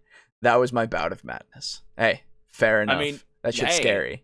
That is fucking creepy. Yeah. Like, even if you knew it was your sister, you didn't expect that to happen. No, don't expect people to fucking run at you in the dark, for sure. Yeah, and then you see that shadow coming forward, and you're just seeing the silhouette of a person. That's fucking scary. Mm-hmm. That kind of overrides your knowledge a little bit. Sometimes, yeah. I would say joke's on you, I like madness. Yeah. Most everyone's mad here. That's the thing. If you start getting more insane, you get your indefinite insanity, and that's when you have a bout of madness, but then after that, you have underlying insanity for months, and you get to act that out. It's great. Yeah. In RPGs, or at least in my younger game mastering days, where I would throw random encounters into my games because I thought that's what was fun. That's what the game was all about. But in Call of Cthulhu, combat is incredibly dangerous. You might only have somewhere between 8 and 11 hit points, where a handgun can do a couple d6 worth of damage. An enchanted dagger might do 5d10 worth of damage. A weapon, or a monster might do 5d10 worth of damage, plus their build 5 times in a round. So it's very important that you keep your combat to a minimum, because you don't want to just throw it at your players, because there's a chance that they could die or they could get severely injured. But sprinkling combat in there, or a chase scene in there with some combat, is very important to help drive the story forward. Yes. There's some combat in, let's say, Indiana Jones, but it's not a combat-heavy movie, but there is combat in it to kind of help break up the pace, as well as help tell parts of the story. It's actually like a good example, because there's very little technically, and like and hell, even that one scene of the fucking guy is swinging his sword and shit, and he just shoots him. Like, I fucking knew you were gonna go to that. Yeah, of course. I was gonna go to that too. Yeah, of course. It's a great example for it, because like that's the lethality that we're dealing with here. Of like, it could be over in one bullet. Yeah, because you've got this skilled combatant clearly, because he's fucking around with the sword, and they're like, no, I'm not engaging with that bang. Yeah, exactly. It works, and it's also great character. It's like, I'm not. This is not a thing about like honorable duels. No, exactly. And it's funny because that was just because on that day he was feeling like shit, and so he didn't want to do any of the choreography or anything, so he just shot the guy. And they kept it in. It's fucking great. They kept it in. It's great. It really came from Ford, so it's so natural looking. It's great. The only bad downside was that I think he was sick, so he didn't want to do anything because he was like, "I'm fucking sick, guys." I think I'm fairly certain, but I'm not sure. Or something. Yeah, but regardless, it's just and it's one of the most It's so iconic that that's what you think of immediately as soon as you say Indiana Jones. That's one of the scenes you think of. It's crazy. It is one of the ones that is like attempted to be redone a lot of the times, even by Indiana Jones. Was it the second one or was it the third one? Because there is a time where he tries to go for his gun, but then he doesn't have it, like in the same kind of situation. I think. I don't remember. I haven't seen them in so long. It's been a hot minute. And I've never seen the newer ones with like Shia LaBeouf. Honestly. You know what was really funny? Yeah. I was playing some RuneScape, and I saw a guy chopping wood, and his name was Shia LaBeouf. Nice. Yeah, nice. Great. But the other thing, chase scenes. Oh yes, chase scenes are great just in any TTRPG. First off, yes, like having that kind of. But in Call of Cthulhu, they can be on foot and in a car, whatever, and like you can have some combat elements, but it becomes its own kind of encounter, and it's its own like. He's talking about how combat you want to sprinkle in, but you have all this other exciting shit that you can do, right? You have chase scenes that are not necessarily violent, but they could end to death, for sure. Yes. Like you death or capture. Yeah, potentially, right? If you're running away. Yeah, it depends on, or if you're chasing, you could be trying to catch the guy. Oh yeah, true. Like if a cultist, Yeah, or get in a fucking bad accident and die. Like you have abilities to interject these kinds of scenes that are less, supposedly less deadly. Now that I've already given, you could die in a car chase, because nobody wore their seatbelt. Whatever. Yeah. But yeah, the chase scenes are a really good example of other things that you can add in to add some more spice to a scenario. But the other thing that you might not really expect would be discovery and like research and stuff, or reading a mythos tome or something like that. Because when you think of an investigator like going to the library or something, or a bookstore and reading a book, that doesn't sound very exciting. But if you have the right context set up where you're trying to find what are you trying to find? You're trying to find out like some evidence of a dude, or something going on, and you have that realization, and you're in your head. You're finally, all the pieces come together like that. That happens all the times in movies. Yeah. Where people are trying to discover something, and then when everything clicks into place, it's a really, really cool, good moment. Yeah. And whenever you think of it, like, you can simplify it even further by saying, think of like finishing a puzzle. Yes. That moment when all the remaining pieces fall together perfectly is a fantastic moment. It's a lot of dopamine. It's very exciting. It's really satisfying and fun. Now you turn that around to where it's satisfying, but there's no dopamine here. It's terrifying. You have realized something horrible. Right. And it's very scary, and you start thinking about the ramifications and everything that's been affected and how everything has come together. And that can be a fantastic scene. Yeah. Oh, yeah. And there's no combat. There's no action at all. So sprinkling in those events where it's like, something's going on, and then over the course of the story, you get clues, and then you specifically put in this moment where you get that last clue that contextualizes everything. Right. You can have that moment. It's perfect for that. Oh, I didn't know it was her until she came inside. I continued believing it was a demon until then. Oh, yeah, fair. Oh. And if you are interested in seeing a Call of Cthulhu game or being in one, why not join my Patreon? I'll have a link to it up here, and you can be part of my Dark Streets of Arkham campaign. We only have a couple seats left. It's a $5 a month Patreon to help I like the with name. The video production here, as well as help me run a really good campaign. We got 3-4 players right now. I have about 2 more slots open, so if you're really interested in the game, and if we get more people, I'm willing to open up another table, and we will be broadcasting that. So if you're interested in playing or even just watching a Call of Cthulhu campaign, join my Patreon or stay tuned on this channel. One of the biggest criticisms people give on Call of Cthulhu, and one of the reasons why they think it's not a game that can help sustain a long-term campaign, is because you spend sanity and luck like currency in this game. And once it goes away, you're pretty much screwed. But I like in my campaigns to, roughly every third adventure, give my player characters some downtime where they can get their luck back, they can gain some of their sanity back.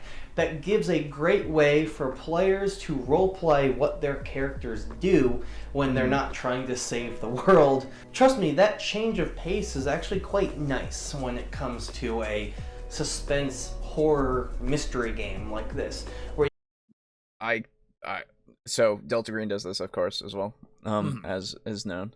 And I think it's like fantastic just having those little vignettes, right, of like this is how you dealt with what you did, right? Because in Delta Green specifically, I mean, it's not, I don't think Call of Cthulhu has the projecting onto bonds thing, because I don't think it has bonds as it has stuff like that, but it doesn't have it as fleshed out as in Delta Green. Okay. You have I forget exactly what they're called, but they are important characters that are like, it's a part of your sheet. So you can think of it similarly to D&D's like flaws and bonds and stuff. Right. Where you write significant characters or a personal, like, significant item or a place or whatever. And then during your downtime, you might spend time with them, and then, you regain some sanity based on that. Yeah. So it is essentially the same thing. It's just nowhere near as in-depth as Delta Green. I was going to say Delta Green takes it the steps further, because it has it on the sheet as well of the bonds, and then they have numerical values that go up and down depending on what you do. And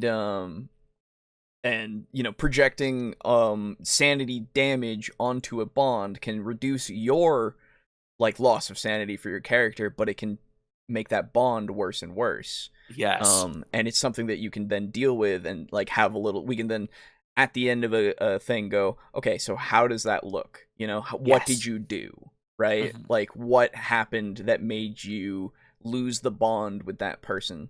Because with Call of Cthulhu and Delta Green, I really love these narrative elements that are super, like, they're mechanical and narrative at the same time, just like any other TTRPG, but I don't know, there's some gravitas to that, because this valuable currency that you have, whether it be your bond score, your sanity, all this kind of stuff, that this will keep you in the game, right? and you hope to God that you don't lose anymore, and you do get that little bit more so you can continue to stay in the game as that character. And there's a lot more gravitas to it, it feels, because they feel, and since it's so enforced in the character creation as opposed to Call of Cthulhu, it's more well known in Delta Green that they feel very personal.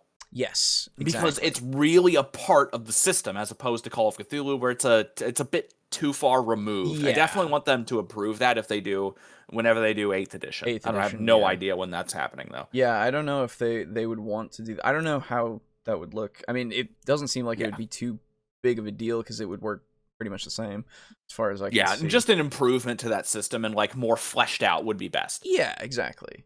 And so with the giving people downtime, it's interesting because if you're doing things in the way of like you go from module to module, right? You have their breaks in between. You can do it that way. But if you have a like ongoing thing, the downtime in the middle, I'm assuming that you've been accounting for that a little bit of how you would, kind of run that. Yes. How do you think that would? I would do it even more than that, honestly. Oh, because once every 3 months does not sound like enough to me. Depending on how you're running your adventures and like what you're having your characters encounter and how often they do. Yeah. That does not seem like enough to me. I'm actually doing it after every adventure. Okay. Yeah, that makes sense. And thankfully it works narratively. Okay. Where there's downtime after every adventure. It's still gonna be this thing where you're always losing more than you're gaining, unless you're super lucky. Right. You actually will have some methods to gain more sanity than you would normally. So, like, you beat the adventure, you get, like, 1d6 back. But if you did this, you get an additional 1d4, something like that. Mm-hmm. More, because the thing is, downtime in Call of Cthulhu and Delta Green is always taken down to the sanity and insanity stuff, but the thing is, there's additional stuff that you want to do in downtime. You could be training to learn a skill. I'm actually going to be implementing an entire system for that as well. If you look into the Delta Green, it has all that stuff too, for sure. Oh, okay. Yeah. It's not mentioned super much in Call of Cthulhu, but yeah, you're studying a mythos tome, and rules as written, they take full months to do. They take many, the study time for a mythos tome is calculated in weeks. And that's a long time. Yeah. So it's going to be like you go on an adventure. Now you just kind of have to wait and see what happens because you can't really react to something that you don't know about yet. Yeah, and you just kind of have to hear about it. So during that time, you'll have a chance to work with your sanity, or study a mythos tome, or study a skill and train, or maybe even do some work on the side to make money. That's one of the major things. That's one of the big differences between Call of Cthulhu and Delta Green, is that Delta Green, you're being paid for by a government organization. Well, so do you still not have a whole ton of money in that one? So, because I remember that when we played, we had like some money. So I kind of ran it a little weird. Okay. So technically, yes. So the way that it works, at least for Delta Green, is if you're a part of an organization, you can requisition things. So if you're part of the FBI, you can go through the official channels and requisition stuff through them, right? It'll take a certain amount of time. It'll be expenses that can be reimbursed through the bureau or whatever agency it is, right? And otherwise, you can get things on your own, like with money, if you have money. Yes. But other than that, to be fair, I was generous to you boys. Okay. Delta Green does not pay you. Okay, never mind. Like that's not a thing. I was very generous to you boys. Fair enough. To be entirely honest, Delta Green is illegal. Okay. Like, it is Gotcha. not a thing that the government knows about, right? Okay. Like, maybe some people in certain places, it is a completely, like, black ops site thing that does not, it's not on the books. Yeah, no. It is, Okay. Yeah, it is I don't think- siphoning money however it can from whoever it can and using whoever they can. Okay, gotcha. That's it. So then. Well, yeah, I don't think it was expected that like cops would be okay with us doing Delta Green shit. But No. like, if we were super high up, like if we were talking to a super high up CIA agent, he may know.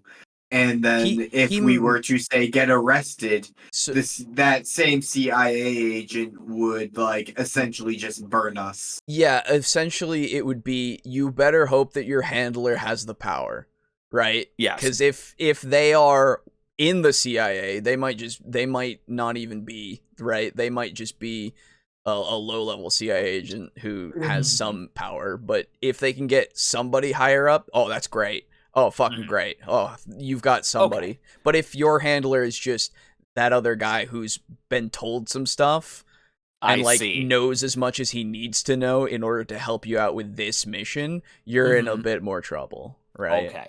So then, retracted. Yes. So, but yeah, money is obviously, the system is worked so that you have to minimize bookkeeping, but you do still need, obviously, you still need money in Call of Cthulhu. Yes. So some of your downtime may be spent just doing some of your normal job and making sure that your finances don't, get fucked, because there are rules for if you like lose your job. I mean, it's the 20s. Who's to say there couldn't be an enormous stock market crash? There's actually rules for that. I bet. Yeah. It's very small rules, but there are rules. And so I have downtime as a much bigger priority, because that was another thing that I didn't like that in Devils and Dice, where there was essentially none. Yeah. I felt bad about that because I wanted there to be more, but it just got to the point where I got too big for my britches, essentially. Yeah, it's fine. It's fine. Yeah. Still turned out well, but could have been better. I think so. I think it's been great. Yeah. But yeah. Downtime good. Downtime is good. Downtime is good. Yeah, I usually, for the Delta Green stuff now, it's just going to be after every one, we figure out what your downtime is, like what you think you're going to be doing with that character, and if you're going to bring them back, that's fine, or they could just, they're off the grid for a while, like they're done for a little bit. It's just, but regardless, like you get 1 to 2 downtime rolls, right? Like you get to choose. Do you want to get some sanity back? Do you want to get a little better at your skill? Do you want to improve your bonds, maybe? Like, yes. It's like those really precious options that you can't do all of, Yes. And it's all, like you said, you're always going to be losing more than you're gaining. But that's just how it goes for people in that line of work, right? Or that have been called to that line of work. It is the real Dungeon Master. Yeah, I was gonna say it is the real Dungeon Master call. You are being dragged through the emotional glass on your mind or whatever the fuck. I don't remember now. And two things real quick. Yes. Boo, just so that you are informed, the next Gara Bingo is the 31st. Yes. Oh, okay, perfect. Also, my hard limit is at 10:30, which was like a bit ago, so I'm going to head out. For sure. Have a good one, gents. Yeah. See you later. Okay, so we were talking about downtime. Having all those options that you can't necessarily do all of was the last thing. Oh, damn it. I had something. Fuck. Also, goodbye, audience. Yeah. Goodbye. Timothy, I'm keeping my eye on you. It's true, he is. He will do that. He knows what he did. Okay. Yeah, there you go. But yeah, that's another system that I want to have where it's like you can only do so many things. Yeah. And damn it. Honestly, oh, I remember. Oh, okay, go on. so sanity. Everybody thinks that you have this. If you keep going with one character, it is an inexorable, downward spiral. Yes. But they can always retire. Yes. If they survive and they learn something, and like the character, maybe they accomplish their own personal goal, but they don't want to just leave the life. There's nothing to say they couldn't be like a research assistant. Nothing at all. Yes, exactly. Because here's the thing. This is actually explicitly stated in the Call of Cthulhu rulebook. Oh. Let's say that you have a character. You've got two characters. You have an old character and a young character. Okay. The old character has read this mythos tome, and he knows a spell that would be super useful to the younger character. But the younger character doesn't want to read the horrible truths of the mythos tome. That older character can directly teach the younger character the spell, and they can learn that spell without losing any sanity. They will lose sanity when they cast it as normal, but they don't have to read the book. Interesting. I didn't know that was So an if you option. have an old character that's read a mythos tome and they've gone through adventures and they're like near the end of their life cycle, insanity or health or otherwise, they can retire and they can stick around as they can be a teacher, they can be just another head in the game where, it's like, oh, we don't understand this shit. What's going on? Another brain in the room helps. That's what humans are good at. That's true. And they can just be a teacher. That's cool. I didn't know that was actually like in the rule. That's hard baked into it. Cool. Yeah, it's very cool. So, you should not see a character descending down to death as just, well, this character's doomed. There's no reason to not just, get him out of the way. Sure. Keep him around. Yeah. Because you can rely on their knowledge. You can have them as the mythos tome monkey. Literally. Yeah, really. It's really funny. It's fucked, but it's oh yeah, go on. Sorry, one last thing. Sorry. Yeah. If you have these characters and your keepers are okay with having you essentially kind of control multiple characters, you can have your adventure character and you can have your research character. You can have your cake and eat it too. True. You can have a guy going out and doing the legwork while the other person is researching the mythos tome that you found last adventure. So the entire duration of the adventure you're doing now is still research time or work time. You can't gain any skills because, if the old character learns the skill, you're not going to transfer it, right? Yeah, but they can still earn money for the organization. Anything that can be transferred over, perfectly fine, as long as the keeper's okay with it. Right. Because obviously, if you get like all stable of investigators, that might kind of tilt the scales a little bit. Yeah. But, I mean, there's nothing to say that you couldn't do that. You could just say, like, you can do that, but they have to be, like,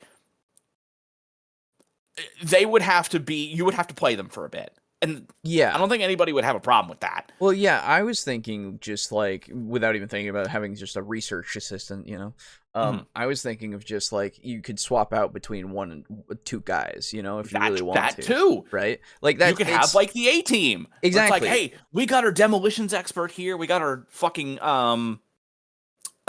marksman over here. Right. This calls for a sharpshooter. Let's bring in Johnny Sniper.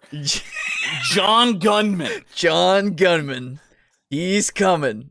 Yep. Yeah, no, exactly. Because, like, I was thinking, well, even if they're not necessarily, like, to a specialty or whatever, it's just you have your team of people that you kind of take on of, like, okay, this time I'm going. Okay, this time I'm going, And, like, you can absolutely do that. And while they're away, I didn't even know this was possible, but now it's like, oh, the guy who's staying back gets to do the research. Fuck it, I guess. He keeps all his notes, and then the next guy, when he comes back, he can start where he left off, Yeah, exactly. They can have, like, alternating note compiling. Yeah. So that way, when one comes back, they're kept up to speed. And this also mitigates the risk of dying. Because if one character dies, you still have a backup. Yes. And you could just introduce another one and just have this kind of revolving door. Exactly. So, mwah! Yeah, no, that's great. Originally I was just like, yeah, okay, I just have multiple characters, that makes sense. I'll just do one at a time, depending. Mm-hmm. And then it's just like, oh, but they can be useful when I'm not using them. Hey, that's a big boost for that. That's super cool. To be fair, they may not get a whole lot done the time of the adventure, but it still feels good to have that. Progress is progress. Yes, number go up. Mm-hmm. I'm playing RuneScape. I know number go up. That's right. Let's see. Going off what Lux said, how everyone is crazy here. I would say my favorite line from Gravity Falls: "You can't break what's already broken." True. All right. Let's continue. But you can fix what isn't broken. True. God damn it. That's what we've learned. You can. Where you can kind of take a breather and just role play what your characters would be doing. Sometimes they might just go back to their real life jobs just for a little bit, just to kind of feel better. They gain their sanity and their luck back. I say you roll 4d6 and then drop the lowest, and that's how much sanity and luck you can get back. I know that's an interesting way to do that. Does it? Sorry, I missed it. What? So what he said was roll 4d6, drop the lowest, and that is how much luck and sanity you get back. Oh, so if you have roll, to divide it? Yes, so you have to choose what goes into what. That's too much, but I like the concept. Yeah, the concept is good. Yes. But yeah. There are other ways to get luck back. There are rules in the book, but I want to say it's not really all that hard to get luck back. Yeah, as far as I remember, it was actually relatively easy as compared to sanity or anything. Yeah, I want to say it was like 1d10 per week or something like that, which is not that bad. With appropriate downtime, that's not bad at all. Yes, exactly. And then sanity is more of a case by case. That's yeah. Looks like my Chromebook isn't sending messages through. Oh, that sucks, Lux. Sorry. One thing, actually, now that we're talking, since we're back on downtime, or we're still on downtime, something that you need to be careful of is investigator development phases. Oh, yep. I kind of fell victim to this the first time I ran Call of Cthulhu. Mm-hmm. So the way it works in Call of Cthulhu, it's different in Delta Green. I actually like it more in Delta Green. If you either succeed or crit fail a skill in Call of Cthulhu, you put a checkbox or a check mark near that skill. Then, during the investigator development phase, you roll a dice, and if you succeed that roll, you get to add 1d10 to that skill's percentage, thus making it better. You need to be very sparing, or at least sparing, with your investigator development phases, because what I fell into was, essentially, it says that whenever the characters are safe and they have time to really digest what's been going on, they can do that. Mm-hmm. But essentially what wound up happening was, like, every time they went to bed, there was a development phase. And so they would go through and they'd, like, try to just succeed rolls and do all this shit, and they'd get check marks, and they try to just power level their characters. That was a failing on my part. And so I'm gonna be a lot more strict about it. Not but strict. We aren't gonna be like that again. To be fair, no, this was Brogan, Aiden. Yeah, I was there too. Oh, you were. Oh, okay. Yeah. But yeah, I'm gonna be a lot more strict about it. So even in the rules, it says specifically that it must be a skill that the keeper calls for. Which that makes sense. I'm not going to be doing it that way. It's going to be slightly more case by case, but it is essentially, is this role necessary? Like, if you're on an investigation, and you're going through somebody's room, and you roll search or whatever it is, or spot hidden. Right. Yeah. If you're looking for clues and you do that and you succeed, then that will be a check mark. If you are walking past a basketball court and you decide to walk in and throw a basketball and you score a score, that is not going to count. Yes. Yeah, no, I got you. That makes sense. Because that is completely unnecessary. It's just something you chose to do. Yeah. 100%. I'm with you. And if you ask for a skill and then it's like, would that be a thing? It's like, if it falls under that, then sure. But if not, no. Yes. It's also not going to be anywhere near as common. Yeah. It's not going to be like every night. It's going to be when you actually have real time to decompress. Yes. Yep. Because when you're going to bed on an investigation, you're already making plans for tomorrow. You're already thinking about the characters you're going to be speaking with, what questions you may ask. You're organizing and codifying the information in your head. That's not enough. Yeah. No, I got That's not enough rest time. Now you'll be able to argue, and you will be able to argue when you'll be able to do it, and if it is actually sufficiently restful, then absolutely. But in most cases, it's not going to be that simple. Yep. The rules will still be exactly the same, though. You succeed the roll, get a D10. Yeah, of course. Yeah, it's just the frequency. So, again, newer keepers need to be careful of that, because you might have people who want to power level their investigators throw French and fries. make it so all of their skill checks are super easy. Yeah.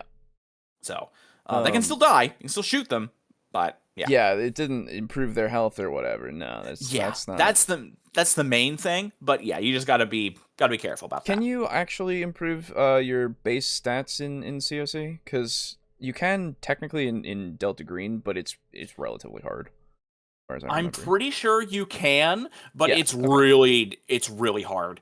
Yeah. You basically need to get a blessing from an elder god. Okay, fair enough. Yeah, you got to do some actual like heinous shit to do that, right? Or you need some sort of an artifact. Yeah, it makes more sense in Delta Green because like you're like a person who needs to go and fight things.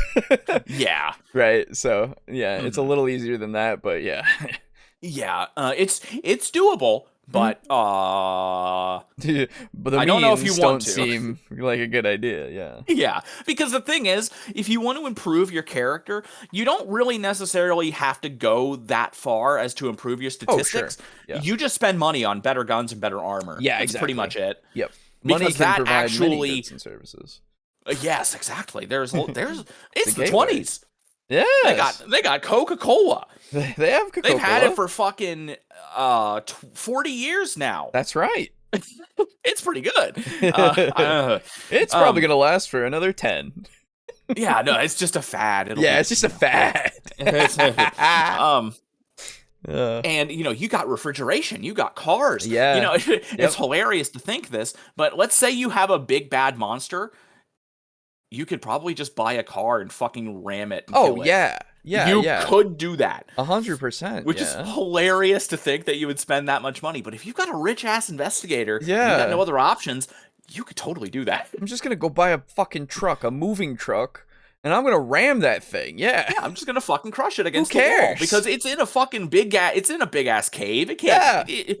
I'm probably gonna die, or if I jump out of the car fast enough. Yeah, and, exactly. Set I'll it do some to stunt ram. driving. It'll be great. Yeah, just get good drive auto. Yeah, that's what I'm saying. And you can absolutely do that. Yeah. So what the fuck we were talking about? Oh, right, influencing investigator. Yeah. But yeah, if you get armor, since it's direct damage mitigation, it's not like armor class. Right. You're effectively increasing your max health. That is effectively. True. Yeah. Does it go down to a minimum of 1, or can it actually be canceled out?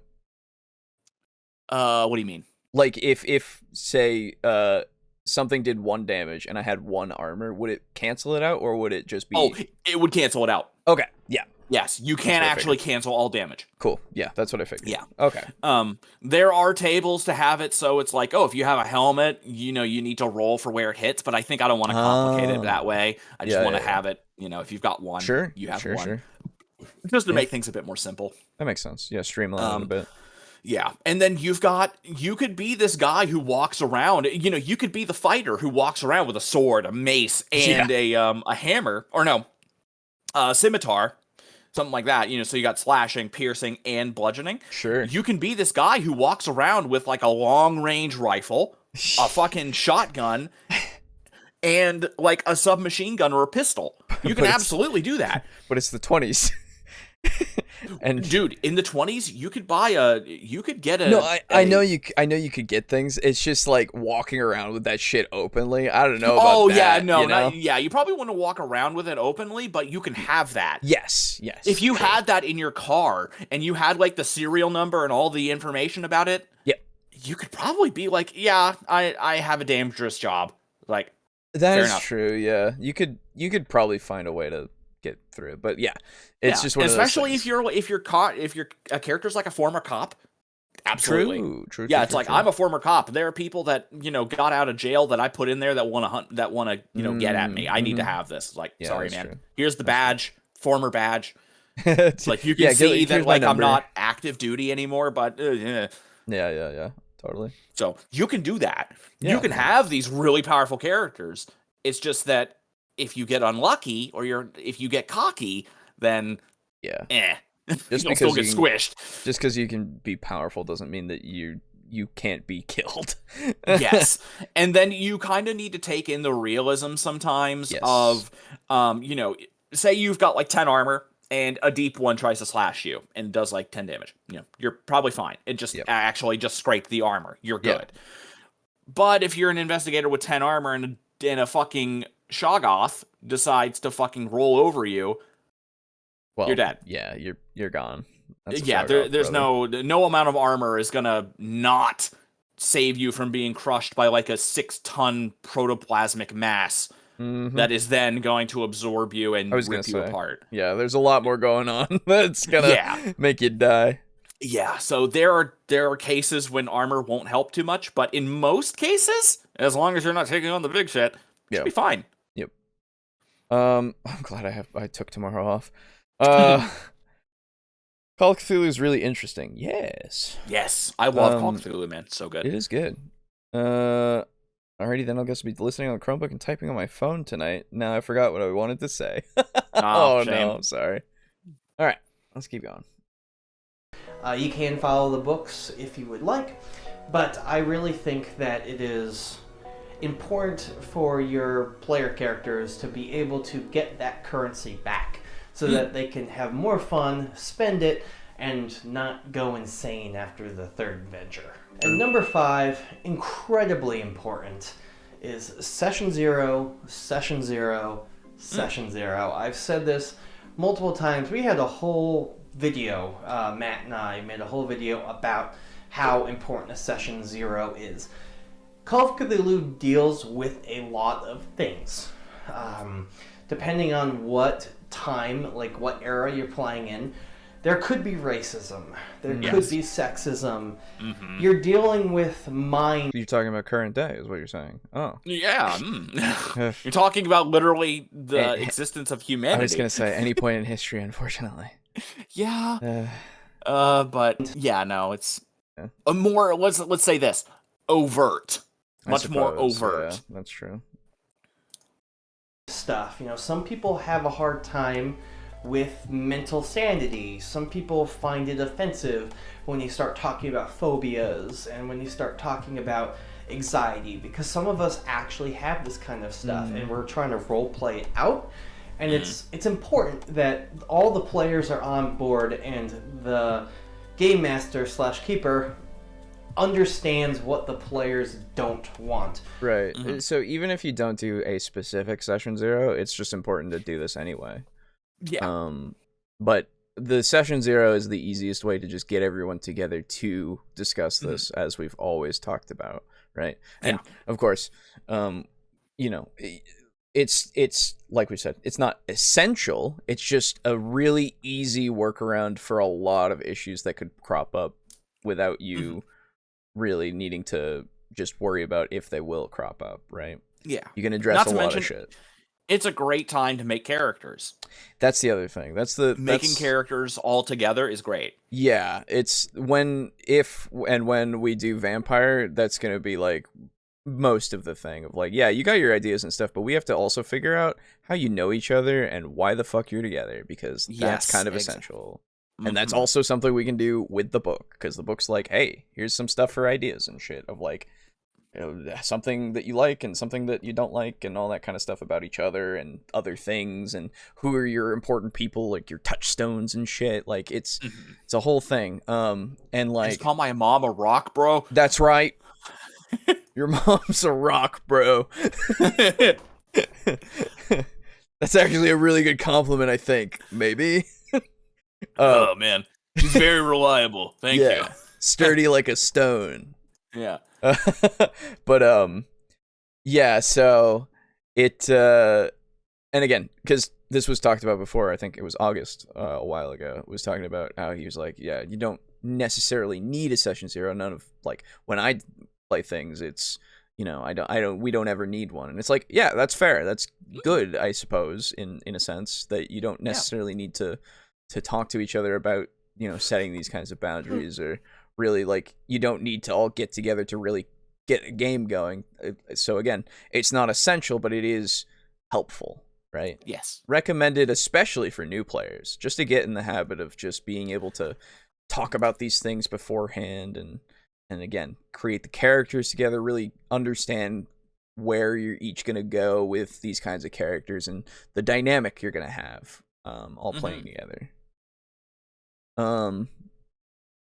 Is that the first time one of these videos said something about starting at 0? No, we've had a couple of mentions of session 0s before, and when we do, it's like, yeah, good. But honestly, for this video specifically, I'm not going, oh, that's good, because it's not unexpected. I actually am like, this is a good video.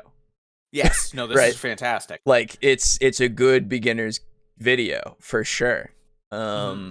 So like, I'm not surprised that it's here. You know, it's welcome and it's expected, really.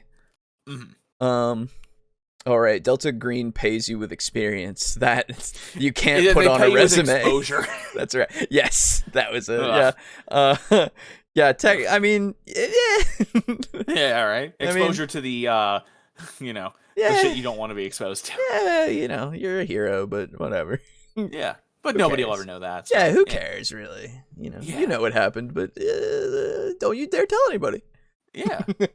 Or we will hunt you down. That's right. We're the government. We can do that. Permanent. Well, we're not even the government, but you think we are. Ha yeah, it's true. So, how else could they be in the FBI with free people and stuff? What the hell? Yeah. It's great. I love Delta Green. Yeah, no, Delta Green's super good. It can, just like any RPG, it can quickly go downhill if you start putting things into the game that your players aren't comfortable with. Like I said, that's for any RPG. But if you're going to put this game in like the 1920s era, the classic era, there's a lot of stuff that happened in the 1920s all over the world that treated certain groups of people not well, to put it mildly. And then there was a lot of really nasty stuff out there, a lot of people recovering from PTSD from World War One, and just the flu, the Spanish flu that wiped out a good chunk of people. It touches on subjects that are kind of difficult, and there's a lot of body horror in it. That some of the Eldritch gods do crazy things. They'll eat you alive. They'll burst out of your chest. Some people don't want that. So that's why I think Session 0 is super duper important. Now, I am going to give 5 tips for new players in an upcoming video, so don't forget to hit that subscribe button and hit that bell so that you know when that comes out. This is more for keepers, but I will have one for players. I want to hear from you guys in the comments below. Would any of these tips help you as a new keeper? Do you have any tips that you would like to give to new keepers for Call of Cthulhu? I am Justin. I thank you very much from the bottom of my heart for watching. Game on. This is such a fun show for us to do. I love Call of Cthulhu. I love talking about it. I'm so thankful that you guys watched. Don't forget to grab some dice, make yourself an investigator, and game on. Hey. Nice. That's good. Shit. I like that. Yeah. Very good. Yes, very good. Good video. Yes, good video. Very good. Yeah, I mean, pretty fucking good. Yeah, these are great tips for new players, or new keepers. And I can only assume the one for players is also good. Yeah, the first impressions for sure. I don't see that being anything that I would go. I don't trust that. No, no, no. Yeah, no. 100%. I would send this to somebody and be like, hey, look at this. Yeah, this is. You want to run Call of Cthulhu? You should look at this. These are some Yeah. good tips. That's Game On again for all of you who might want to check out their channel and more stuff that they Oh, do. they're actually called Game On. Yeah, Nice. Game On. So. Oh wow, they're very small. Yeah. Almost as small as us. Bigger than us. Everyone's bigger than us. But like how humble he is, yeah, that's fair. He just seems like he's passionate and he's just having a good time, and I'm about it, you know. But link will be in the description for the VOD when that comes out, so you know you can go and find the video and get the channel that way. I always include those links. Unless I don't, in which case I usually include them the day after because I go and I check. So yeah, that's that. Yeah. All right. Well. So I'm glad I made it in time for the Call of Cthulhu stuff, so I could actually give my input. I was very much hoping you would, so I'm glad it all worked out. Yes. Well, I'm gonna read comments now. All right. I'm going to use the restroom while you do that, actually. All right. I'll be right back. Sounds good. So, excuse me. Goodness. Let me get these comments up. And we will start reading here. So, I have a few long ones to go through, I believe. What? Yeah. So, yeah. Yeah, Alejo reading our story time. That's right. So, this was from 2 weeks ago, right? Yeah, 2 weeks ago. Timothy on 156. Horror in D&D and evaluating tips. Our first horror times, yeah. So it says, let me get a drink first. There we go. Okay. Hello, bros. Hello. Well, that video was nice this time. Anyways, lore powers go. The Log of Alabaster, May 2nd, entry 1. It has been about a month since me and my henchman Star Ruby came to the city known as Moorworth, the crown jewel of the Juniper Empire, the largest nation in the known world. I had no choice but to learn that being stuck here, as I am, waiting for my second time's great-grandfather to return from a trip doing work for the IMO. I heard from some others at the South Branch in between annoying comments of, "You got so big and I heard you died," that Targasius has been away for 7 months on a trip that was only going to take 2 weeks at most. And since I am not a member of the branch, I can't get any more out of them, family member or not. So all I can really do is wait. We've been doing odd jobs to make money and pass the time. The inn we are staying at gives us the rooms half off if we did work around the place for free.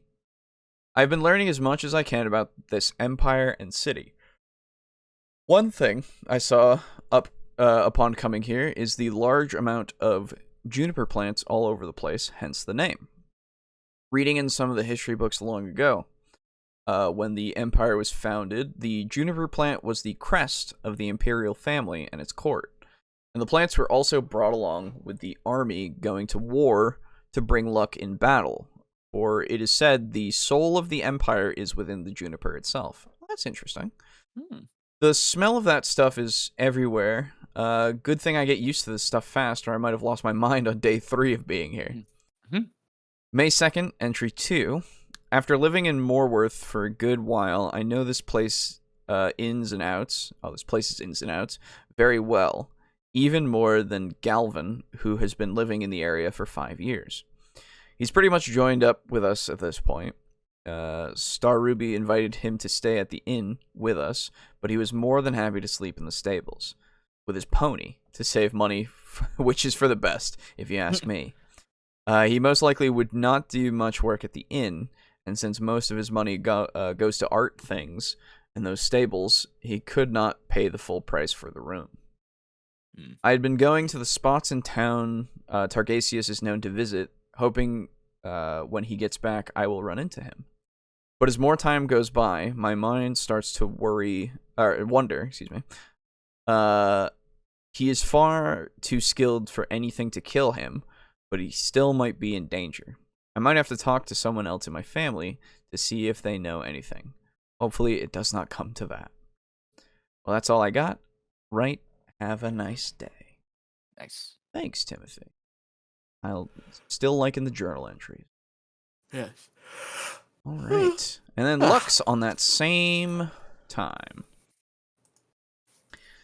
My 2 cents on horror is that the build-up is what really matters. You need to prove to your players that their characters are in danger before the monster ever attacks them. Establish dread so that the characters won't actually want to go out and face the danger, but also give them reason to not just hunker down somewhere safe. The monster itself just needs to not be a letdown compared to the build-up, but it shouldn't be so overwhelming that nothing the players do actually matters. Beyond that, horror isn't a scary monster jumping out in your face. Horror is the sensation you feel when you're exposed to an inherently disturbing situation. Mm-hmm. Any scares are in service to that sense of dread. It's not the other way around. You want the audience to leave the theater with that nagging uncertainty still weighing on their minds. Yeah. Anyway, as promised, back to lore. Okay. Before I jump back into Shadowguard, though, I want to add a tidbit to last week's Fabula Ultima lore. I'm stealing another character from Kid Icarus Uprising to use as the leader of the Pleiades, I think it was, in Drakkar, that being Phosphora, also known by the title of Lightning Flash Phosphora. In that game, she's established as a commander in the forces of nature under Viridi, and appears as one of the bosses you fight. For Drakkar, I'm calling her a storm nymph, still under Viridi's direct command.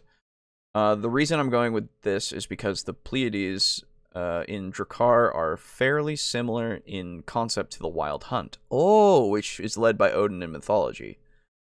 I thought that was the Wood Elves. No. I thought... So there's... Because there's a podcast that I listen to. This is just a little tangential.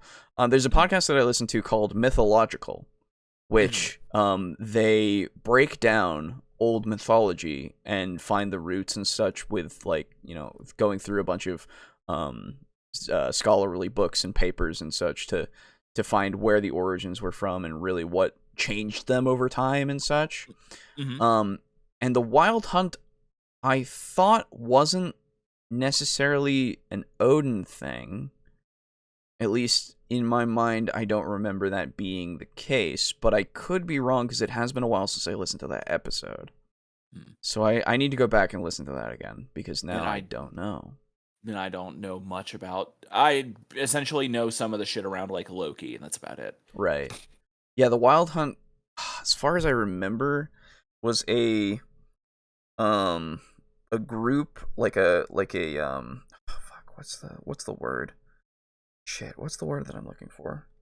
Regardless, it was a group of like these ghostly kind of figures that basically would go across the sky, and they were like bad omens for people that saw them, I think. Oh, okay. Shit, it's been way too long. I need to re-up my Wild Hunt lore. Anyway, so having a storm spirit lead it feels right. Also, one of the Pleiades in Greek mythology is named Electra, so that's another point of synchronicity. Although I don't think Electra is noted for having lightning powers. Well, her name implies it, so I think you'll be fine. Yeah. The Wild Hunt has more to do with the Valkyries, I thought. I don't think so. I'm not entirely sure, so I won't make a big claim here or there. I just think there's some more to it than what I remember, I suppose. Well, obviously. Anyway, there are some Necron proxies that have like General Grievous heads. Yo, yeah, hell yeah. Anyway, go on. Also, to address any confusion in the context of this setting, a Pleiad refers to any nymph who leaves their personal domain to hunt the enemies of nature. As this leaves their domain unprotected and themselves vulnerable, doing so shows an extreme level of devotion to Viridi, and all Pleiades are quite fanatical. These facts mean nothing to you, but you still had to hear about them. Yeah. Thank you. And now, back to Shadowguard. I'll start with the next comment in the chain. Okay. Here we go. Oh boy, here we go. 2. My sources could have misinformed me, but that's what I understood, though I think it's more of a post-Christianization concept. Maybe. Again, I would highly recommend looking up mythological and looking for the episode, because they go into like the deep sources of these kinds of mythology, and it's very informative. And honestly, I wait with bated breath every month for another one to come out, because they're really, really good. Nice. Very informative, and I'm very happy with that podcast, because it just gives me more mythology stuff, which is always great. Yeah. Anyway, following the unification of the Dawnlands, the Dragatoan Empire was compelled to return the focus of its attention almost immediately to the north, as their allied tribes in the northern scrublands would not sit idly by for long without an enemy for their warriors to prove themselves against. To that end, Emperor Vaskar sent an expeditionary force of volunteer adventurers, mostly veterans of the army, to spearhead an aggressive campaign against the Demon Moor tribes. Though Tamuna requested to lead this force, Vaskar deemed her too important to send so far from his base, preferring to keep her on hand to continue suppressing rebels in the south. Vaskar instead gave this task to his heir apparent, Crown Prince Vandar. This sounds familiar. Unfortunately, Vandar got off to a rocky start. Oh, because of Tamuna. I remember Tamuna a lot. Okay. Unfortunately, Vandar got off to a rocky start in this undertaking, though he studied military affairs throughout his life up to that point, and had even been mentored by Tamuna herself. His success as a student became a source of excessive pride as a general, too strong-headed and convinced of his own tactical abilities. Vandar refused the advice of subordinates and committed numerous costly mistakes in battle. Perhaps Vandar's most noted error was his insistence on bringing field artillery to this theater, severely limiting army mobility and providing little to no real advantage against the opposing steppe warriors. What is this? Oh, I just saw what Aiden posted. Jesus Christ. That's right. That is what happened. Yeah. Sorry. Okay. Complete disaster was only avoided because the allied chieftains quickly stopped taking directions from the prince, leading their own warriors instead by their own wisdom, and ignoring his attempts at chastisement. In one battle, these chieftains went so far as to stand by while the Dragatoan contingent was routed, simply to force Vandar's cannons to be abandoned before intervening to swing the battle back around to their own favor. Oh my Fucking God. didn't like the cannons that much. That's amazing. While the chieftains claimed that the cannons were nowhere to be found, it is likely that they actually disposed of these cumbersome weapons themselves. Nice. It was not long before Vaskar himself realized that Vandar's skills as a general were lacking, and that the respect of the tribes was being lost as a result. Thus, the prince was recalled, with Vaskar intent on dismissing him from command, and demoting him to the rank of commoner, as Dragatoan tradition would have required.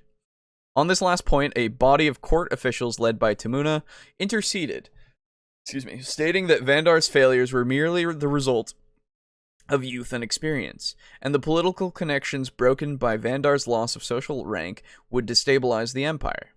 This was in reference to the large number of political marriages connecting Vandar to some of the most powerful noble families throughout the southern lands, who could have created a great deal of trouble if angered. As the empire was still a new idea, and such an upheaval would have posed a serious danger, Vaskar was dissuaded from that course. While Vaskar had hoped to transfer command to the expedition to his second son, Jesus, my brain, Sorgoth, okay, let me restart. While Vaskar had hoped to transfer command of the expedition to his second son, Sorgoth, he realized that doing so without dismissing Vandar as heir would create the potential for future strife by allowing rival political factions to form around the two. Thus, he retained Vandar in command, but assigned Tamuna's two eldest daughters, Kaitiri, and Asara, both experienced tacticians in their own right, to assist him as advisors. By Vaskar's order, Vandar was obligated to attend any advice the Val Tamuna sisters gave, and the two were given the right to override any order Vandar issued if both were in agreement. This solution resolved the immediate problem, as the expeditionary force did become much more effective under the new command structure. Oh, crazy. And the respect of the tribal allies for Dragatoan military strength was soon restored. Thus, the Dragatoans were able to keep the Scrublanders busy fighting the Demon Moor tribes for the rest of Vaskar's reign. So, well, there's your problem. Yeah. The Scrub Lords, or the Scrublands, Scrublands, of course. Why would that's you right. want to fucking employ someone literally from the Scrublands? It was Vaskar's hope that Vandar would become a more capable commander with experience, but this was not the outcome. I could tell that. While this brush with the loss of his title did humble him, his confidence seems to have deflated too much, and he became completely reliant on the Val Tamuna sisters for all his decisions. When Vaskar's life came to its end in the year 40 Old Imperial Era, Vandar returned to Argondus and remained there, transferring command of the expedition to Kaitiri, as Grand Captain of Rangers, the traditional military rank of any non-royal Dragatoan officer in general command over operations in the northern lands. By the time Crown Princess Nisa was old enough to be given command, Kaitiri's successes in the field had already made it impossible to justify her recall. The result of this was to firmly entrench the Val Tamuna family as the true center of military power in the empire. According to one legend, Vaskar on his deathbed admonished a servant for trying to remove a spider from his window. An official in attendance asked, "Why let a spider live in your window?" Vaskar replied, "Wasps often flew into that window, and the spider killed them all. It always pleased me to let that spider live there. If she ever stung me, I could have easily reached out and crushed her, but while I slept, my spider wrapped my whole house in her web." 3. Oh, a few things. Furies, not Pleiades in Greek. Yes. Are the Furies nymphs? They have to be nymphs for it to work. The Furies worked in the underworld for Hades, I believe. Right, these Pleiades work for Viridies, so they have to be nature spirits. Okay. True nymphs are nature spirits that live in lakes and trees, etc. Furies are more like elite fighters of the underworld. Nymphs don't fight things if they can help it. Yes, that is true. Okay, so 3. When Tamuna died of natural causes in the year 63, Kaitiri assumed the rank of Field Marshal, and Asara became the new Grand Captain of Rangers. Under Asara's command, the last few demon lords were finally destroyed. Hey. Despite this last victory being heralded in 76 as a great triumph for the Empire, the senior officials in Vandar's court were under no illusions that it would bring a lasting peace. In the south, division divisions grew between civil and military leadership. Despite Vandar and Kaitiri's apparent friendship, I don't know why my brain just completely forgets how to say names like right after I say them. I don't know. And public support for one another. The two nonetheless found themselves surrounded by two competing spheres of political interest. Among the civil officials, the common opinion that held that the military should be brought back under sway of the royal house, while the military officers resisted these calls and pushed for even greater authority in response. While Vandar and Kaitiri both found themselves compelled to promote the demands of their supporters, neither was willing to strike a decisive blow against the other, as both apparently feared the potential for open civil war. As an alternative, political marriages were arranged to bring the houses of Dragato and Val Temuna closer into alignment, and this had a double-edged effect of stabilizing the political situation to a degree, while further strengthening Val Temuna's noble legitimacy. Yeah. There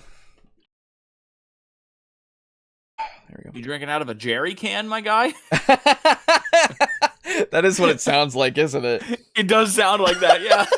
Like, I've played Left 4 Dead. That's exactly what that shit sounds like. Holy shit. No. No, I got actually. I bought one of those big gallon jugs that has like times on it, so like you should be drinking this much water at this point in time and all that kind of stuff. Yeah, I have one of those as well. Yeah, I've not gotten one in so long, and then I got one and I was like, oh, this is actually helping me keep hydrated. So I just hate having to refill my water so often. Yeah, that too. Honestly, that too, for sure. Yeah. It's so fucking annoying. Just fill it once and then it's good for like the next couple days. Yeah. Well, I actually drink one of these a day. So okay, that's a lot of water. It is. Although to be fair, I drink a ton of vitamin water as well. So. Yeah, fair. Yeah, apparently this is what you need to drink in a day or something. I don't know. But it's not necessary for sure, but like yeah, I don't know. But hey, stay hydrated. Yeah, exactly. I've been a dehydrated boy for a very long time, ever since I was born. So like, yeah. Anyway, Jerry can aside. Yes. In the northern lands, the tribes had already begun to talk of whom their arrows should fly against next, now that the last common enemy was defeated. The Dragaton Rangers were still a force to be feared under Asara's leadership, and this limited the willingness of tribes to fight against them. But the chieftains were already becoming more difficult for imperial envoys to control. Several tribes grew too large for comfort during Asara's tenure, and it was only by her expert tactics in battle that these were broken up.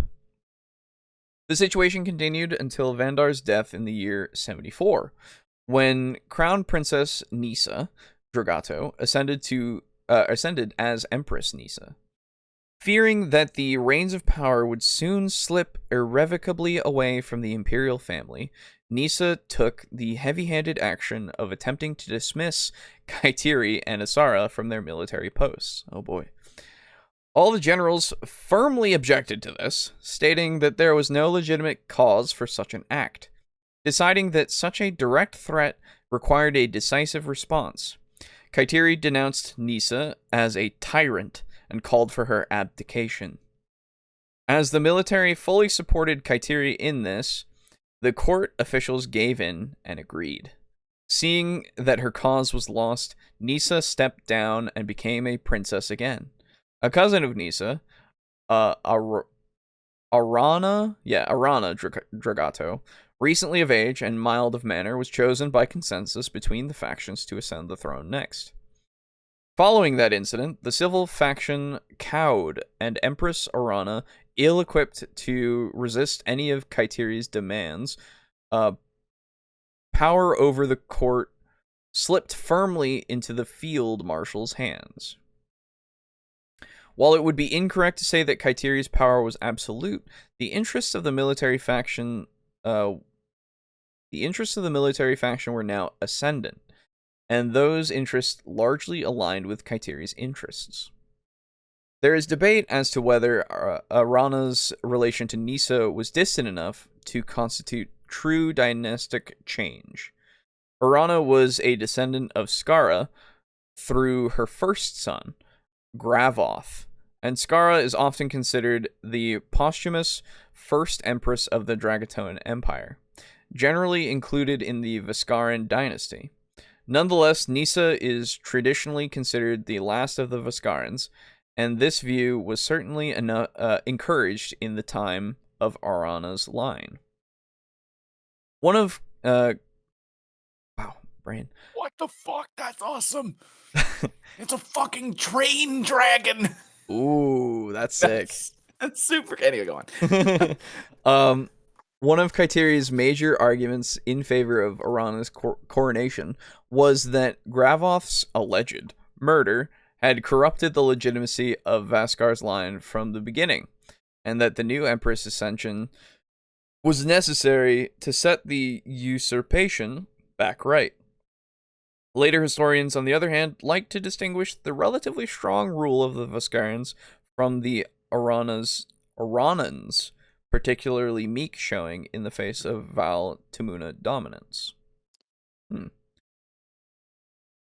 It was soon after this point that the situation in the north slipped out of control. The Tralask tribe had grown far more powerful than Asara had intended to allow, and the other tribes were rushing to form alliances with them, apparently having finally grown tired of playing their part as the Dragatoan system. Lacking the forces necessary to defend all points at once, Asara was unable to prevent her remaining allies from being swallowed up one by one, which only spurred more to go over to the enemy. At last, Asara attempted to attack the Tralasks directly before their coalition could grow any further. But she was driven back in the first major defeat of her career. In the wake of this defeat, Asara fled back to hold the line at the Dragato Gap. Meanwhile, the Tralask chieftain, Sarkroth, who claimed to be responsible for Asara's defeat, used that triumph to claim a title which will be rendered here as Kagan. Kagan is the title reported by contemporary writers with a mind for comprehension by southern readers, which was traditionally used by Dragatoan kings and emperors with respect to their northern subjects. While the term Kagan implies rule or lordship, the role Sarkoth actually asserted was originally closer to that of foremost warrior, implying that he should be followed into battle because of his merits and achievements, rather than any legal authority. Over time, however, he did use that initial influence to pressure other chieftains into more formal relationships of submission, so Kagan would have come to describe his position fairly accurately before the end of his life. In the face of this emergency, Kaitiri mobilized the bulk of the Imperial army and brought them up to reinforce Asara. But soon after returning to the field, Kaitiri suffered the misfortune of being caught out in the northern air on one cold night when an unexpected Tralask raid forced her to move her camp. Having grown unused to such harsh conditions from her time in Argondus, Kaitiri's health quickly declined, and she perished in the year of 78 at the age of 112. Holy shit. Yeah, everybody lives a long time. It's fine. Yeah. Citing her own advanced age, Asara petitioned the Empress to name her as War Minister, an office which had existed in the old Valsyrian court, but was never previously established in the Dragatoan state. Asara's son, Corvin, youngest but most battle-tested of her offspring, was to receive both the rank of Field Marshal and that of Grand Captain of Rangers, granting him full authority over all military operations, while also placing the elite veterans of the Northern Wars under his direct command. Though Asara would retain higher supervisional authority, Kaitiri's offspring were placed each with fiefs of their own spread wide across the far south of the empire. All of this was argued as necessary to ensure the long-term continuation of order in the face of the northern crisis. In fairness, this argument is difficult to refute, although the effect was certainly a major consolidation of power for Asara and her chosen heir, assuring continued Valtamuna dominance for another generation. And so the stage was set for the final war for the future of Shattengard. How this conflict proceeded will soon be revealed. Wait. Nice. Okay, that's Good shit. that set. Now it's for last week's set. Oh my god. We're not done. We're nowhere near done. Yeah. Let's see what's been said. Viridian is a little more violent. Yes. Centaurs are close to nature and more violent. That might work for Viridian. Satyrs too. True. They also need to work with Phosphora. Plus, it's coming from more from the Kid Icarus lore, which already changes a lot. Yeah. If Phosphora is more kind, then nymphs will work, but if the changes are big, anything can work. Yeah. It's not really just meant to match Greek mythology, just references it. Makes sense. I don't know much about Kid Icarus, to be fair. Kind of like how I'm about to say Shogun without saying Shogun. Okay. Let me oil myself up. Drink from your, yeah. Gassed. Here we go. Yeah. Okay, Timothy, on last week's, that horrible curses episode. Not the episode itself, but the video. Yeah, the video. The one that took for fucking ever. Well, this one took for fucking ever, too. Yeah, well, you know, the first one took 2.5 hours, so...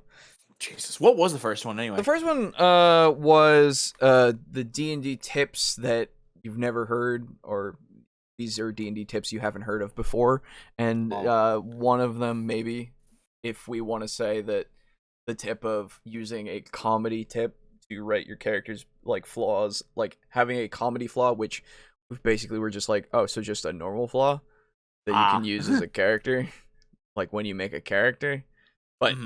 He phrased it as, in comedy, there's such a thing as a comedic flaw, which you, it's used for them to view the world in such a way, and it's used for comedy and such. And it's like, okay, so take that concept and transpose it into horror. And I'm like, yeah, that makes sense. I'll just make a character and give them a flaw. That makes sense. Yeah.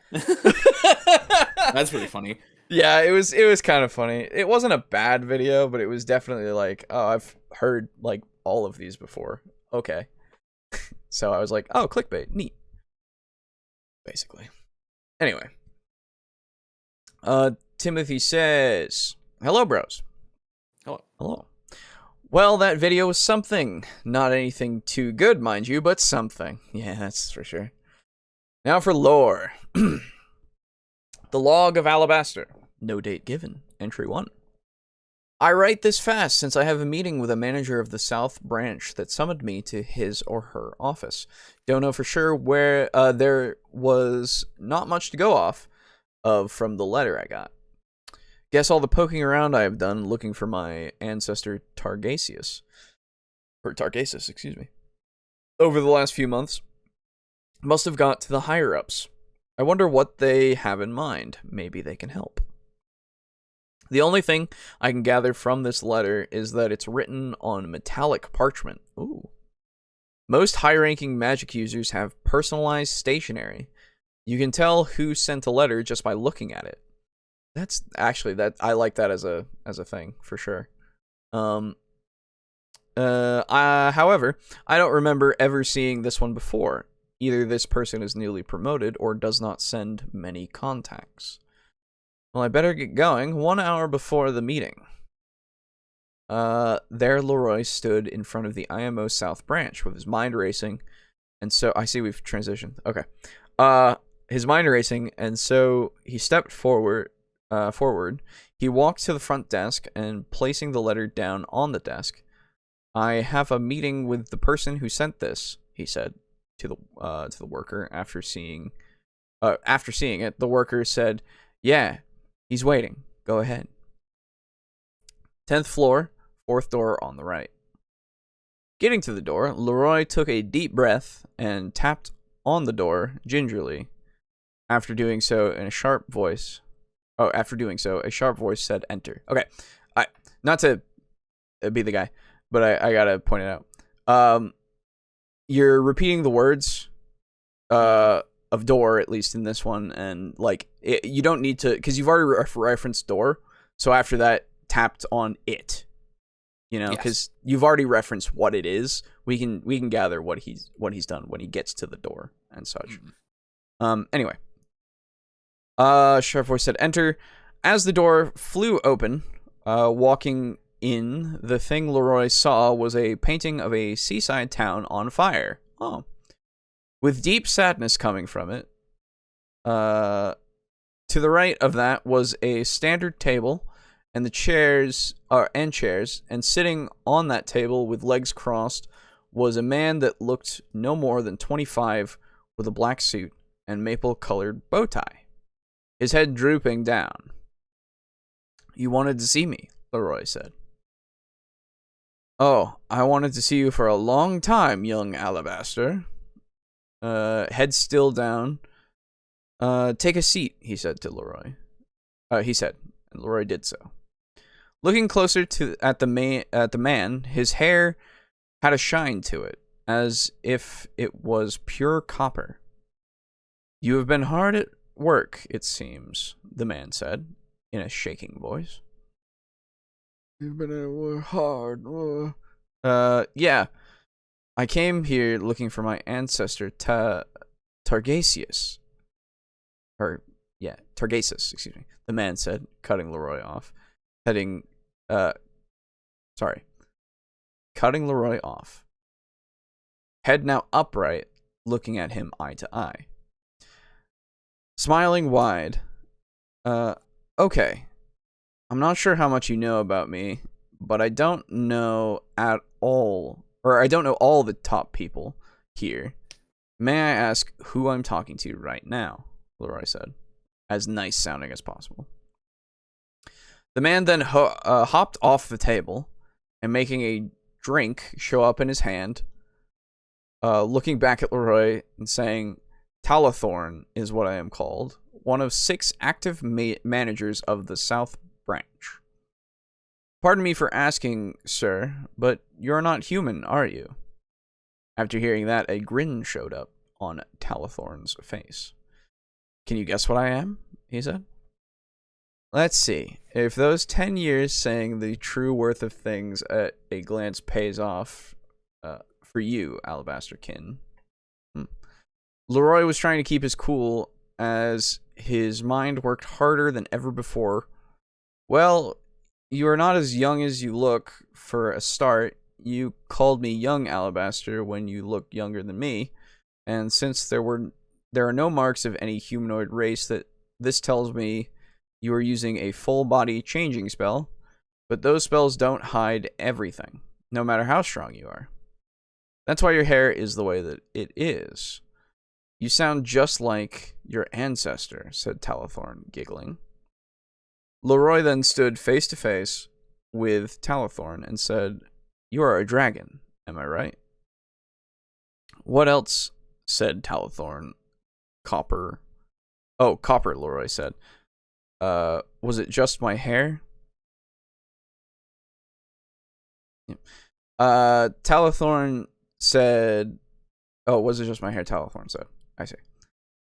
Not just your hair. When I got a close look at your eyes, I saw you have dragon's eyes," Leroy said. "Ah, damn," said the dragon. "I have worked so long trying to get this spell to change my eyes, so it's not that easy." "How old are you really?" said Leroy. "I stopped counting after 10,000, said Talathorn. "I am what is known as a great worm, the only copper great worm in the world, as far as I know. That's why I use this form. I would not fit in this office otherwise." "Well, not that I don't like small talk, but why am I here?" That Talathorn said, sitting back at his desk. "Well, you already know that Targasus has been gone for almost a full year on a job, without sending anything back to the IMO on how the job is going.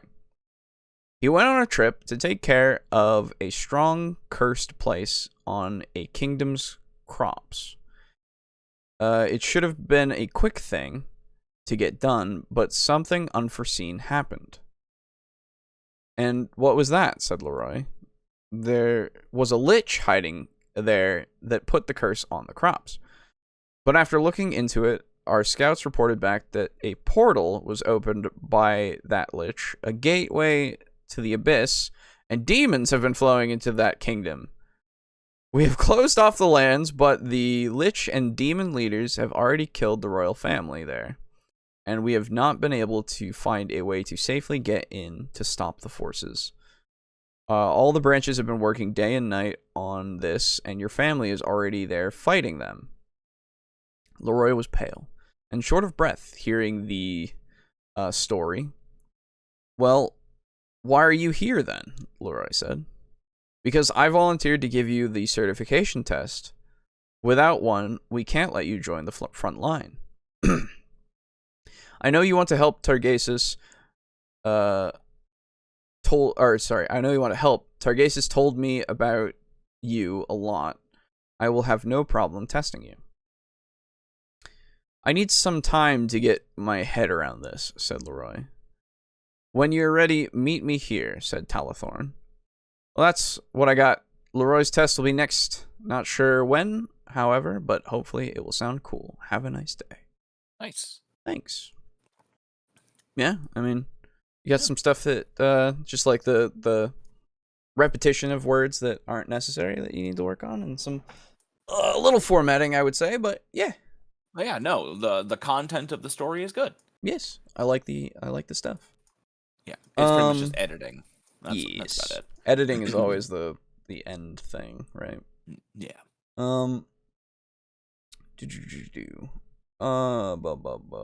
True point. I just get lost in typing. That's fair. Yeah. No, I mean, hey, lucky. Hey, if you like, that's the thing. I have been hoping to start writing again because I stopped like a while ago. I just couldn't get myself to do it, unfortunately. And I am going to try to at least get things down and not worry about editing, but that's really hard for me to not like go back and, fix things when I see them. Yes. It's infuriating. But I'm going to try to at least get things down and then go back and, look at them and really edit it together and really hope that I can, Yeah. Are you looking to progress. Are you looking to write like a full adventure or campaign or something, or? No, it's that story that I was writing a while back, if you remember. Oh, right. Yeah. I just kind of stopped. There's also some other stuff that I want to write as well, but I think something that helps me is actually writing physically, like instead of digitally. Mm-hmm. And there's my mother actually got she showed me this thing called a super note, I think, is what it's called, something like that. And dude, it's fucking awesome. Nice. Like it's something you can take notes on, and you can write them out, and it can auto make them into digital words as well. Ooh. And it can turn things into PDFs, and like you can move things around, and like it's actually really sick. And the battery lasts like 4 days. Holy shit. On a charge. Nice. Yeah. So like I think I want to get one of those because that would actually help me a lot in the sense of physically writing something down and then being able to just transfer it and then do editing as necessary if it doesn't transfer correctly, right? That's cool. Yeah, exactly. I need to actually look. It's fucking expensive though. I bet. Yeah. She's been using it for like auditing and stuff to keep notes and shit, so it's like, oh yeah, that's fair. And other things obviously, but like, yeah. Yeah. Anyway, gotta have something to write your fan fiction on. That's right. Let's see. What was I on? Oh yes. I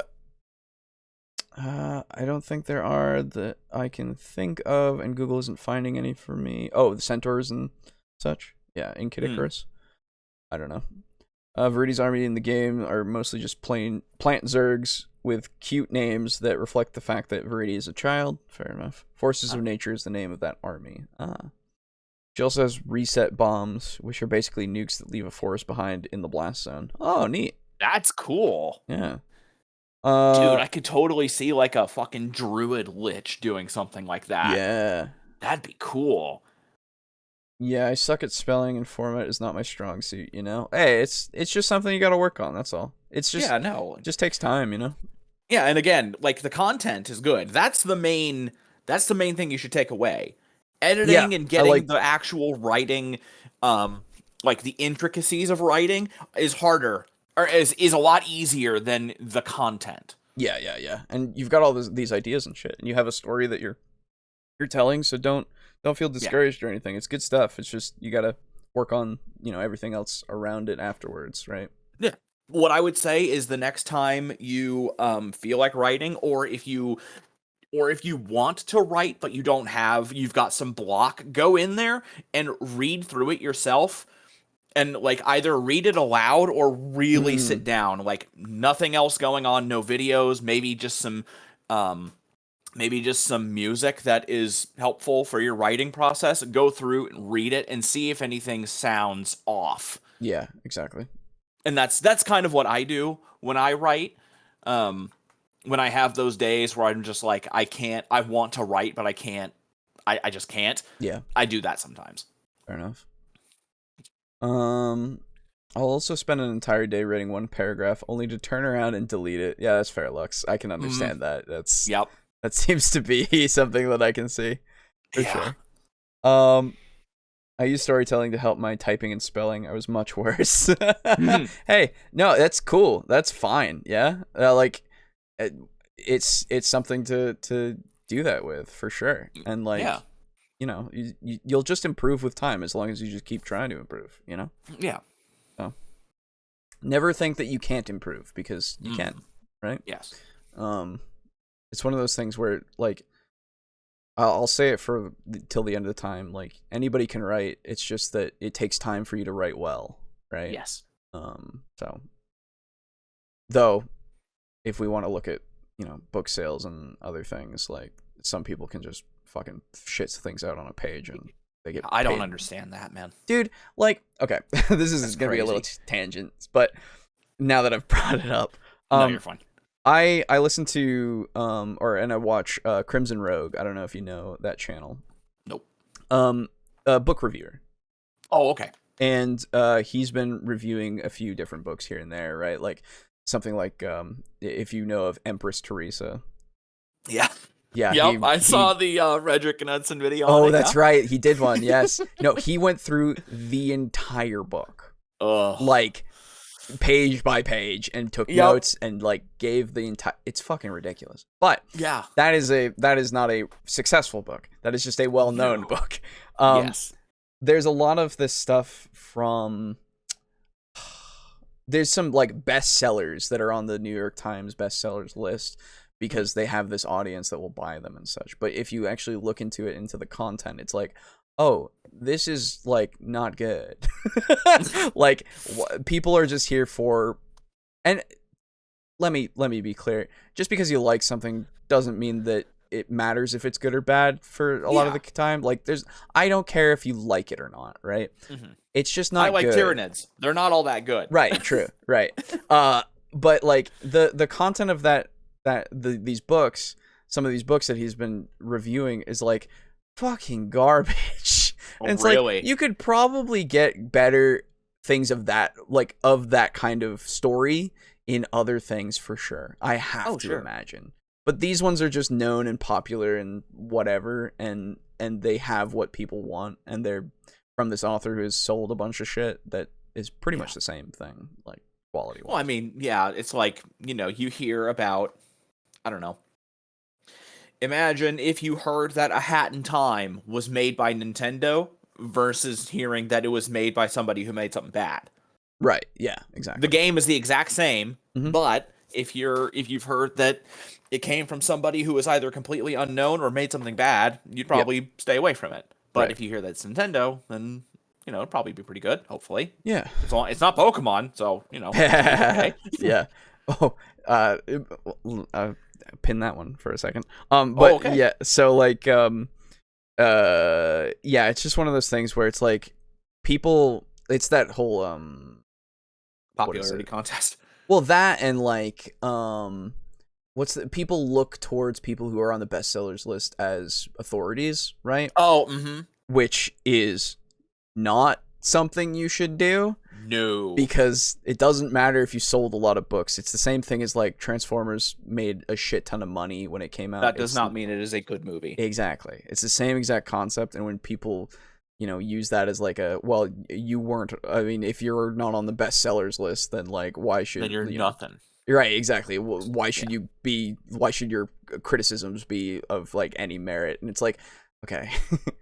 Yeah, because I hate that. I don't have to be a 5-star Michelin chef to tell you that burnt toast is going to taste like shit. Exactly. Like it's a creative thing. Anybody can fucking tell you stuff, and by the same merit, anybody can write. It's just not everybody can write well necessarily. Yes. Mm-hmm. But everybody can improve, right? Yeah. So Mm-hmm. it's just one of those things that it feels so gatekeepy. Yeah. And I hate it because it's like, why not just encourage the people, even if they're successful right now, that encourage them to write better through criticism. Like, it doesn't matter if you're mean or if you're nice, whatever. It's criticism, and if it's valid, it is valid. Like, there's like, sure, they won't listen to you if you're mean necessarily, whatever, who cares? But it doesn't mean that it's not correct. Yeah. So absolutely. I hate how it can be so gatekeepy, because it's like, oh, I'm a writer, and it's like, well, so I've written some stuff, but I've never published. Does that mean that I'm less than you? Yes. Right. And it's like, yeah, exactly. It's like, oh, cool, man. Like, yeah. Right. Anyway. Yeah. That's another whole thing that I just get. Yeah. It's very insular, and it encourages stagnation, which is bad. Yes, I agree. Speaking of Pokemon, before I get to Lux's comment, I know I've been sitting on it for a while here, but speaking of Pokemon, I've been seeing that. Do you know RT Games or RT Gaming or RT Gaming? Yeah, I feel like I've never seen any of his stuff, but I feel like I've probably seen him. He's relatively popular still. Okay, and he's done a bunch of like just playing a bunch of games that are pretty bad and such, and he's not afraid to give his fucking takes on shit. Good. And like the new Detective Pikachu game, Mm-hmm. he hates it. And really? Yes, and the video that he put out is like from like 14 hours of gameplay footage is like the most interesting stuff that's in the game. And like apparently, and I trust the man, because the man is good at criticizing these kinds of things at times.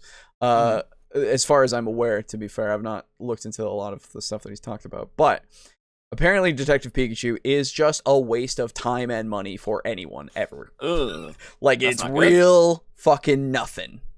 And every time I go on Twitter, and I follow him on Twitter, and every time I see Nintendo or the account for Detective Pikachu posting something about like, oh, you should go and get Detective Pikachu, it's a great game, he just replies to it like, no, or it's garbage, it's just he really is just like, yeah, this is not worth your time, you should not support this. it's like oh fuck. Damn, throwing fucking rocks, it's amazing. Stones. I'm so happy because it's really like, good. Yeah, when somebody who's actually influential is able to just fucking see that, like, see a bad game or something, and then just go, yeah, no, this is not worth your time, and then just goes and claps back at the Twitter account and everything. That's like, hilarious. Yeah, no, this is good. Yeah. That's very funny. I like it. Yeah. Anyway, I get you. I love the feedback. Not sure if I said that, but thank you guys for taking the time to read my stuff and help. It means a lot. Hey, yeah, absolutely. Yeah. See, you know what sucks? It's really only a problem for me because of the group that I run in. I can't talk about my shit at all because I intend to run it for them, and I don't want to give any actual spoilers of plot or character or motivation or anything. No, so I gotcha. I wish I could talk about the shit that I'm writing. I can't. I have one friend who I can be like, so I'm doing this. Would you be willing to read this and let me know if there's anything that like doesn't make sense? And like she's always really great about reading it, and she says everything has always been fine, but goddamn, it's so hard to judge that. Dude. Yeah. And it's not like in that way where it's like, yeah, it's fine. No, I gotcha. But she has nothing but nice things to say about it. And I just kind of have to believe her until I get an editor later on, because I'm probably just going to finish everything before I get a full editor. Yeah, that makes sense. It's just going to... Because there's not much point in doing it piecemeal, because there may be changes that need to be made. Yeah, for sure. So you guys are very lucky to be able to write and improve and do all that, and also have people that you can be like, hey, do you like this? Is this good? Because man, I wish I had that. Yeah.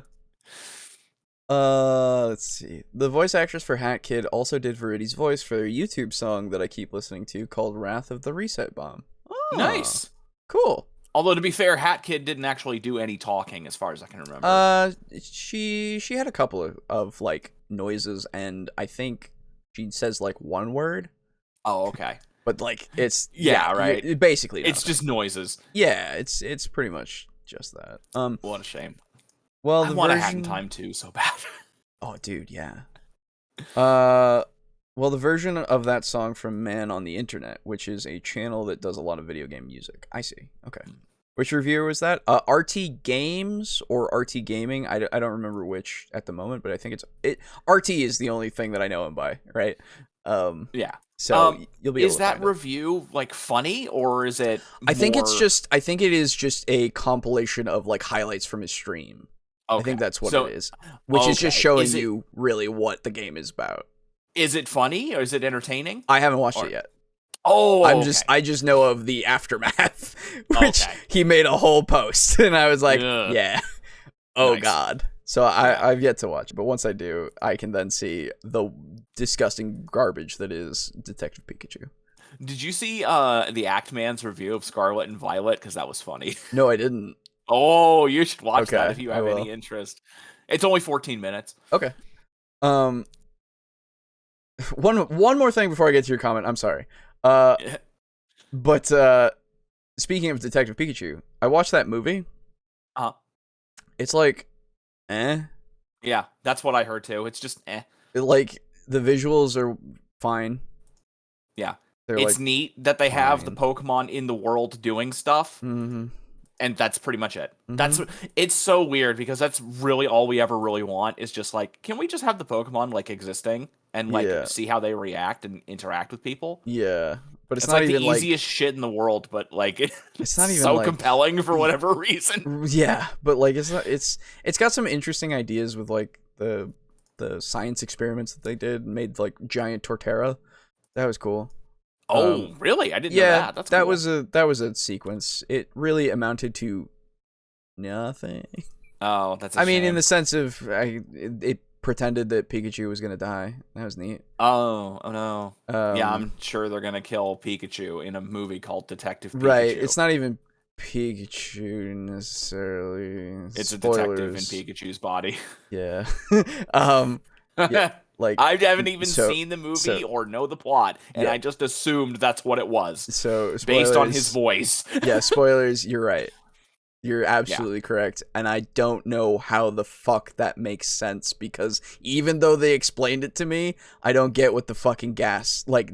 It doesn't act the same to everyone. It only anyway. Yeah, it's not. It doesn't make sense. So you know what would be a better detective? Who? An Alakazam. Yes. Because they have the brain like a supercomputer, and they can read your mind. Yeah. It's true. So why not just, or like, you know what? If you're a detective in the Pokemon world, just get a Haunter and an Alakazam. Mm-hmm. There you go. You're Haunter can go invisible and go through walls. Alakazam can read minds and is super smart. There you go. You're done. You pay them in fucking Pokeblocks or sandwiches or Yeah. curry or whatever the fuck What they're is the new eating in this thing? version of the Who game. knows? Or sandwiches. Did I say sandwiches? I think so. Because they eat sandwiches. Yeah, I know. Scarlet and Violet's fucking stupid. Yeah. It's really stupid. Anyway, You know, that would be kind of a fun thing to do and go through a new Pokemon game and just roast the shit out of it as we play through it. that would be kind of fun. Yeah. That would be pretty fun. Yeah. Let's see. RT Gaming, I think I heard that before. Yeah, probably. The voice for Pikachu sounded weird. It was Ryan Reynolds. It was That's Deadpool right. himself. Oh my god. Yeah, What a it fucking was shame. very weird. I don't know, man. Yeah. I think only that guy who was the main character could hear him talking. Yes, but it doesn't make sense as to why, because why wouldn't any of the rest of them who get gassed later in the arena, why wouldn't the rest of them be able to hear him talking? There's a gassing in that game. Yeah, there's what the there's a special gas that makes Pokemon go crazy. Oh, okay. And the main character gets the gas in his face and then is able to understand Ryan Reynolds' Pikachu. Who, spoilers, is his father. Okay. Who was put into his body by Mewtwo. I kind of figured it would be something to do with Mewtwo. Yep. I'm kind of disappointed they went with Mewtwo. I think that's super boring. Mm-hmm. Yep. Don't get me wrong, Mewtwo's cool, I guess. But when you have, so here's my issue is they seem to focus really hard on a lot of the 151, even though they have all of them except for the most recent ones, I think. All the 900 of them. Yeah, I think probably up to it's because they're the most marketable and the most well-known. Yeah, I think they went up to Diamond and Pearl as far as I remember. Yeah, Torterra. Yeah. Yeah. I think that's as far as they went, but even so, it's like they had all these. They did mention Arceus and such. No fucking way, really? I think so. That's just funny. in the sense of, like, I think they was mentioned, and also there was a statue. So, like, God is real, don't forget. So what, people know that God is real and God's a Pokemon? Yeah, I don't know, honestly. That's fucking weird. I think there was a statue somewhere, I think. And that's hilarious. Yeah, I don't understand that world. It's just weird.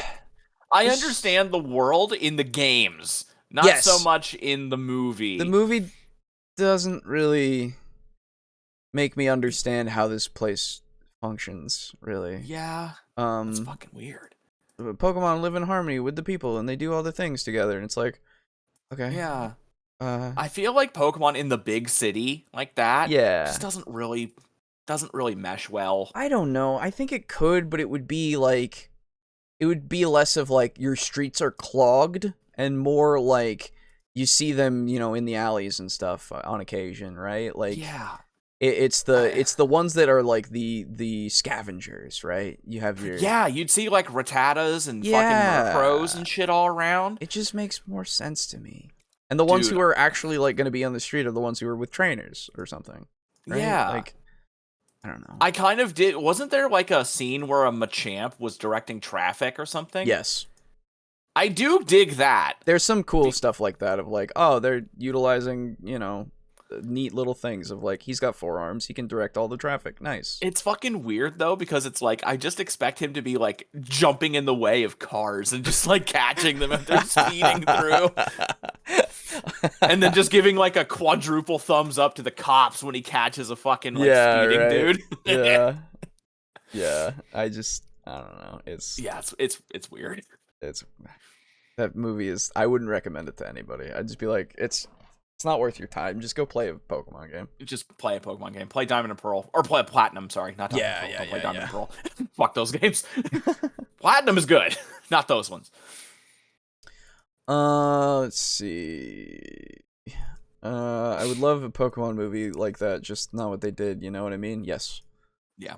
My Alakazam got too powerful and almost KO'd Mewtwo with a Mega Kick. Yeah. Machamp with a Mega Kick. God damn, you got a fucking physical Alakazam. Yeah. Of culture. Machamp are movers in the games. That's true. Or Slakoths. Or no. Vigoroths. Vigoroths. Yes. Oh, okay. In Emerald, they were Vigoroths. Yes. Mm-hmm. Yeah, it used to be It was Machokes in yes. Diamond and Pearl. Yep. Or the other one, whatever. Yeah. Anyway. Okay, reading comment. Here we go. Yes. I'll just get straight to business this time. Here comes some more lore to blot your sun out with. No light. Oh boy. No hope. Oh boy. There's 4 children to this comment. Here we go. Oh Okay. my god. They're all as long as each other. Here we go. The war for Shadowguard between the Dragatoan Empire and the Trolask Horde, as the final Scrublands Horde came to be called, was the longest in all of Dragato's history up to that point. Encompassing an approximate 150 years of intermittent fighting from 75 to 225, Old Imperial era, the Trolask War is regarded more than any other war as a war of technological development and social evolution than a mere contest of tactics and numbers. The war is often divided by historians into 3 overall periods. There was never a distinct moment of transition from one period to the next, though a beginning date to each period is often attributed to a year in which the defining conditions of the new period had largely replaced those of the previous. The first period, lasting from 75 to 100, and known as the Years of Struggle, saw the Dragatoans fighting at a marked disadvantage, with the bulk of their forces geared towards fighting the former kingdoms and later rebel uprisings of the settled southern lands, thus ill-prepared to face the highly mobile and aggressive steppe tribes of the north. It was during that stage that the worst of the raiding took place, as the tribal warriors often simply went around any heavily fortified Dragatoan positions to attack the farmlands and villages behind them. While this method of warfare was by no means unfamiliar to the Dragatoan leadership, the primary way in which they had always dealt with it in the past was by keeping the tribes too preoccupied with other enemies to turn so directly on them. Excuse me. You're excused. Thank you. With no one left to offer as an alternative target, the Dragatoan commanders now found themselves scrambling to work out new tactics to deal with this threat directly. Some of these proved more effective than others, with blind luck often determining their success or failure. Casualty numbers mounted unfavorably for Dragato in this time, though the Empire still held a vast advantage in the overall number of bodies available for recruitment. Bodies at the problem. It's the way to go. Protects. Yep. The Emperor protects, Great Horned Rat, Chittering Hive Mind, yes. Upon her creation as war minister in the imperial court, Asara Val Tamuna's first order of business was to capitalize on that numerical advantage while simultaneously dealing with the lingering threat of rebellion in the south. Until that time, most subjects of the Dragatoan Empire still viewed themselves as a conquered populace. While they had mostly come to accept their subjugation, they nonetheless regarded Dragato as a foreign state that had subjugated them. With Dragato now beset from the north, the time would have been ripe for any disaffected nobles of the old kingdoms to take up arms once again in hopes of regaining their ancient birthrights. Asara was only too aware of this, as Tamuna had come from Valsyrian ancestry before Skara's first march south, and despite the power they had attained by their collaboration with the Dragatoan nobility, they had never truly felt Dragatoan themselves.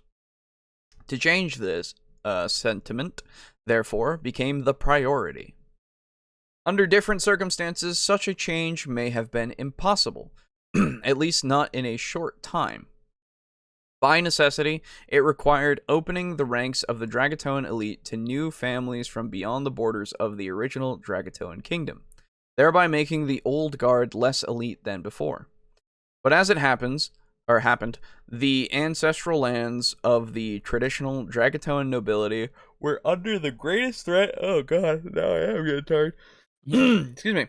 From the northerners, and those nobles quickly became willing to accept whatever was necessary to avoid losing those lands altogether. The other obstacle would have been the conquered masses, who of course already had their own concept of identity.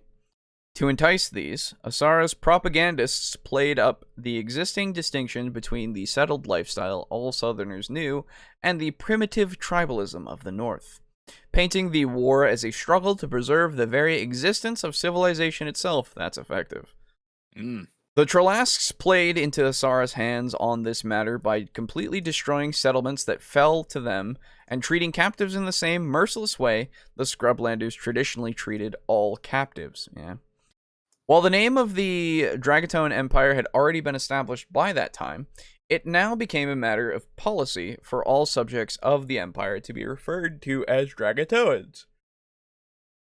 In an effort to civilize the Dragatoan image, traditionally Valsyrian manners of dress and speech were encouraged to spread, first among the highest social strata, then down to the lowest, with other traditions being subtly derided as old-fashioned and increasingly out of touch. Yeah, man. I like that. Yeah, it's some culture shit. While this transformation of society didn't happen overnight, it did proceed rapidly, with the last stalwarts of the old ways having been pushed well to the margins after the first 10 years. Right. As these efforts paid off, more troops became available to fight in the north, and far fewer were needed to maintain control over the south. Yeah, that makes sense, because a state of, like, what is it? National pride, you know? With these numbers and the development of better tactics, the defensive situation in the Dragato Gap was finally stabilized, and no more successful incursions by Tralask raiders into the south were noted after the year 100. Sounds very Empire and Norska. Yes. Oh, yeah. In a good way. Don't mean that. Oh, yeah. Like, oh, you copied them. No. No. Nothing's original. Don't ever feel like you need to be completely original. Everything is a derivation of everything. Yes, it's true.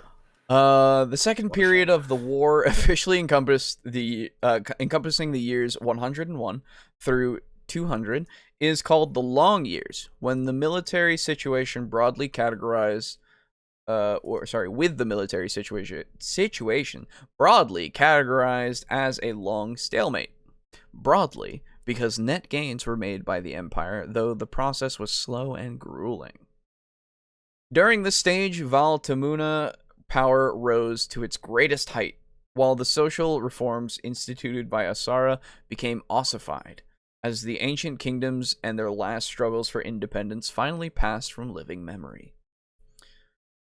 Early in this period, military planning was based on the theory that the Kagan of the Tralask Horde needed to regularly prove his worth through victory in battle to maintain the loyalty of the other chieftains, and that the Horde would break apart if sufficient time passed without such triumphs, as hordes in the past had generally done.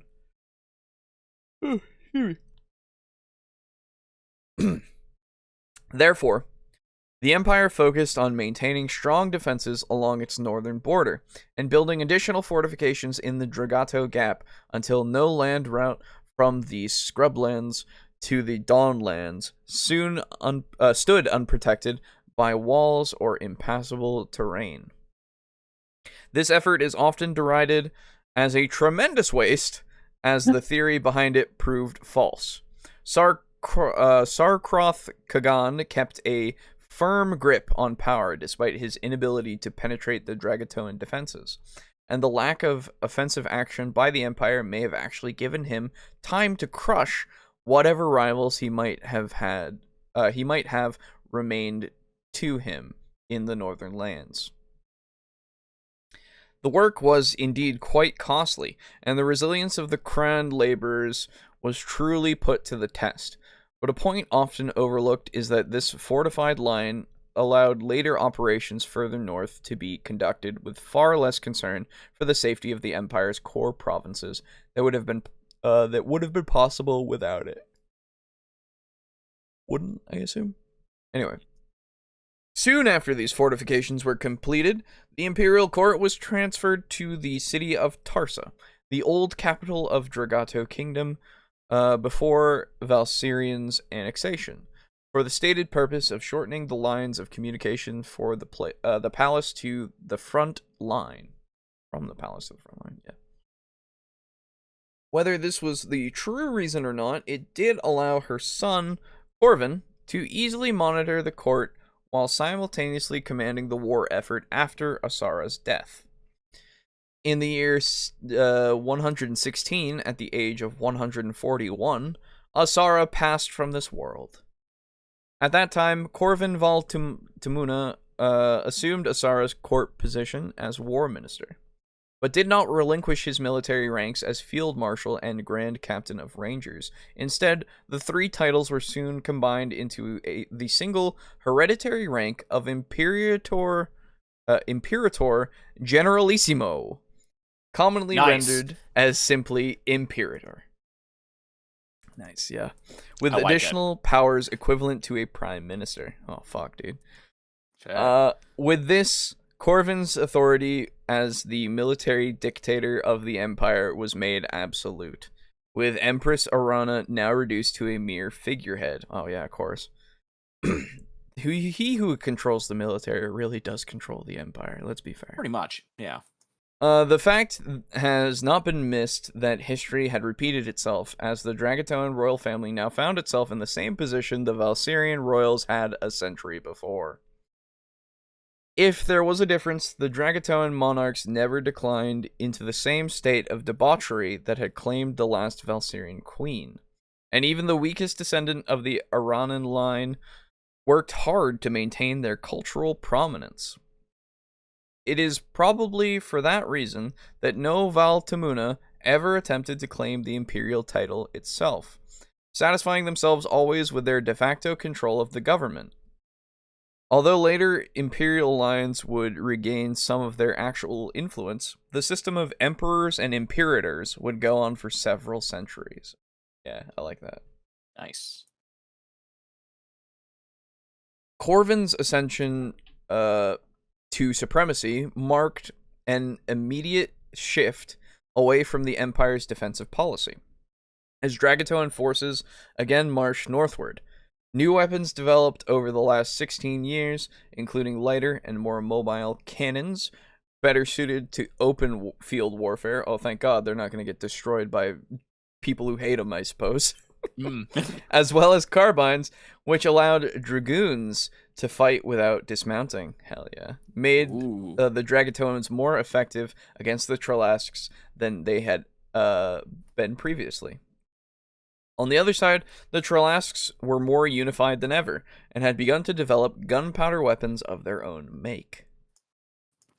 While the conventional view up to that point was that permanent territory on the steppes could not be held, Corvin was determined to do exactly that, believing that northern tribes would always be a problem for the Empire as long as they remained independent. To this end, he directed the Empire towards a program of colonization and settlement, despite the difficulties the land posed for that endeavor. It seems that he did not take that course lightly, as the decision was accompanied by a sizable expansion of the imperial bureaucracy to support the required logistics, as well as a massive academic endowment with the founding of numerous academies dedicated to the natural sciences. War do make thing go forward, yes. Nothing about this was a quick process, and Corvin himself only saw its earliest stages in his lifetime. But we will here summarize the course of this process from a bird's eye view, with the understanding that many reverses and setbacks occurred along the way. These efforts did not initially pay for themselves in an economic sense, but were seen as necessary for the removal of a threat to imperial security, and later as a fulfillment of Dragato's divine destiny from ancient times. In the first stage, Dragatoan war parties ventured forth to harass the scrublanders living closest to the defensive lines. These actions were similar to the raids traditionally carried out by the Northerners, except that they did not concern themselves with pillage being meant only to terrorize the population into fleeing the area, Captured goods were simply destroyed, and tribesmen who did not escape were slaughtered. Once the Trolasks vacated the area, the Dragatoans built a system of fortified watch posts to maintain control. Mounted soldiers garrisoned in these watch posts could ride out and drive off any small warbands seen approaching, or signal to the main force whenever a large Trolask army drew near. This system allowed Dragatoan settlers to move into the area, at first taking over the hunting and grazing grounds, then setting up farmsteads using the new agricultural techniques being developed, and finally building a central town to serve as both the economic hub of the local region and a fortified base of operations for the army. The next stage involved a repetition of this process as a line of settlements appeared, pushing out from the Dragato Gap. As the line expanded, so did the army, with new divisions created and assigned to each new border district. The largest division remained under the Imperator's direct command, posted in the most central settlement. Goodness, excuse me. You're dying. Yeah. I've been awake since 5:30, so yeah. Holy fuck! I get up at 5:30 these days. Yep. Jesus Christ! Did you not take a nap at all today? No. You madman. I had to get home, and I had to do some stuff before the stream started so that I wouldn't have to worry about it being done or not being done. So Damn. like, well, at least you're off tomorrow. Yeah, because I took it off myself. Yes. Yeah. I'm just, it's more. I mean, yeah. Yeah. Anyway. Adults. It sucks. Yes. Imperior's direct command, posted in the most central settlement, ready to reinforce any other division that came under heavy attack. Roads were also improved from the initial wagon trails to allow the quicker movement of these troops, while relay stations were created to supply the army with fresh mounts and draft animals at regular intervals, copying a system which the Trolasks were observed setting up in their own controlled territory. As this stage progressed, improvements to logistical technologies became a major academic focus, and the earliest experiments with airships were conducted. Hey. Nice. This stage went on for a great many years, as the technologies required for faster expansion were not yet in full swing. Woo, no sleep, yeah. Woo! Got that manic energy. A little bit. What we will call the last stage of this period coincided with an academic revolution, as practical inventors began to rival the traditional scholars and alchemists among the Empire's educated elite. This new wave of inventors were primarily Kran, who were more naturally possessed of a mechanical intuition than the philosophically minded Salu, leading to a certain degree of racially motivated resistance from the old establishment. However, despite being Salu themselves, the Val Tamunas lent no sympathy to the Salu scholars, calling for protective measures against this change, as the technological innovations produced by the Kran were proving their worth in the conflict against the Trolasks. This perceived snubbing of their concerns was not soon forgotten by the scholars, who continued to nurse the injury to their pride in the years to follow, even if there was nothing they could immediately do to retaliate. As the new technologies came into use at an ever-increasing rate, northward expansion also sped up. Near the end of the century, rail began to take its place in the Empire's logistical network, and this was quickly laid down in the north to further support troop and supply movements. Military airships also now made their appearance, first for scouting and observation purposes, then for combat support and raiding. Fuck yeah. Yes, sir. Who doesn't love an airship, am I right? I know, right? Airships are so sick, dude. I don't know what it is. It's just something about being in a fucking gondola held aloft by a big pickle-shaped balloon. Yes, sir. You can shoot from. It's great. It's something, man. I don't know what it is, but it's some human need to just fly. It's the same thing with fucking trains. You know, Yeah. we got cars. They're faster. They're more maneuverable, but there's just something about it. They're so cool. Yeah, they are. The third period, running from 201 to 225, is called the Final Years. Dragatoan technological advantages had reached a critical point by this period, leading to the Horde's steady destruction and collapse. No, not the Horde. For the Horde, brother. Come on. Yeah, I only played the Horde. Me too. When I played. I mean, I'd play on the Alliance to get some mounts because I wanted the mounts, but like... That's fair enough. But I'm Horde all the way, brother. I have a necklace that is literally the Horde symbol. Like, it's... Nice.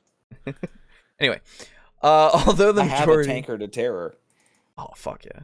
Yeah. Although the majority of the North was still unsettled at the start of that that's double that. Oh, that period. Nice.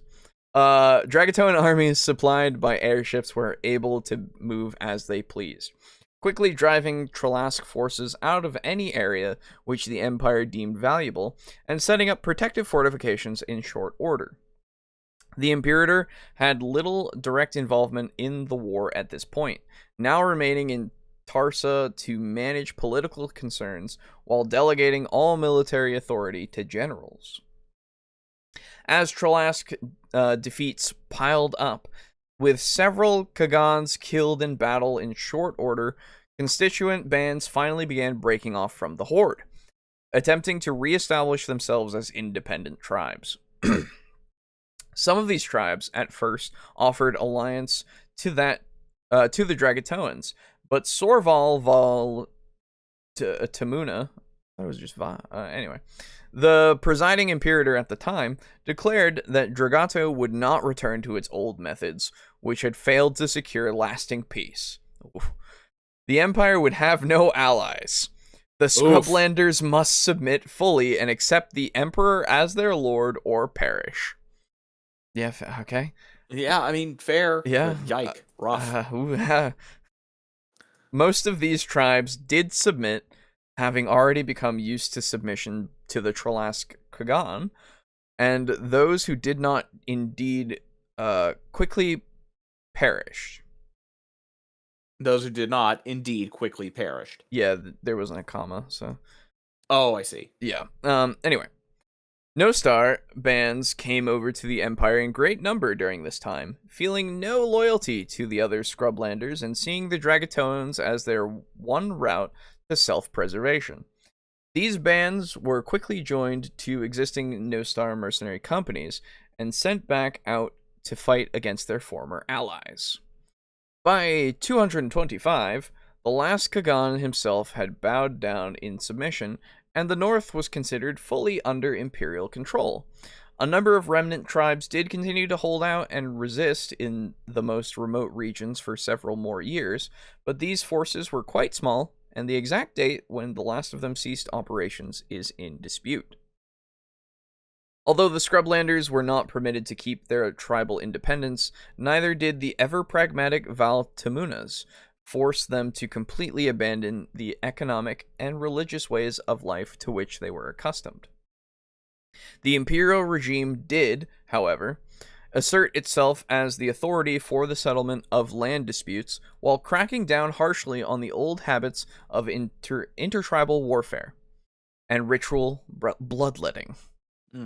To this end, a system of small military outposts and administrative settlements was extended throughout the north to maintain surveillance over the region. In principle, the magistrates at these settlements were expected to assign grazing lands to the tribal chiefs and their dependents according to their communal needs. In practice, the magistrates were often influenced by bribes, and were known to frequently appropriate lands for their own economic interests. Oh, what a surprise. Yeah. Without the endemic warfare of the past to resolve the frequent problems of resource scarcity and population surplus, poverty became widespread among the native Scrublanders, many of whom became dependent on government food doles for their survival. As the process of industrialization continued, these impoverished herders steadily left their ancestral lands and traditions behind to move into the growing towns and cities where the demand for factory labor was ever increasing and the native population of the steppes steadily declined. What a shame. Too bad they were bastards. Let's be fair, everyone's a bastard. Everybody was a bastard, yeah. 5. This is the final child comment. Okay. In the decades that followed the war, the idea of other continents existing beyond the oceans finally entered the popular imagination as something more than a flight of fancy. Spurred on by the success of northern colonization, steam-powered sea ships began making their way out into the vast waters in search of new lands to settle. For a time, all manner of strange and wondrous civilizations were imagined to exist in these undiscovered lands, but these expectations diminished as each new land proved to be entirely devoid of sapient life. Ooh, interesting. With no native guides to learn from, settlement and exploration of these continents proved a difficult process, hampered by many errors and failures. Nonetheless, exploratory surveys did find a wealth of natural resources awaiting extraction, whereas the forests and mineral veins in the Dawnlands were slowly but surely disappearing. Thus, over the next few centuries, the Dragatoan Empire grew into a truly global empire. With no more great external threats to protect the empire from, it became increasingly difficult for the Imperators to hold onto the reins of power. Worse, the later Val Tamuna Imperators began to decline in political ability from their lofty forebearers, and began to settle into the worst habits of decadence and complacency that so often claimed people of high station. Oh no. Once again, history repeats itself. Yes, sir. As the Val Tamunas let their power slip away, an eventual civil war saw the rise of the Scalan Val Kirloch family that supplanted them, also deposing the Aranan royal line from the throne in favor of the stronger Talmarcan dynasty. While this was not the last such upheaval history would witness, the Val Tamunas and Val Kirlochs held the empire together long enough for the Dragatoan identity to become universal and permanent. Thus, the later civil divisions never became more than that, and the empire would always reunite at the end of every era of strife. As more centuries passed and technology progressed further, scholars began to develop some limited comprehension of the technological wonders buried under the ruins of Argondis. Though what these scholars could learn only scratched the surface of the knowledge once possessed by the ancient children of Shadanis. It was enough to propel the advancement of the Dragatoan technology forward at an increasingly rapid rate. This technology eventually led Dragatoan settlers to the worlds that neighbored Shadengard, and later to the stars beyond. Yo, we're going all the way to fucking space? Yes, sir. Holy shit. Also from this knowledge came the realization that Seath, the ancient dark god from the oldest of Dragatoan myths, had originally been created as an artificial intelligence by a far older civilization lost to the depths of time. Okay, that's hilarious, but I'm about it. It's honestly starting to turn into, what is that series? Fuck. Heroes of Might and Magic. It's starting to turn into that. Yeah. Very, very true, very true. Because they had some of that in there. Yeah, I remember. I remember this. I remember Seath from those comments long ago that I read. So it's interesting because they get to find out about all this shit. So that's cool. Yeah. But with this discovery, the Dragatoans ultimately decided to ban such technology, believing such a thing far too dangerous to risk creating again. That's smart. Very Imperium. Yeah.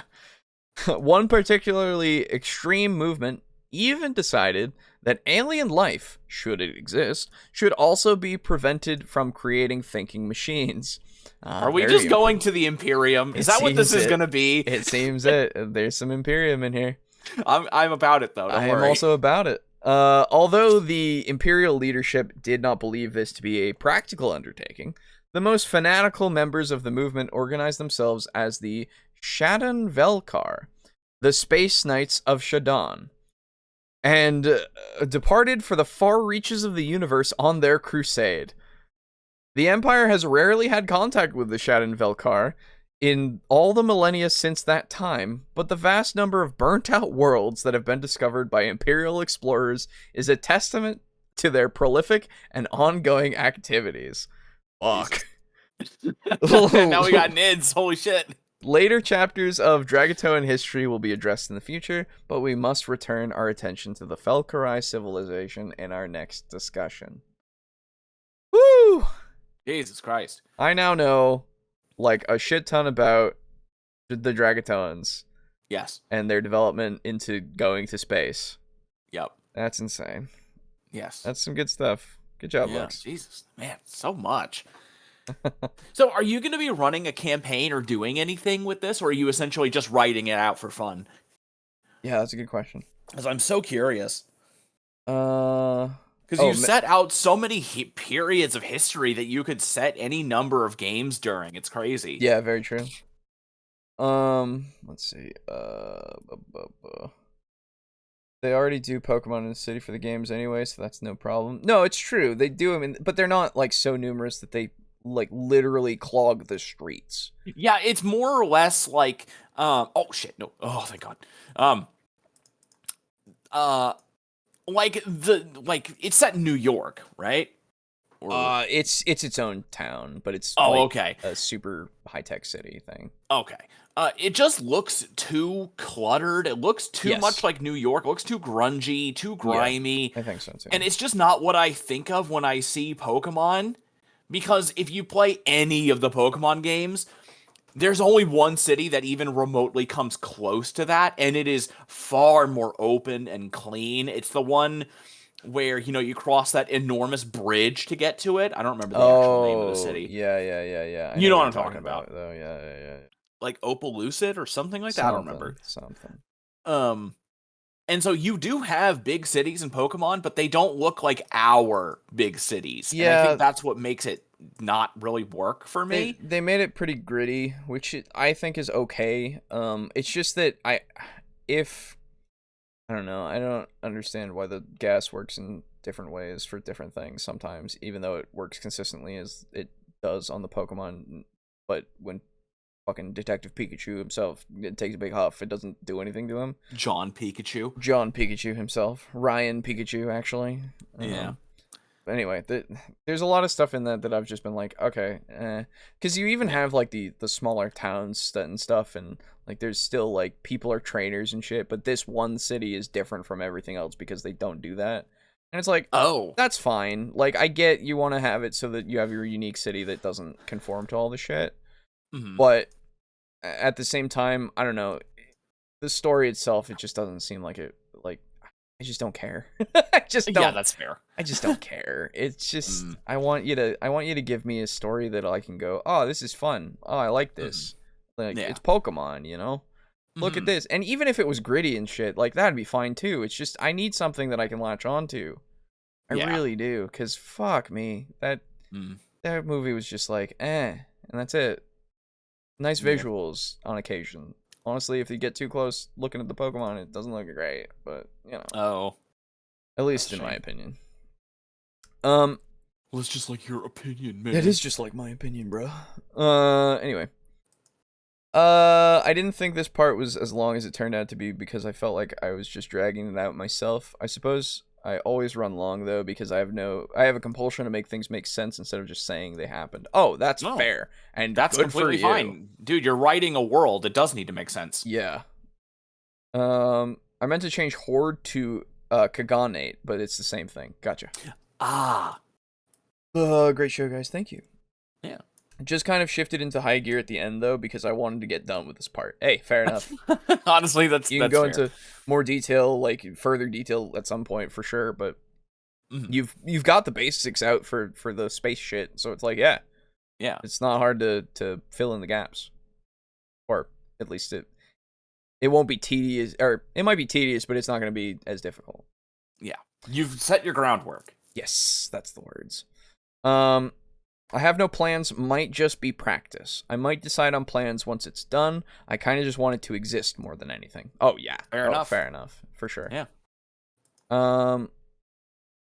I will most likely use Leroy for a game if I get a chance. Yeah, fair enough. For sure. Do it. Anyway. That's... You need to go to bed, don't you? That is... Yes. And so I will say a big thank you once again to, first off, everybody who's watched so far, everybody who's going to watch, and all the stuff, and getting us to 666 subscribers again. Oh my god, yeah. We're back to hell. In the spooky month of spooky October. Woo! We did it! We're going to hell, yeah. Yes. Hell yeah. So, thank you again to our lovely flippers.